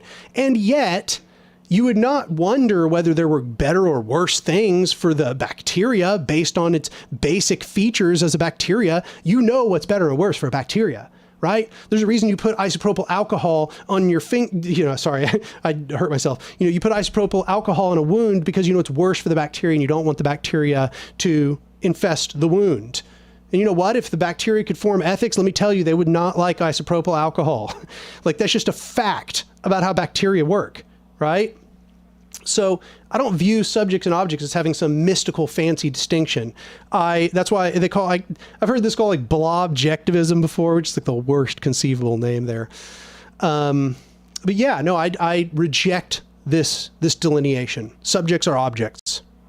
So I also cannot see how you could argue that ethics, as regarding the needs of particular objects, are somehow magically specially different. I always ask people if they believe that ethics are magically specially different, and every belief about subjects is magically specially different from the whole objective world. Do they think game theory is subjective? Because game theory just talks about internal relations and systems. Right? Game theory is just true because of the way that the rules of the system and the agents relate to one another. And you can make objective statements. You wouldn't tell me game theory was subjective. You'd tell me game theory was objective because we can put together the rules, we can understand the conditions of the agents, we can talk about how they interact with one another, and then we'd be able to come to conclusions about better and worse ways to play out the game. But for some reason, as soon as game theory is imposed onto human ethics, everybody just, I guess it's just a completely different thing. It's magically different. Like humans are some kind of super special object that has special fancy rules for them. I just reject this delineation completely. I reject the foundational difference between objects and subjects. And I don't reject it in the direction of the subject. Everything's not a subject. No, everything's an object. Subjects are objects, and they have natural facts about them. Therefore, we can come to objective conclusions about the needs of subjects.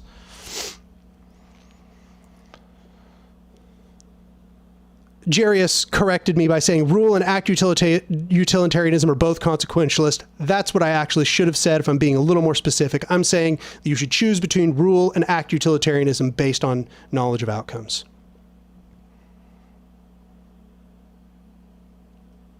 Random Junk says, I know what kills bacteria, but there's only bad if you assume killing is bad.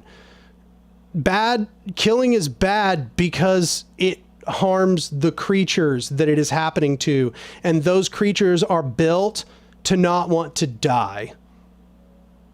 So there it is.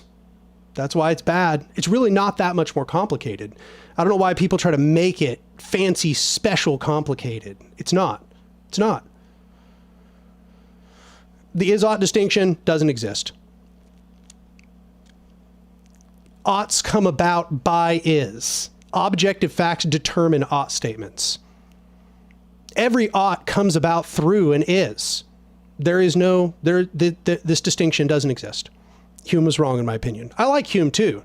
Hume's one of my favorite philosophers, but here he just goofed.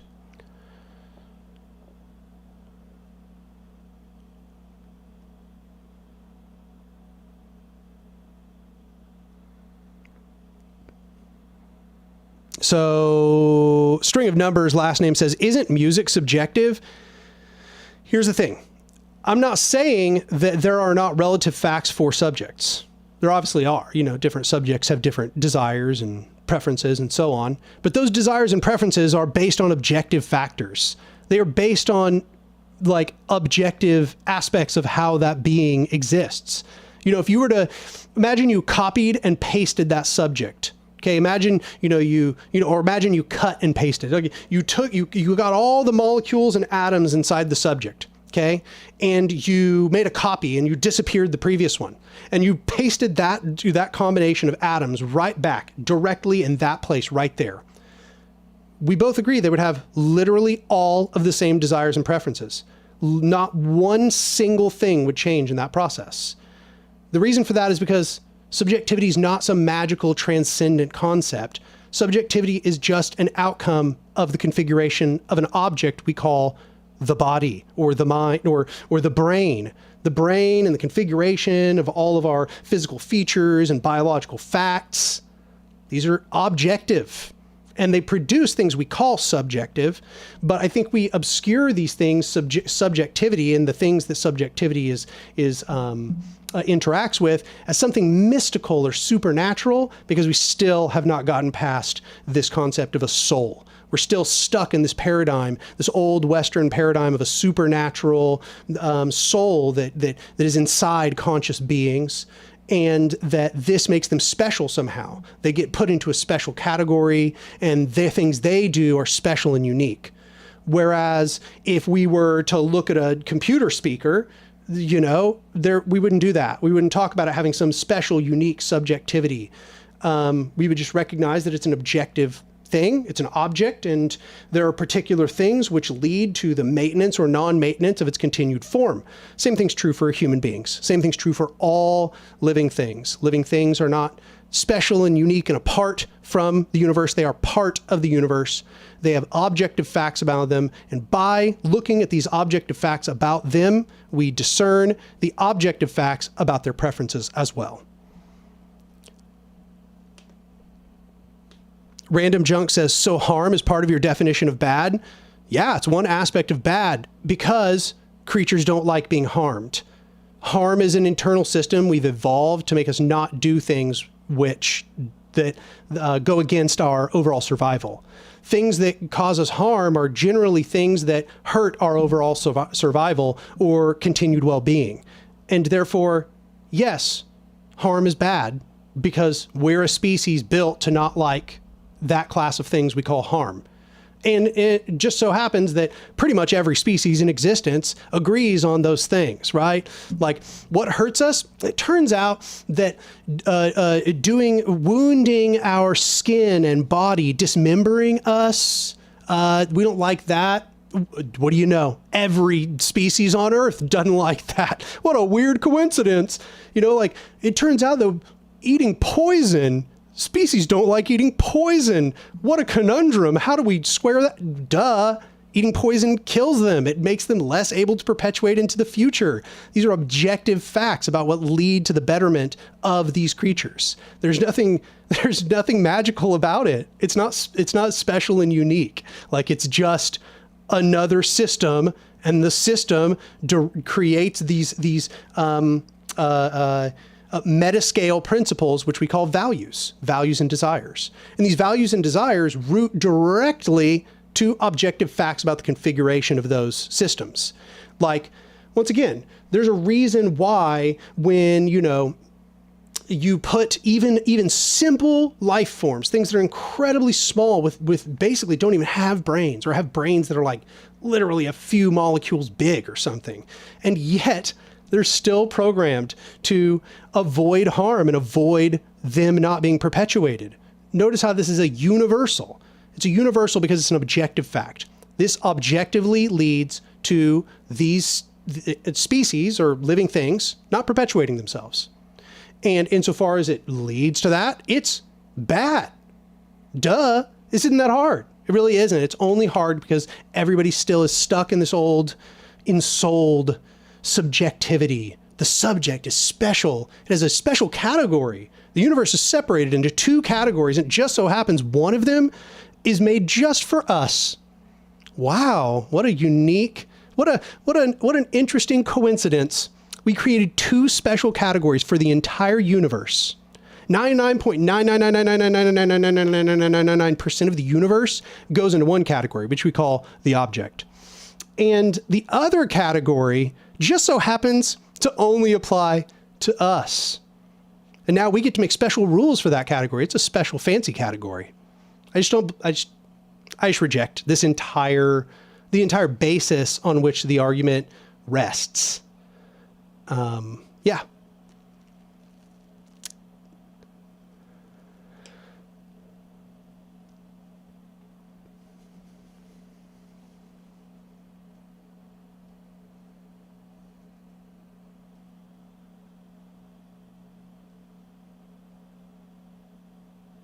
Marxist Man says, Daniel, what's a good critique of utilitarianism?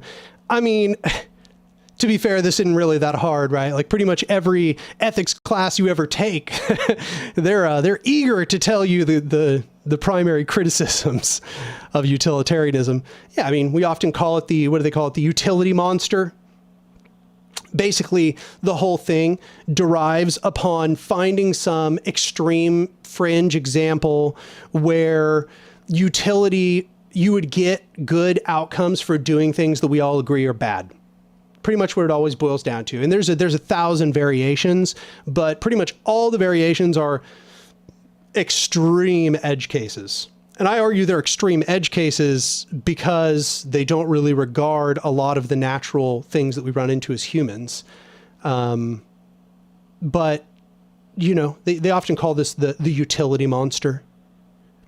If you want to go look it up, just Google utility monster.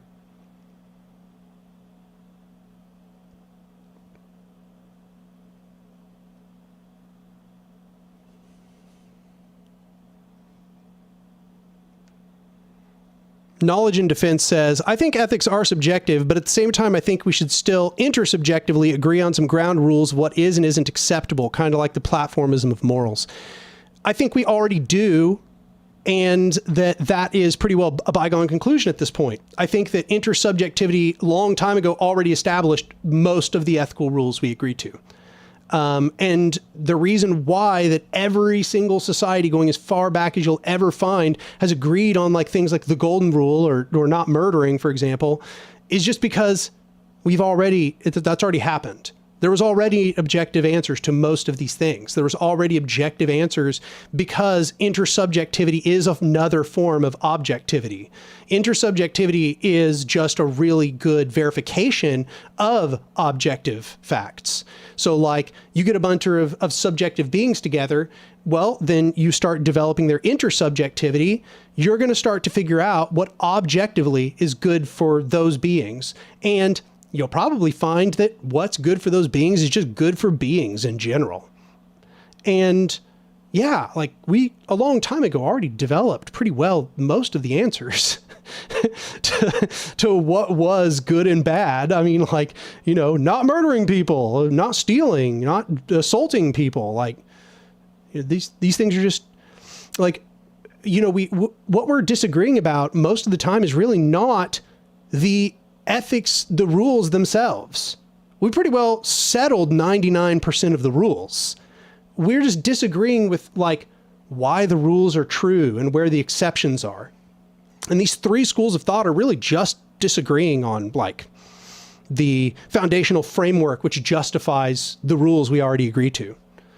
And yeah, I think that the ones that are most harmful are the ones that then claim that the clear violations of the rules are totally acceptable. It's just relative. Over there, that's okay. That's totally okay over there.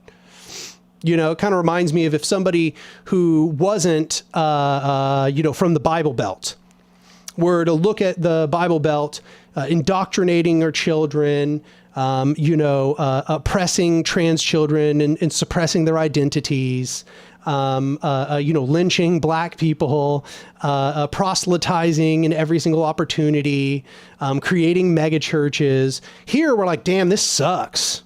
Like, this sucks. We don't like it, right? But if you're an ethical relativist and you're like living in some other nation, you're like, well, that's their ethical system. That's relatively their ethical system.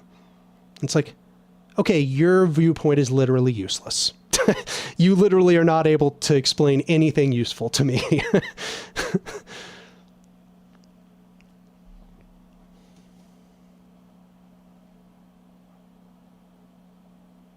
Lee John says, a lot of people use utilitarianism to justify the Hiroshima bombing.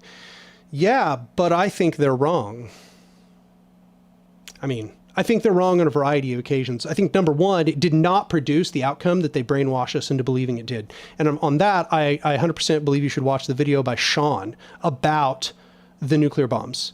Because Sean did probably one of the best videos I've ever seen on the myth of why the nuclear bombs were dropped. The first time I ever had the myth of the nuclear bombs dismantled in my mind, I was actually in a college classroom, and it was about history of science. And part of the history of science was the inspection of the creation of nuclear weaponry and then the dropping of the bombs in Hiroshima and Nagasaki. And basically what we learned was there was actually no good reason to drop the bombs other than that they were trying to intimidate the USSR. It did not lead to any of the outcomes that they were saying. And furthermore, the things they were afraid of probably, they keep arguing that like it would have led to less deaths. There's no real guarantee of that. In fact, the Japanese empire was already in the process of asking for peace negotiations with the Americans. The Americans just didn't want to negotiate peace. But yeah, no, I don't think it was utilitarian. I don't. Free ethics lectures? Yeah, from a very particular standpoint. I definitely do not have a popular perspective among people who are talking about this topic. Jarius nailed it. I once heard, if you agree on the rules of chess, you can objectively say one move is better than another to reach the goal of winning the game. That is exactly and precisely correct. That's what I meant when I said, for some reason, people can understand the game theory, which is, as far as I'm concerned, literally just ethics about games, and ethics is just game theory about humans. They as soon as it's a game, they're like, boom, understood. Oh yeah, better and worse moves, right? Like you're on a soccer field, right? And somebody were to say, oh well, it's better when you're the goalie to block the ball being scored on your goal. Nobody goes like, well, who says, and how do you determine better and worse? Oh, well, I guess subjectively it's better. Nobody says that, because you just know that would be a silly argument. That makes no sense. Like, you would just be like, yeah, true. Because there are rules to the game, and this is how the game is played. And so therefore, it's good for the goalie to block the goal. Easy. But as soon as we start talking about ethics, all at once, like, everybody's brains melt and they're unable to reason objectively at all. Like, they're like, well, what is good and bad? We're talking about like a soccer game, which honestly, way less weight, way less import. Yeah, boom, easy, good and bad. We all got it locked down. You ask why? Well, because there's rules to the game. And as soon as we start talking about the rules to human lives and living things existing, then all at once, absolutely dumbfounded. They can't reason anything out for some reason. They start making a whole bunch of arcane, bizarre arguments about subjects and about subjectivity. And it's like, no, there's just rules to the game, y'all. There's rules to the game, and they came from the fact that we have an objective connection to the world around us, that we are beings made up of physical stuff. There's rules. There's rules to the universe. There's rules to how you do or do not succeed within the universe. This is another, I mean, you want the game theory of existence? It's called systems theory, complex systems analysis. Go learn systems theory. You'll quickly figure out why murder is bad. It's not rocket science.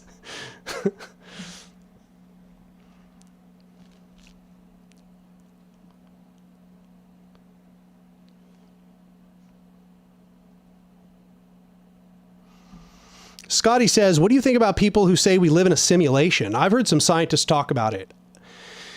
Well, I mean, I should say to begin with, this kind of falls into the brain in a jar thought experiment. I don't know how familiar that people are with that, but this is kind of this is like a thought experiment that is often discussed in either an intro epistemology course or like an intro to philosophy course or something. It's called The Brain in the Jar. And it's essentially just asking, like, how can you assure me that you are not a brain in a jar that is hallucinating all of existence? Like a scientist has done an experiment. You're in a vat. Oh, a brain in a vat. That's what they often call it. You're in a vat, and the scientist is imposing a vision of the whole universe on you, right? What could you do to ensure that you are not a brain in a vat? The answer is easy. Or, I mean, I guess, sorry, I got off a little bit on the side, but the answer is pretty straightforward. You can't. Right? I mean, there's all kinds of weird, backwards sorts of very clever attempts to answer this question.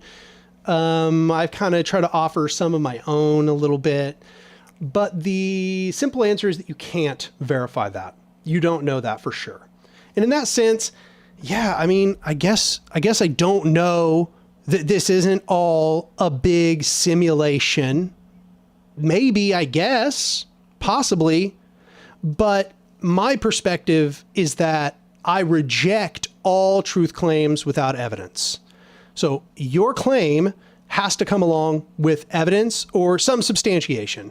I mean, even if it's not like actually like scientific evidence, you have to at least be able to give me a rational, logical substantiation for your viewpoint for me to believe it. So I default reject all truth claims. All truth claims are by default false, and they have to get out of the false category into true by proving their way out of falsehood. So this is when I said earlier, I'm epistemologically, you might call me a scientific skeptic. This is what I mean by that. The skeptic part is the default false, right? Everything's default false. And the scientific portion is the get out of that category through substantiation, right? You get out of the false bin into the true bin through substantiation. So that's why I call myself a scientific skeptic. So by default, I just reject all truth claims, including that. Like, there's just scientists, I understand why they're talking about the simulation universe, but I should add, a lot of people are really misunderstanding this whole simulation universe thing. This whole simulation universe thought experiment, it comes about from the fact that what scientists realized was all of the information in a black hole could be understood as a two-dimensional surface. So what that meant was, in general, the position of any given, like imagine I have like an object, right? And, there's an inside to the object. It has like a bulk, has like a density. Inside of it, if I were to try to specify where everything is, I would need 3 dimensions, right? Like, there's an up and there's a depth and there's a side to side. I need 3 dimensions to specify where everything in this object is, okay? What they realized was that with black holes, that wasn't true.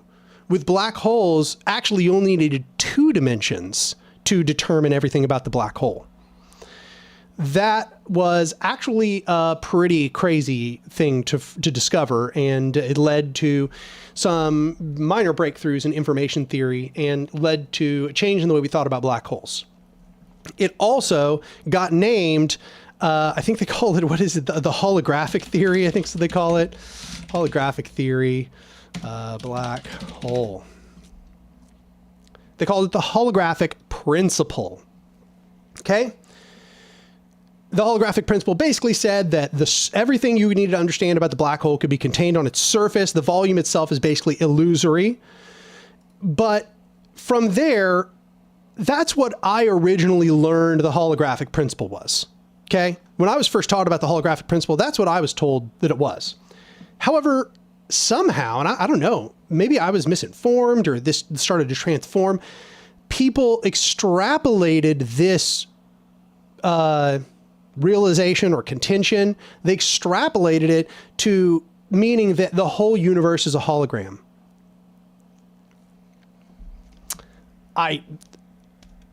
I mean, I guess maybe if you really want to extrapolate what's being said there, you could be like, well, I mean, think about it. You know, there's a compression of information that might be useful. If you were trying to model the whole universe as a hologram, it would be useful for you to be able to model everything as being contained on a three-dimensional surface and then manifested in appearance as a three-dimensional surface. That's a great way to store the information under the conditions you were trying to do a holographic universe that was like, yeah, sure.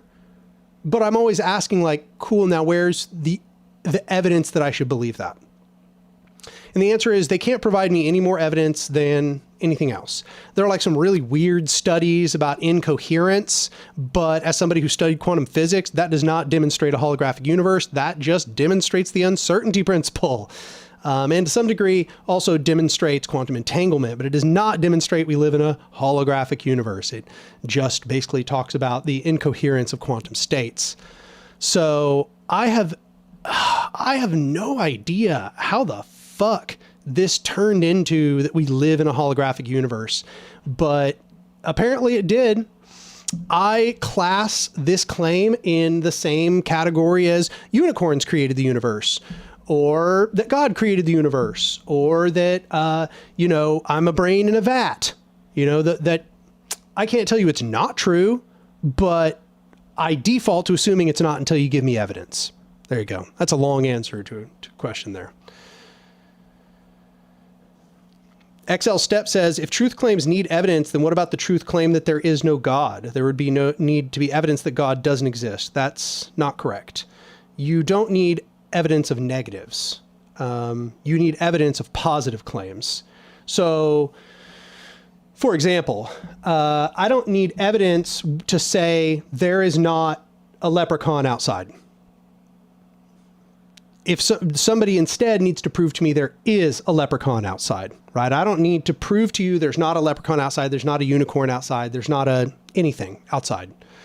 And that's because we all default that things that haven't produced evidence don't get the respect of a truth claim.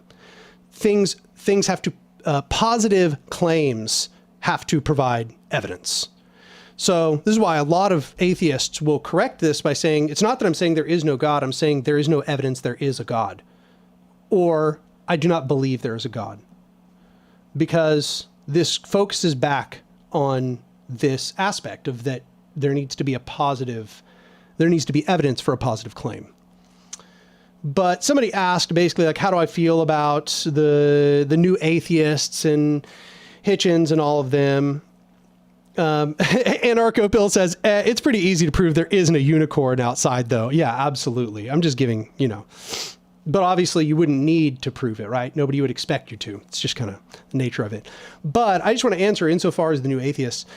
I think the new atheists were basically correct about religion, in my opinion. They were basically correct about the existence of the supernatural, but they were a movement that had literally no understanding of anything other than science and epistemological arguments. That was it.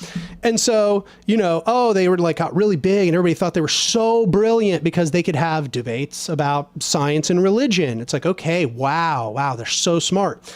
And then as soon as they took their vast intellect and they applied it to anything else, they absolutely and utterly fell flat on their face to the degree where they essentially had a bevy of uninspected reactionary viewpoints. That's true of The only one that's not true is for Dan Dennett. Dan Dennett seems like a pretty legit guy overall. But Sam Harris, Richard Dawkins, and Chris Hitchens, they all had some kind of, Christopher Hitchens, kind of a neocon, y'all. He literally supported the war in the Middle East. Then you've got Sam Harris, which he's backpedaled a little bit, but he just went like real neocon. And then you've got Richard Dawkins, who's basically just a reactionary. Dude is like a virulent transphobe. Unfortunately, I wish I could be like, oh, well, that's them, not the whole movement. No, the movement was pretty bad, like, honestly. As somebody who used to follow all those channels, I used to follow all of them, and I remember them making a turn. They all started to turn into like anti-feminism and anti-liberalism writ large. And it was incredibly toxic, incredibly dangerous. And I think it came from the hubris of believing that just because they could regurgitate essentially really old arguments about epistemology and religion and the supernatural, that meant that they were such geniuses they could just approach any topic and immediately figure out what was going on.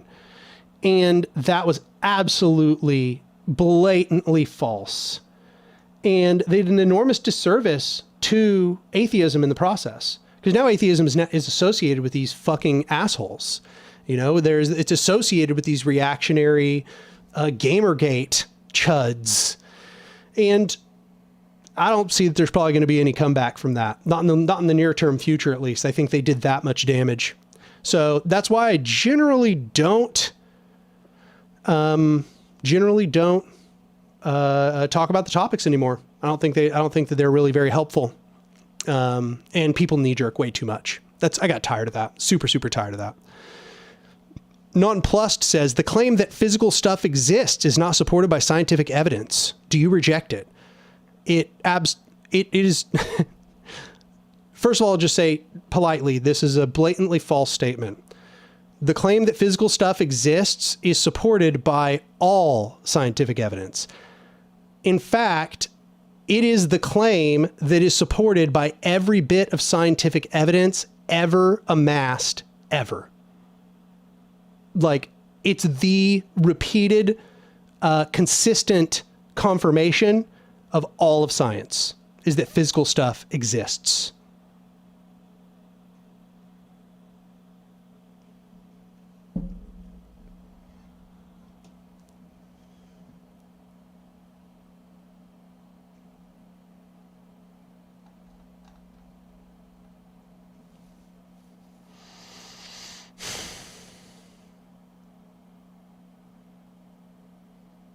Knowledge and Defense says Christopher himself was actually a Marxist. His last words were literally capitalism equals downfall. His brother was the conservative one.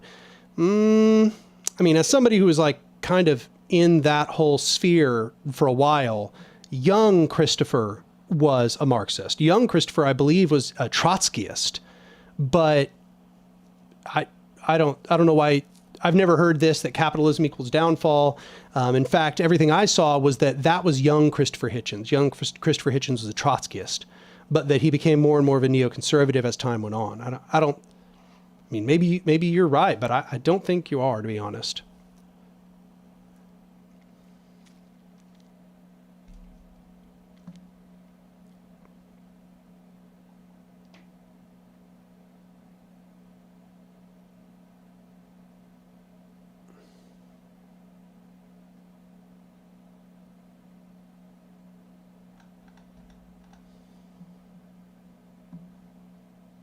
Jarius says, if Christopher Hitchens were alive today, he'd have a pro-Trump podcast. I wish I could disagree. I think that's probably true.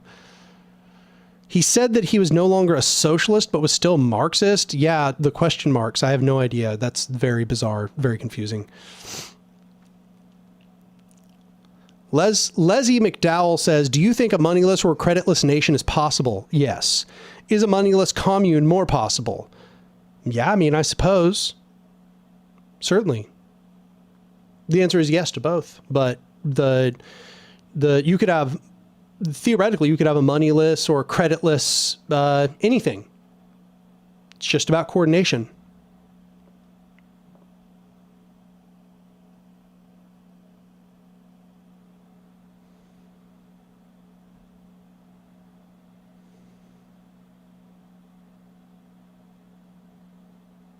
Nonplussed says, nah, man, QFT doesn't have any stuff unless you think operator valued fields, a system of effects relating the statistics of possible measurements is stuff.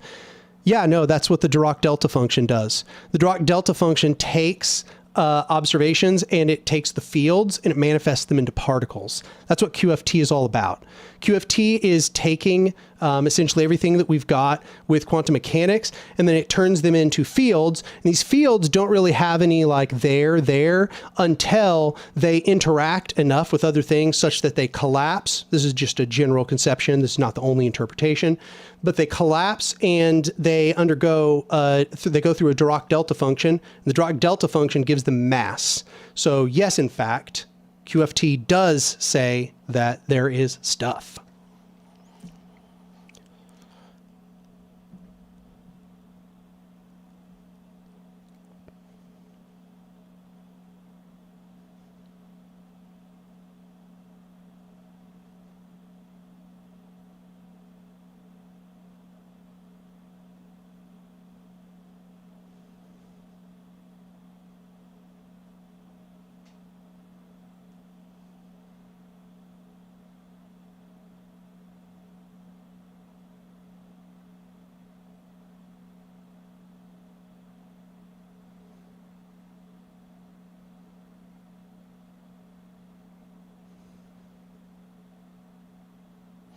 Sam M gives $5 and he says, Daniel, you've been going for almost 5 hours straight. Hitch 22 is a fascinating read, but also fuck that guy. Thoughts on long-term autonomy in the U.S.? Long-term autonomy. I mean, knowing you, I think you're probably just talking about creating like prefigurative dual power.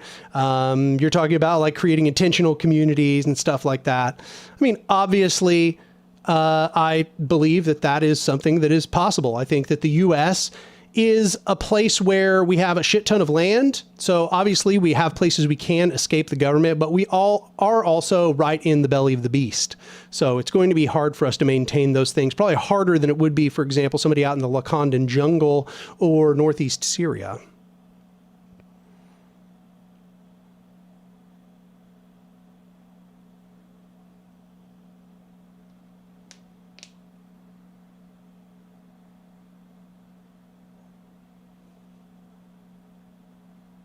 Nonplussed says particles are excitation modes of fields. Yes. Clusters of space-time points everywhere. Okay. Intrinsic mass equals the tendency to resist change in motion. Sure. Equals vibrational energy. All right. Energy is physical. Physical does not mean material.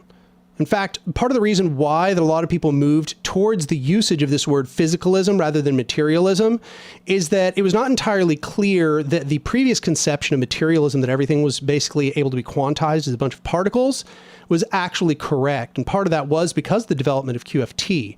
So people moved towards what is called physicalism.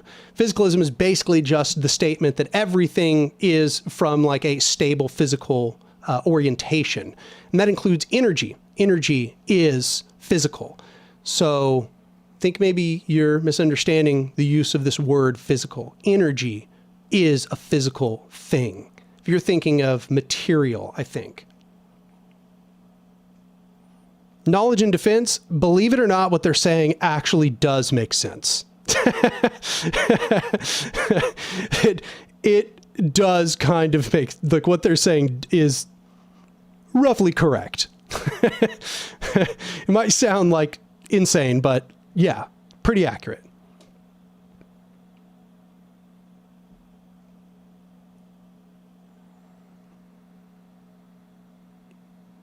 Physicists and philosophers of science don't agree at all on what physical is.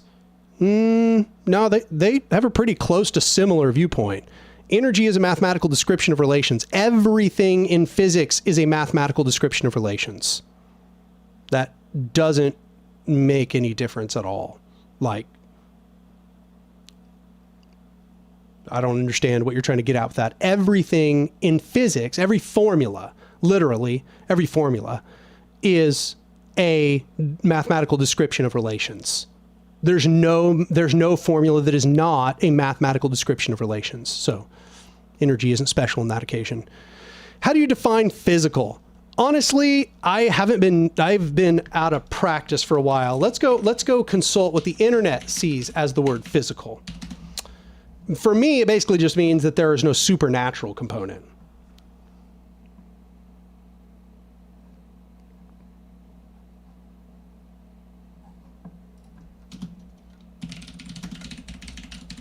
Basically just means everything is natural. It's of the natural world.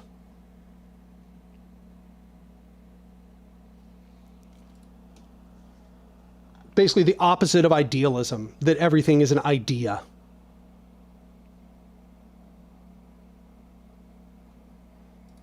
Yeah, that seems to be what it basically says here.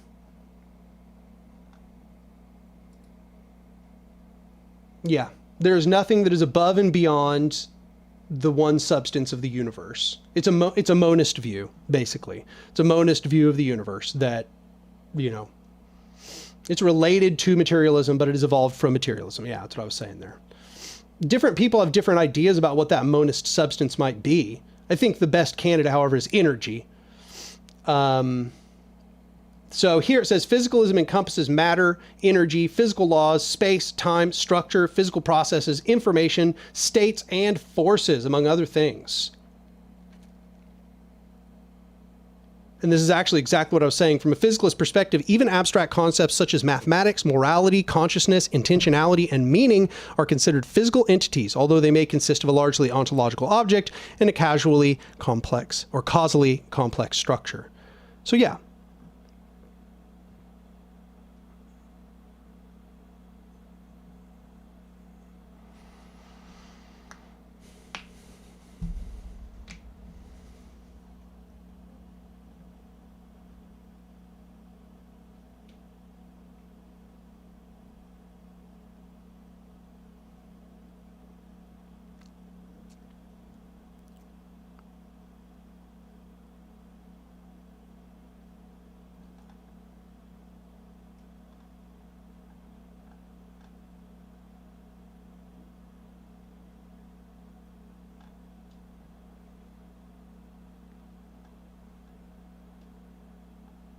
Knowledge and Defense says, regarding scarcity again, how do you think a moneyless society would best handle luxuries? Should we just try to mass produce the best kind of every form of item so that everyone could get one? Yeah, see, this stuff like this is the thing. This is the sort of thing that I will like answer in certain occasions, but I think it's a little bit too much of this utopianism, right? It's a little bit too much of this trying to map out perfectly how everything is going to happen in the future. I think it's going to enormously depend on what stage of the revolutionary process we're in. So like, this is why I keep telling people, please go watch part 3 of A Modern Anarchism, because I lay out the different stages of revolutionary progress. And in the different stages, the answer to that question is just going to be totally different. So then when you get to some given stage, my answer would probably change because your conditions are going to be different. You know, like obviously when it really comes down to it, if we're talking about like a post-scarcity society, then you would just produce whatever people say they wanted. Like straight up, people would just like enter it into a computer. I want a blah, blah, blah. Enter, information goes off to a place where people make stuff. Oh, we need more blah, blah, blahs. They produce another blah, blah, blah. You know, like in a conceptual sense, a direct distribution economy is extremely obvious how it works. Like it's almost like so obvious that it's out of control. Like, you know, it's hard to give people an understanding because they keep thinking it needs some really complex mechanism, when in reality, all it really needs is some way for information to travel from producers to consumers. And that's it. That's all it necessarily needs. If you're looking for one good system that might be kind of an intermediary, then you could go look at like Paracon, for example.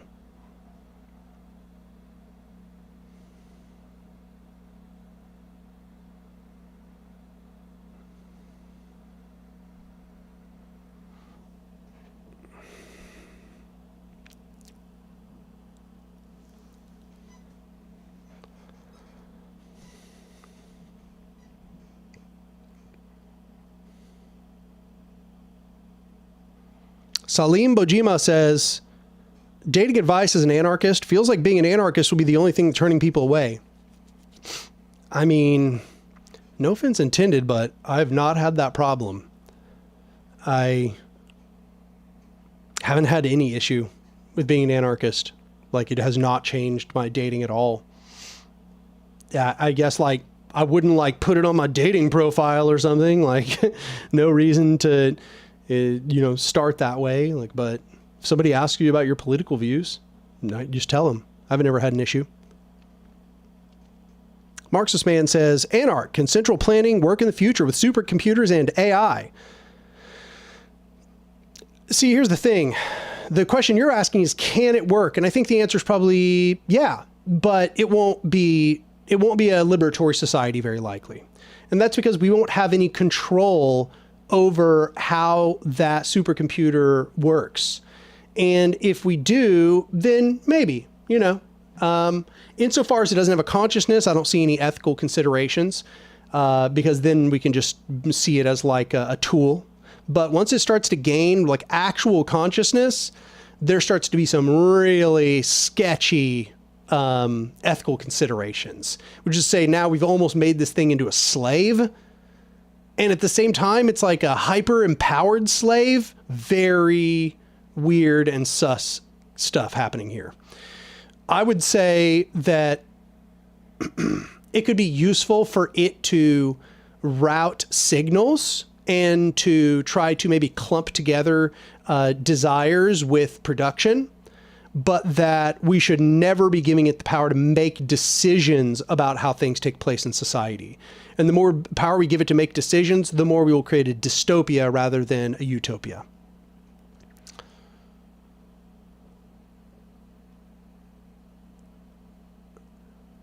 To answer your question a little more seriously, Salim Bojima, I would just say, don't make it your personality. Don't make anarchism your personality when you meet somebody. A person who wants to get into a relationship with you doesn't want to get into a relationship with your political ideology. Straight up. Just be a person. Bond with them as a person, not as an anarchist, and make your anarchism just part of who you are, which you should just present at the time where it's pertinent. But don't like advertise it as your key feature. Otherwise, I think that's mostly going to turn people away, not because you're an anarchist, but because they're going to feel like that's not enticing, that a person's entire personality is exhausted by their political viewpoint. Hopefully that was a little more of a helpful response. I apologize if I was in any way demeaning with the previous one. I didn't intend to be.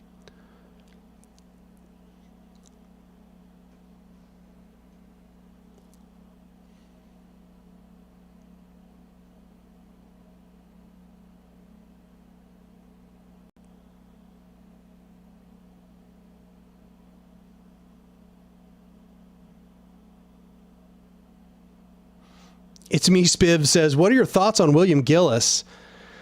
I've had like several arguments with William Gillis on Twitter. Me and him disagree about a lot. I don't consider him an enemy, but I don't think that the viewpoint he holds has any real chance to transform conditions. And to be honest, I don't know if he thinks that it will either. He doesn't seem to actually have a conception of a sort of mass transformation of society. He's very individualist. He seems very much more concerned with just producing, I don't know, immediate term networks of affinity based around a mutualism more broadly.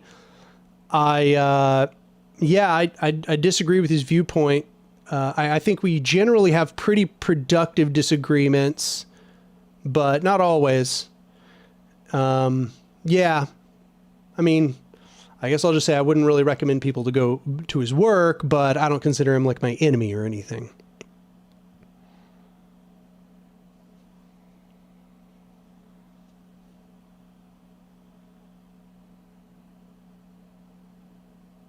Random Junk. Have you heard Liquid Zulu's argument that collective ownership is oxymoronic? How am I supposed to take this question seriously? Liquid Zulu's an ANCAP. Like, I can't... An ANCAP talking about oxymorons is the most laughable thing conceivable, especially given that collective ownership not only is occurring, but has occurred countless times throughout history.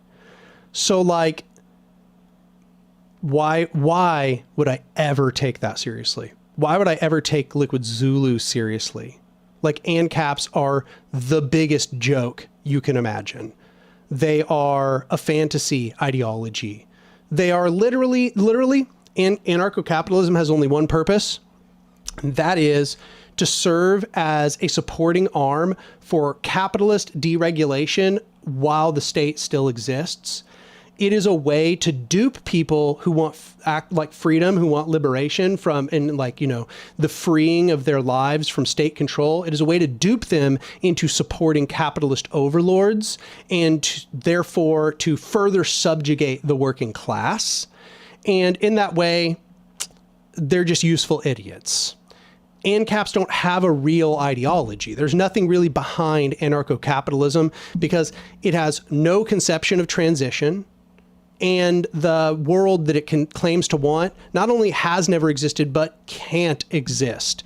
It is a self-immolating world. It is a Mad Max wasteland filled with company towns, and everyone is subjugated by enormous private militias serving the interests of capitalist overlords. That's the reality of what anarcho-capitalists want.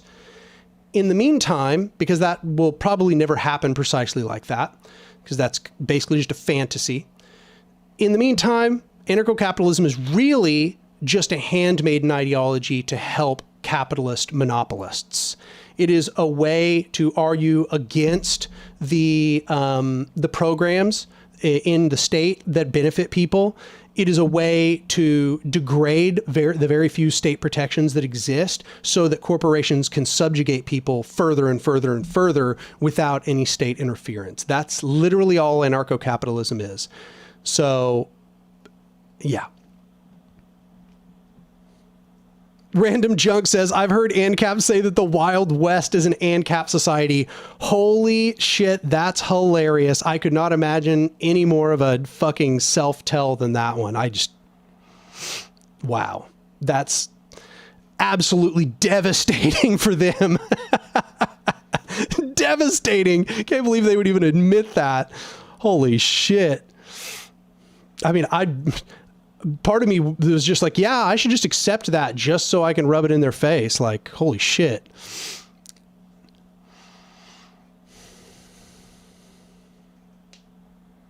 Yep. Anarcho-capitalism is neo-feudalism.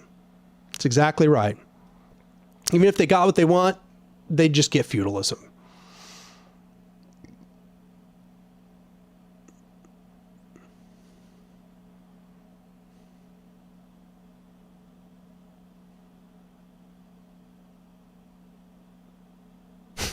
ANCAPs basically look at every piece of dystopian fiction ever and unironically say, sign me up. Yep, absolutely.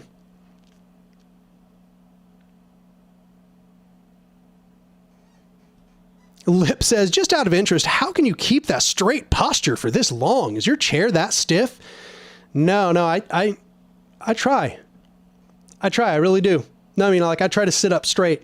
You know, there's this thing where I'll like be like stooping over and I'll just like sit up straight again. You know, I just try to, sorry, that's a really uninteresting answer, but that's the reality of it. Like, having good posture, just always paying attention to your posture and correcting it all the time.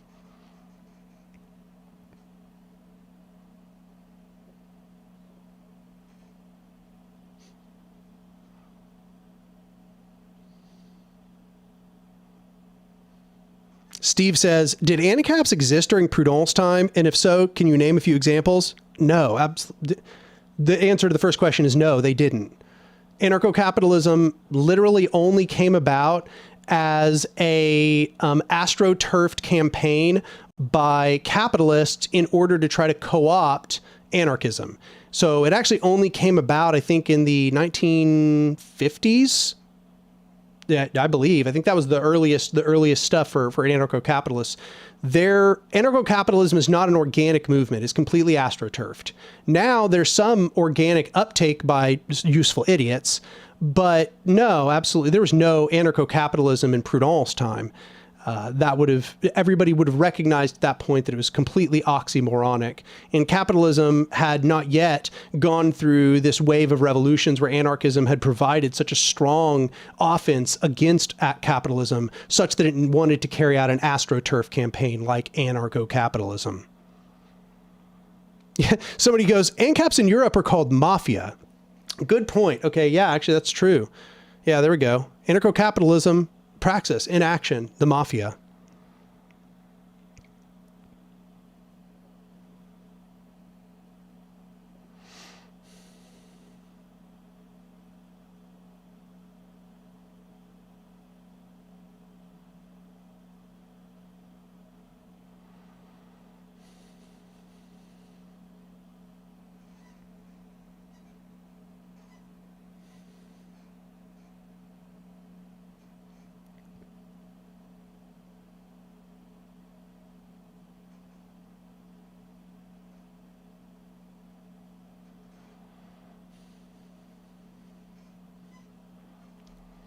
I think one of the things, the reason why that everybody just laughs at ANCAPs is because ANCAPs are the only ones who don't realize everything I just said.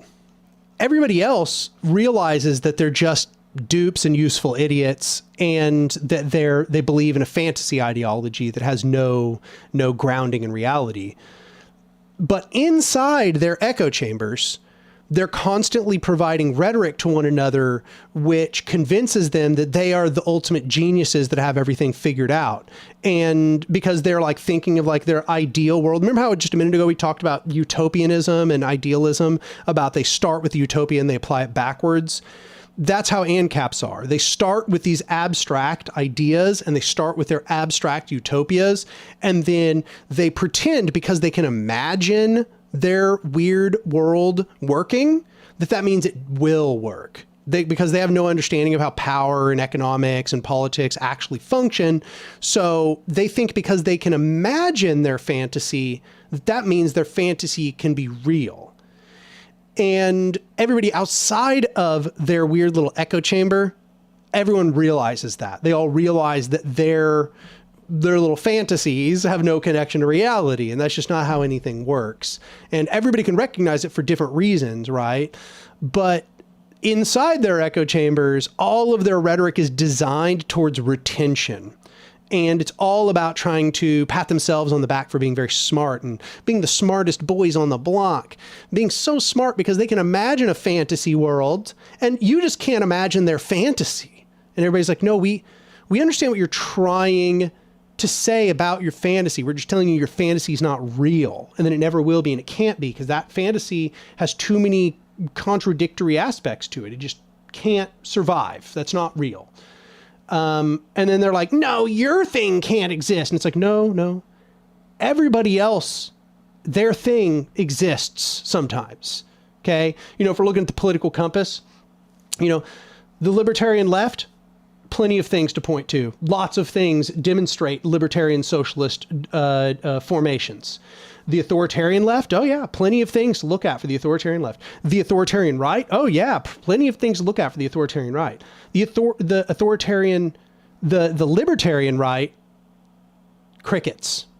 And that's because it's made up. It's nonsense. It's a fantasy.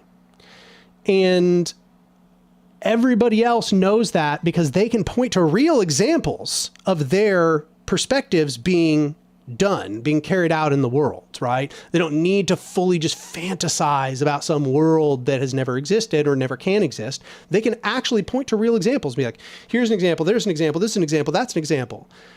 And it's so funny when the ANCAPs try to pull the trick backwards and everybody's like, what the fuck are you talking about? I'm just going to make you a list of examples. And then we just go down the list of examples. And they're like, well, I think maybe the Wild West qualifies as anarcho-capitalism. Oh. Fundamentally unserious.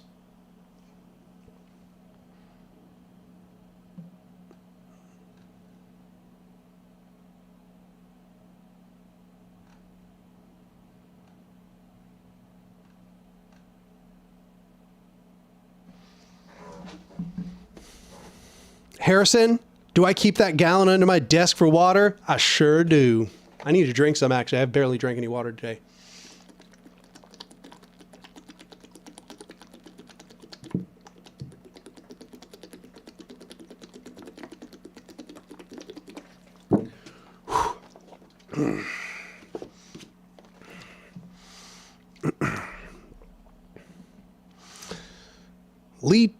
Jarius donates $5 and says, friends and I started an anarchist theory book club. Our reading list is nice, but I would like some intersectional suggestions if you have any. You're in luck because I've actually done a series on an anarchist reading list. I've produced an anarchist reading list already. So I would just tell you to go look it up, but I'm already started here. So let me go look.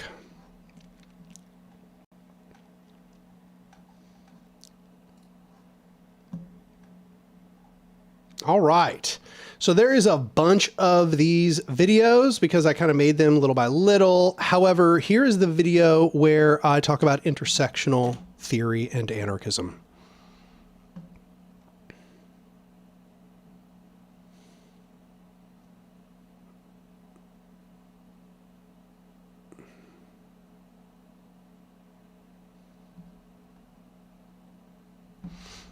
Slower Panther says, I looked it up. Examples of anarcho-capitalism include the Wild West, Anglo-Saxon England, Iceland under Viking rule, and early North American colonies.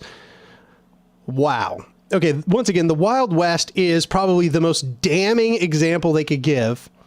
Anglo-Saxon England, false. That was feudalism. However, it really says a lot that, oh, and Iceland under Viking rule. The fact that they chose Anglo-Saxon England and Iceland under Viking rule, which were both feudalism, should tell you a lot. Okay, remember how somebody just a minute ago said neo-feudalism? Look, it's barely even neo-feudalism. They look at actual feudalism as being an example of what they want. Like, yo, they're telling you everything you need to know about themselves. They know what they are, or I guess. Sounds like it. It's just shocking that they could be that blatant about admitting that they're neo-feudalists. They're like, yeah, I mean, my examples are things that took place in feudal England. Yeah, you know, when the Vikings were around, that was anarcho-capitalism. Once again, these people are fundamentally unserious.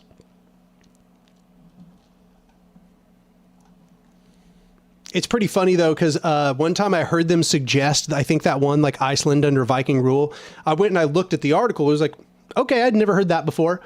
And then I went and I looked at the talk page and the whole talk page was like, these suggestions that this has any connection to anarcho-capitalism seem really suspect. I mean, it kind of seems like the anarcho-capitalists are just using this as a platform to promote their ideology, because in reality, none of this really looks like anarcho-capitalism. And that's like what the whole talk page was saying.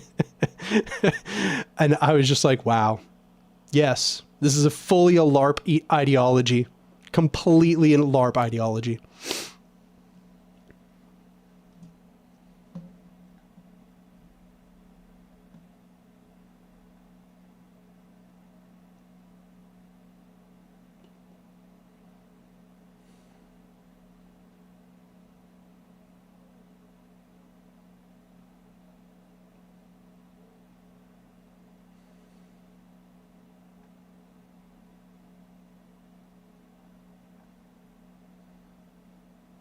Kaboom says, how do you even make the distinction between anarcho-capitalism and something else like libertarianism?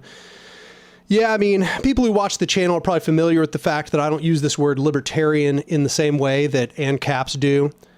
But if I were to just distinguish in their circles what the difference is, anarcho-capitalism is literally, they believe, going to be stateless. Whereas libertarianism is usually just a form of kind of electoral politics within the current system, which aims at kind of like a minarchist government. That's my understanding from their descriptions. That being said, I don't think that there's a huge meaningful difference.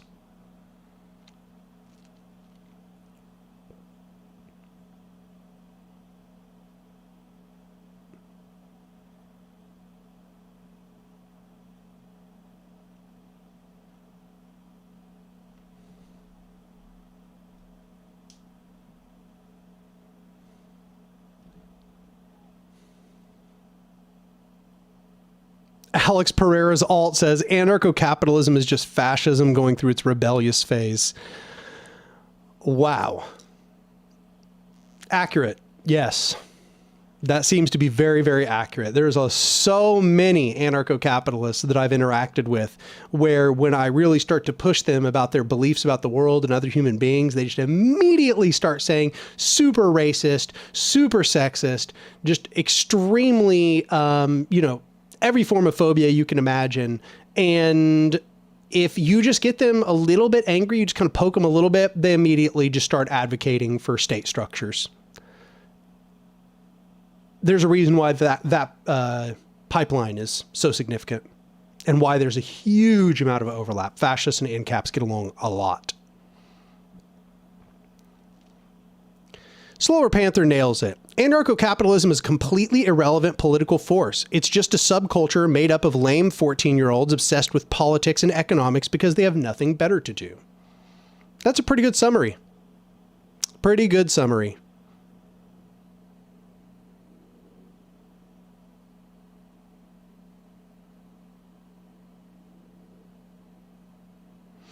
Anyway, it has been like 5 hours? It's been...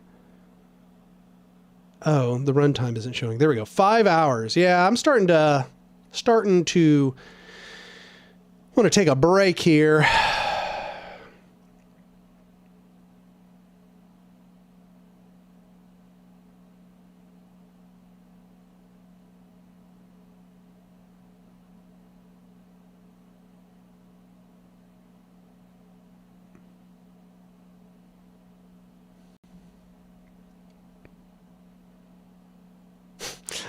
Yeah, I had the energy in me today. I knew I was going to be able to stick around for a little while. Sam gives $10 and says, fuck ANCAPs. Let's talk about something real, like what should we all be immediately prepared for? Think about your worst case scenario being what you wake up to tomorrow. What have you prepared? Indeed, that's a pretty good way for us to come up on the end of the stream here. Ask yourself what it is you can do now to begin preparing for the worst case. Ask yourself, if right now there was a rupture in society, would you have a community to go to survive? Would you have the capability to defend yourself? Would you have people you could rely on? Would you have a place you could go? Do you have a safety plan? What if there was a natural disaster? Would you know what to do? You should probably ask these questions, because what you'll find is that almost all these questions point toward the need to begin developing things here and now, right? Like, what if the state were not around tomorrow? What if your job went under? Ask yourself, what kind of structures would you need to support yourself? And I think what you're going to find is you need to find like-minded people. You need to find organizations. Yeah, as this person, Doomer Prep can't live without a community. That's exactly right. You cannot live without a community.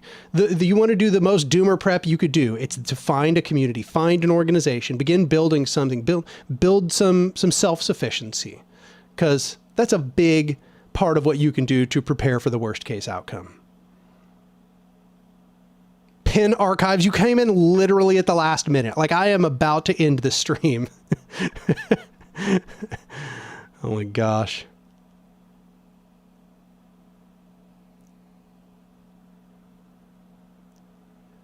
Clatari says virgin doomsday preppers versus Chad people in community. That's exactly right. Somebody told me that was like the overarching message of the podcast, Poor Proles Almanac.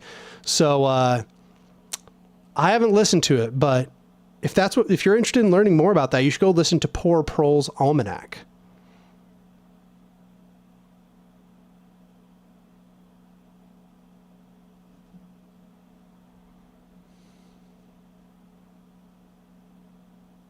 Gotta love how people are showing up at the last minute, but good to have y'all here anyway. I appreciate you showing up.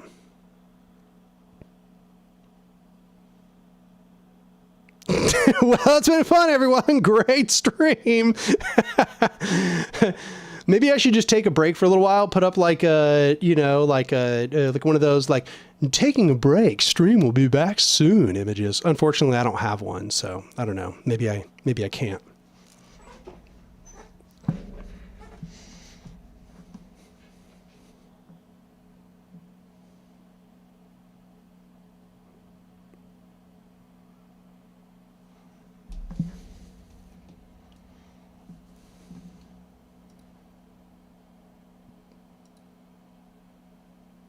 Just put a cardboard cutout of yourself in the chair. There we go. That's the solution.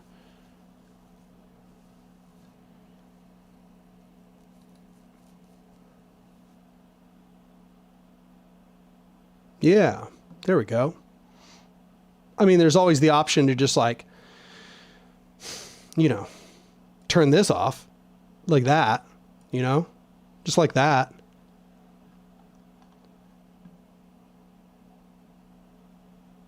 And add an AI voice of yourself.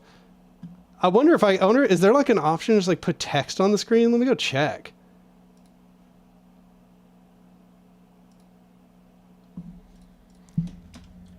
Oh yeah. we got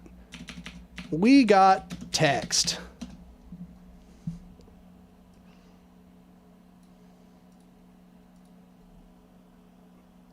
We got text, everyone. You see?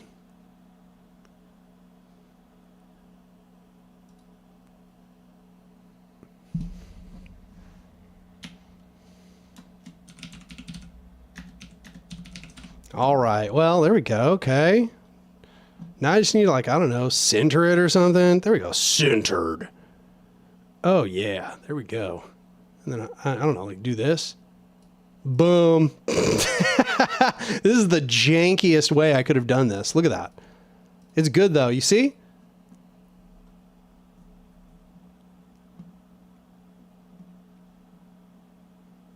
Do a later stream for Europa. Oh.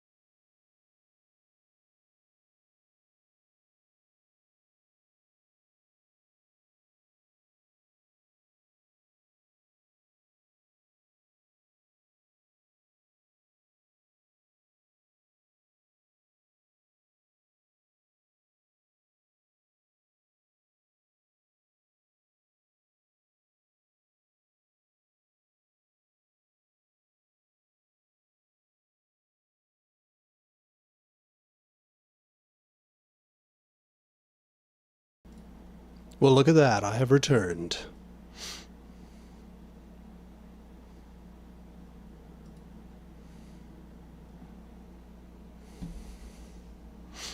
I just had to, go get more caffeine, use the bathroom, etc. I actually still have energy. I got pretty good sleep last night.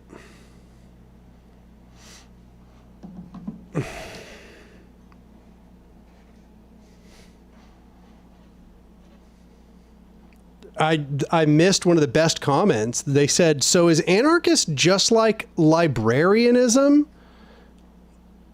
Yeah, totally. It is exactly like librarianism, totally.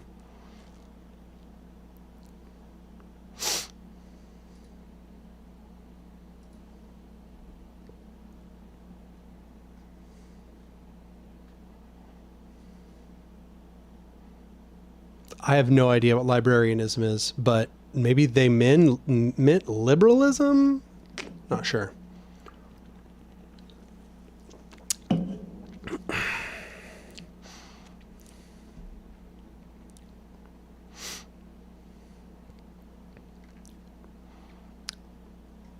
Random Junk asked, unity with ANCAPs or unity with MLs? Neither.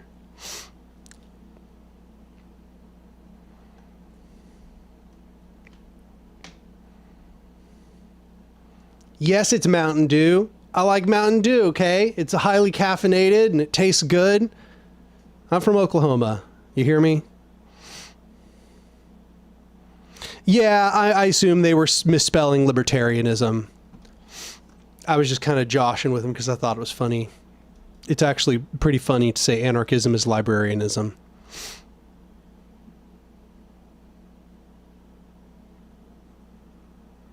Ex Orpheus says, hey, Anark, would you consider doing a review of the movie adaptation of Andreas Malm's book, How to Blow Up a Pipeline? And ML has already reviewed it, but an anarchist perspective would be great. Well, I will say that, probably not, I don't do much media critique on this channel, but Andrewism actually mentioned the book in his most recent video. And I don't know how similar the book and the movie are. I literally have no idea. Is the movie like a fictionalized version? Is the book a fiction? I think the book's nonfiction, right?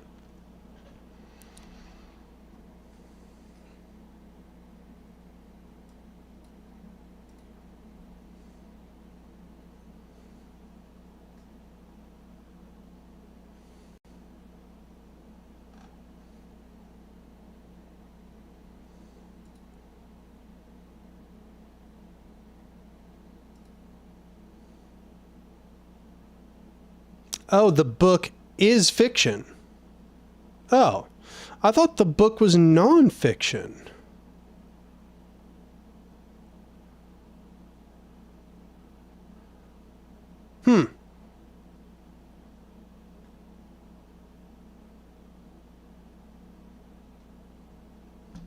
Robson Barstow, I hope this comment is true. You said, you got me to read Anarchists, not in order to critique, but to understand. Started with Bakunin's ramblings, but ended with Bookchin tonight. Thanks for the push. I left the RCP today. I hope you're serious, because that's fantastic to hear. I think that what you just said about, in order to understand, not to critique, I really wish that more people would do that. Because I think that if people really did read these texts with the attempt to understand instead of to critique, they would probably learn a lot in that process. However, everybody reads anarchist texts because they're like, yeah, I'm going to show why this isn't true. Like when they start reading it, they're like, yeah, well, I don't want to be an anarchist, so. Okay, Ex Orpheus says the movie is fiction, the book is nonfiction. That's what I thought.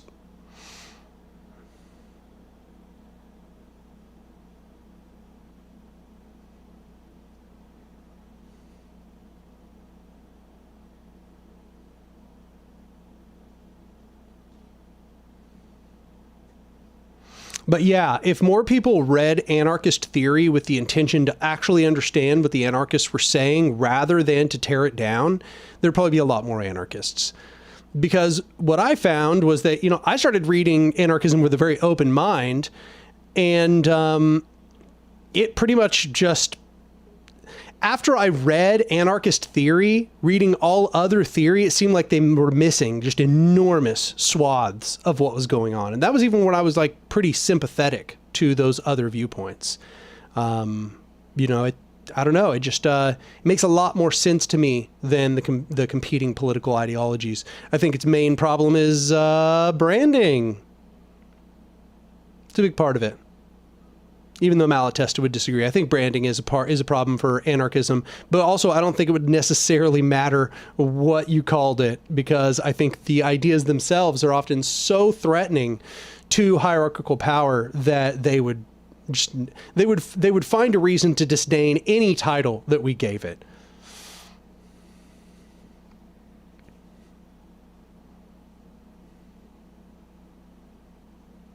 What's the best book to understand overall theory? I don't know that I could recommend something to you on that front.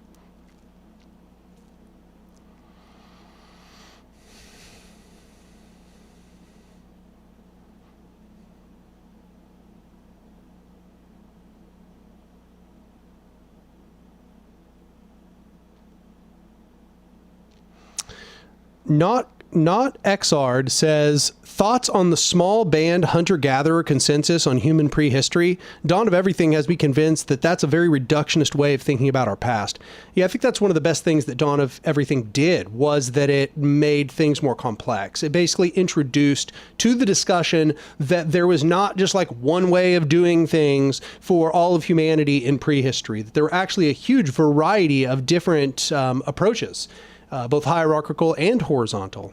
And yeah, I mean, there's just a lot of that has also just been problematized by modern anthropology. But a lot of people still cling to it because it's kind of what we're taught in like classrooms. And I don't even mean college classrooms, like, K through 12.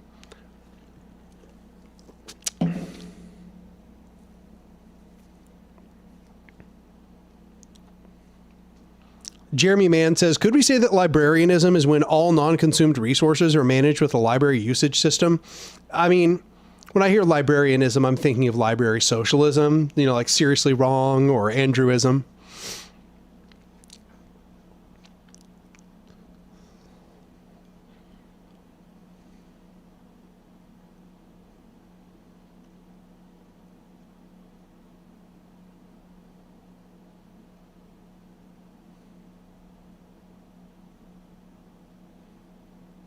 Salim Bujima says, your video essay Power was amazing. Do you know any other YouTube channels who have similar anarchist content like this, more dramatic than theoretical? No, actually, I can't. I mean, Andrewism is definitely more focused on consumability, but not like in what I'm doing with my channel, where these video essays are like very dramatic. They're meant to definitely like get at a sort of emotional core while also being highly theoretical. I can't think of any other channels that really do that. It's definitely something that I was, it's kind of something I've been aiming to do with the channel the whole time I've been doing it, which is to appeal to people's underlying emotional biases while at the same time trying to give them a strong analytical framework. I can't think of anybody else who's doing that.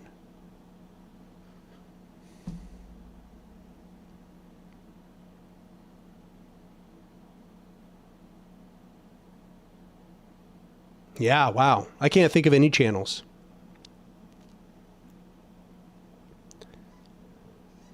The closest I've ever seen, the closest I can think of, somebody who's like really trying to combine that style and substance is ContraPoints, which I understand lots of people in our community have problems with ContraPoints, but that is the one, that's the one that comes to mind.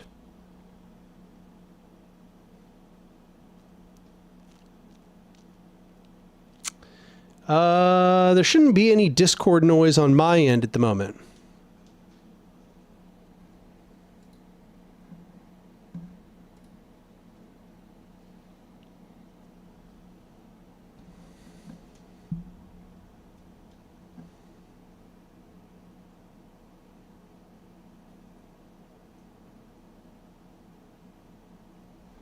Random Junk says, do you think there's any difference between the coercion of the state and the coercion of businesses? No. I also don't think there's any difference between the coercion of the state, the coercion of businesses, and the coercion of the KKK or any other hierarchical power structure. They all rest on the threat of deprivation and violence if you don't do what they want. Corporations are just extensions of the state, and the state is just an arm of business enforcement. There is no such thing as corporations without the state. They can't exist. It's not real. They are a unified power structure, as is the KKK. The KKK is part of that unified power structure. It's all interlinked together to maintain a system of domination. There is no such thing as separating capitalism from the state.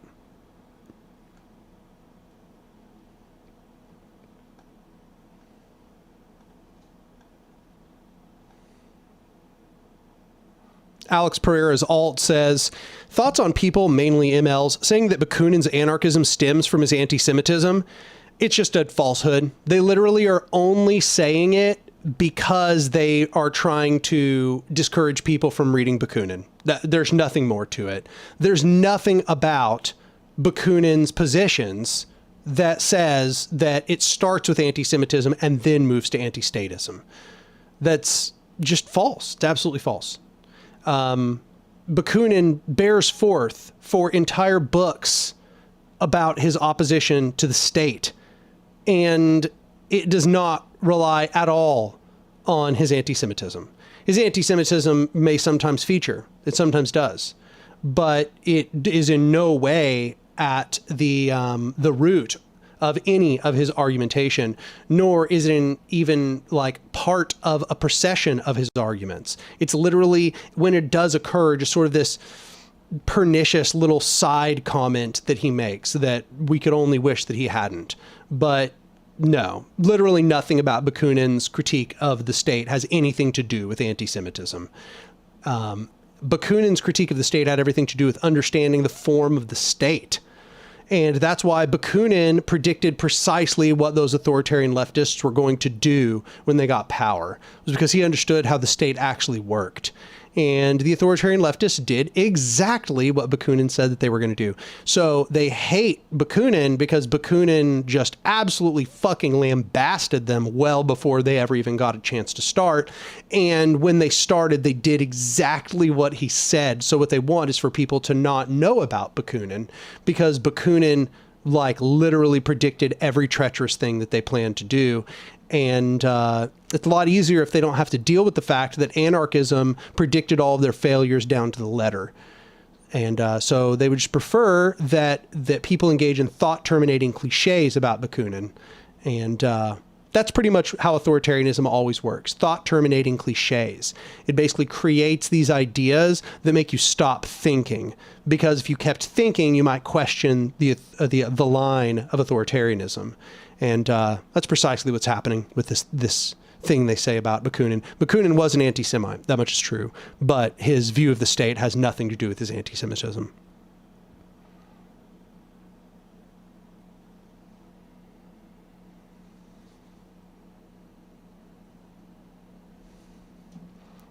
Robson Barstow says, it's hard to leave a Marxist understanding to an anarchist perspective. How would you characterize Marxist materialism with anarchist materialism, or the transition between, if there is? I would say the main thing to understand is the difference is that Marxists tend to be extremely economically focused. And I would even say economically reductionist in a lot of cases. So whereas Marxists look at everything as being the product of economics and all of these superstructures as just kind of being, superfluous or secondary to the way that the economy is designed and developed, anarchists instead recognize that every component of the power structure has a role to play in the procession of events. And that includes throughout history and in the modern day and in the future. That power and the way that power concentrates, the way that power structures of power are created and configured, that is what determines the flow of everything in society. And that economics are really a big part of that, right? There's a lot to that economic critique and that economic analysis. However, the Marxists tend to end on that, whereas the anarchists don't leave any stone unturned. So, they are going to talk about every single aspect of how power functions and every single place where hierarchy occurs. And they end up producing a critique of capitalism, which is very similar to the Marxist critique. But whereas the Marxists would stop as soon as they made that economic critique, the anarchists just continue. I think that's one of the biggest things to understand.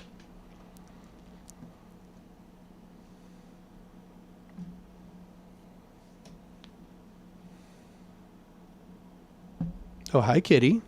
You're getting annoyed with me being on stream, huh? Case Refraction says, what's your thoughts on mutualism? I've been wrestling with it as a mean. Do you think it will necessarily recreate capitalism in an analogous way to using the state to abolish the state? I don't know. I'm kind of all over the place on mutualism because I can't really nail down what it is that all mutualists really seem to agree on. It seems like the only thing, stop that. The only thing that I can think of that they all agree on is that there will have to be the usage of a market in the meantime, and that they seem to be fine with the market being the end goal as well. I do not like the sort of individualist focus of mutualism. I do not like the mutualist rejection of bodies of civil governance. I think that is a big problem for mutualism, but I just find it kind of scatterbrained. Like I think parts of Proudhon are really, really good, but I think that his willingness to he's a little too enamored with the market. I think that a lot of Marxist critiques of Proudhon were correct. That being said, I talk to mutualists that believe all kinds of weird things. Like I just like things that like, it seems like, oh, that's just market socialism, or like, oh, that's market anarchism. But then sometimes I'll hear them and I'll be like, oh, is that like free market rhetoric? And then sometimes it'll be like, are you like anti, like it seems like they're like against bodies for us coming together to even make decisions. It's very weird, very odd. It's really hard to pin down what the whole of mutualism actually agrees on.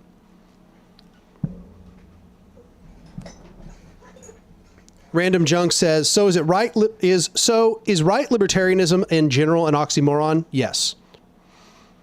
There is no such thing as right-wing libertarianism. The right wing is all hierarchical.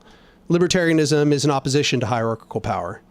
So yeah, there's no such thing as right libertarianism. I'll use that phrase sometimes just for clarity. But yeah, the right wing is not libertarian. The right wing worships hierarchical power, and that is to say, they worship the power of the business of the corporation. Even though they claim they don't, they claim that, oh man, our system would diffuse the power of the corporation. That's bullshit. Every time the market is deregulated, monopolies are created.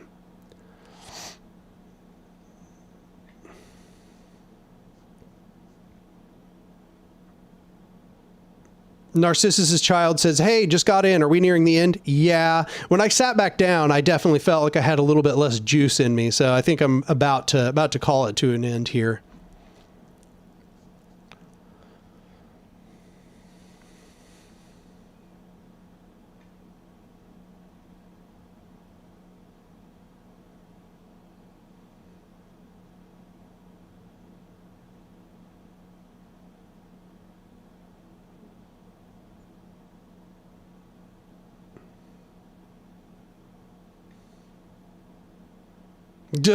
Yeah, I think I've about reached my limit on the grind today. Pen archives. Starting to get the tip of the tongue problem, which means I'm probably just kind of getting tired.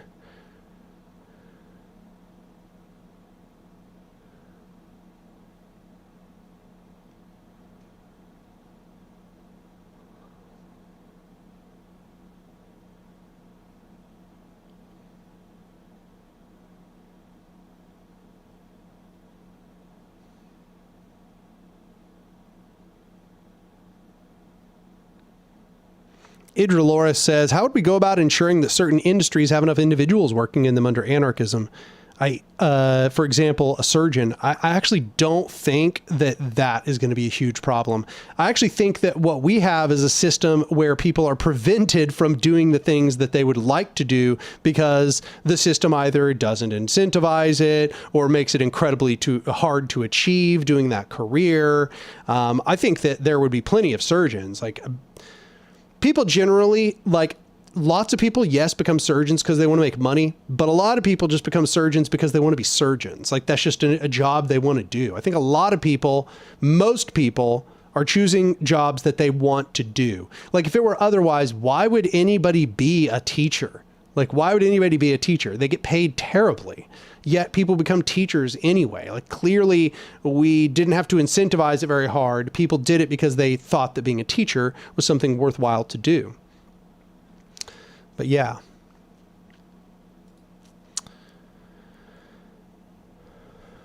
All right. I think I'm going to call it there for today. I'm definitely getting a little bit exhausted. I think I'm about done with the stream for this evening, but we've had lots of good conversations. Probably some of this will end up being clipped and put on the channel if I had to guess.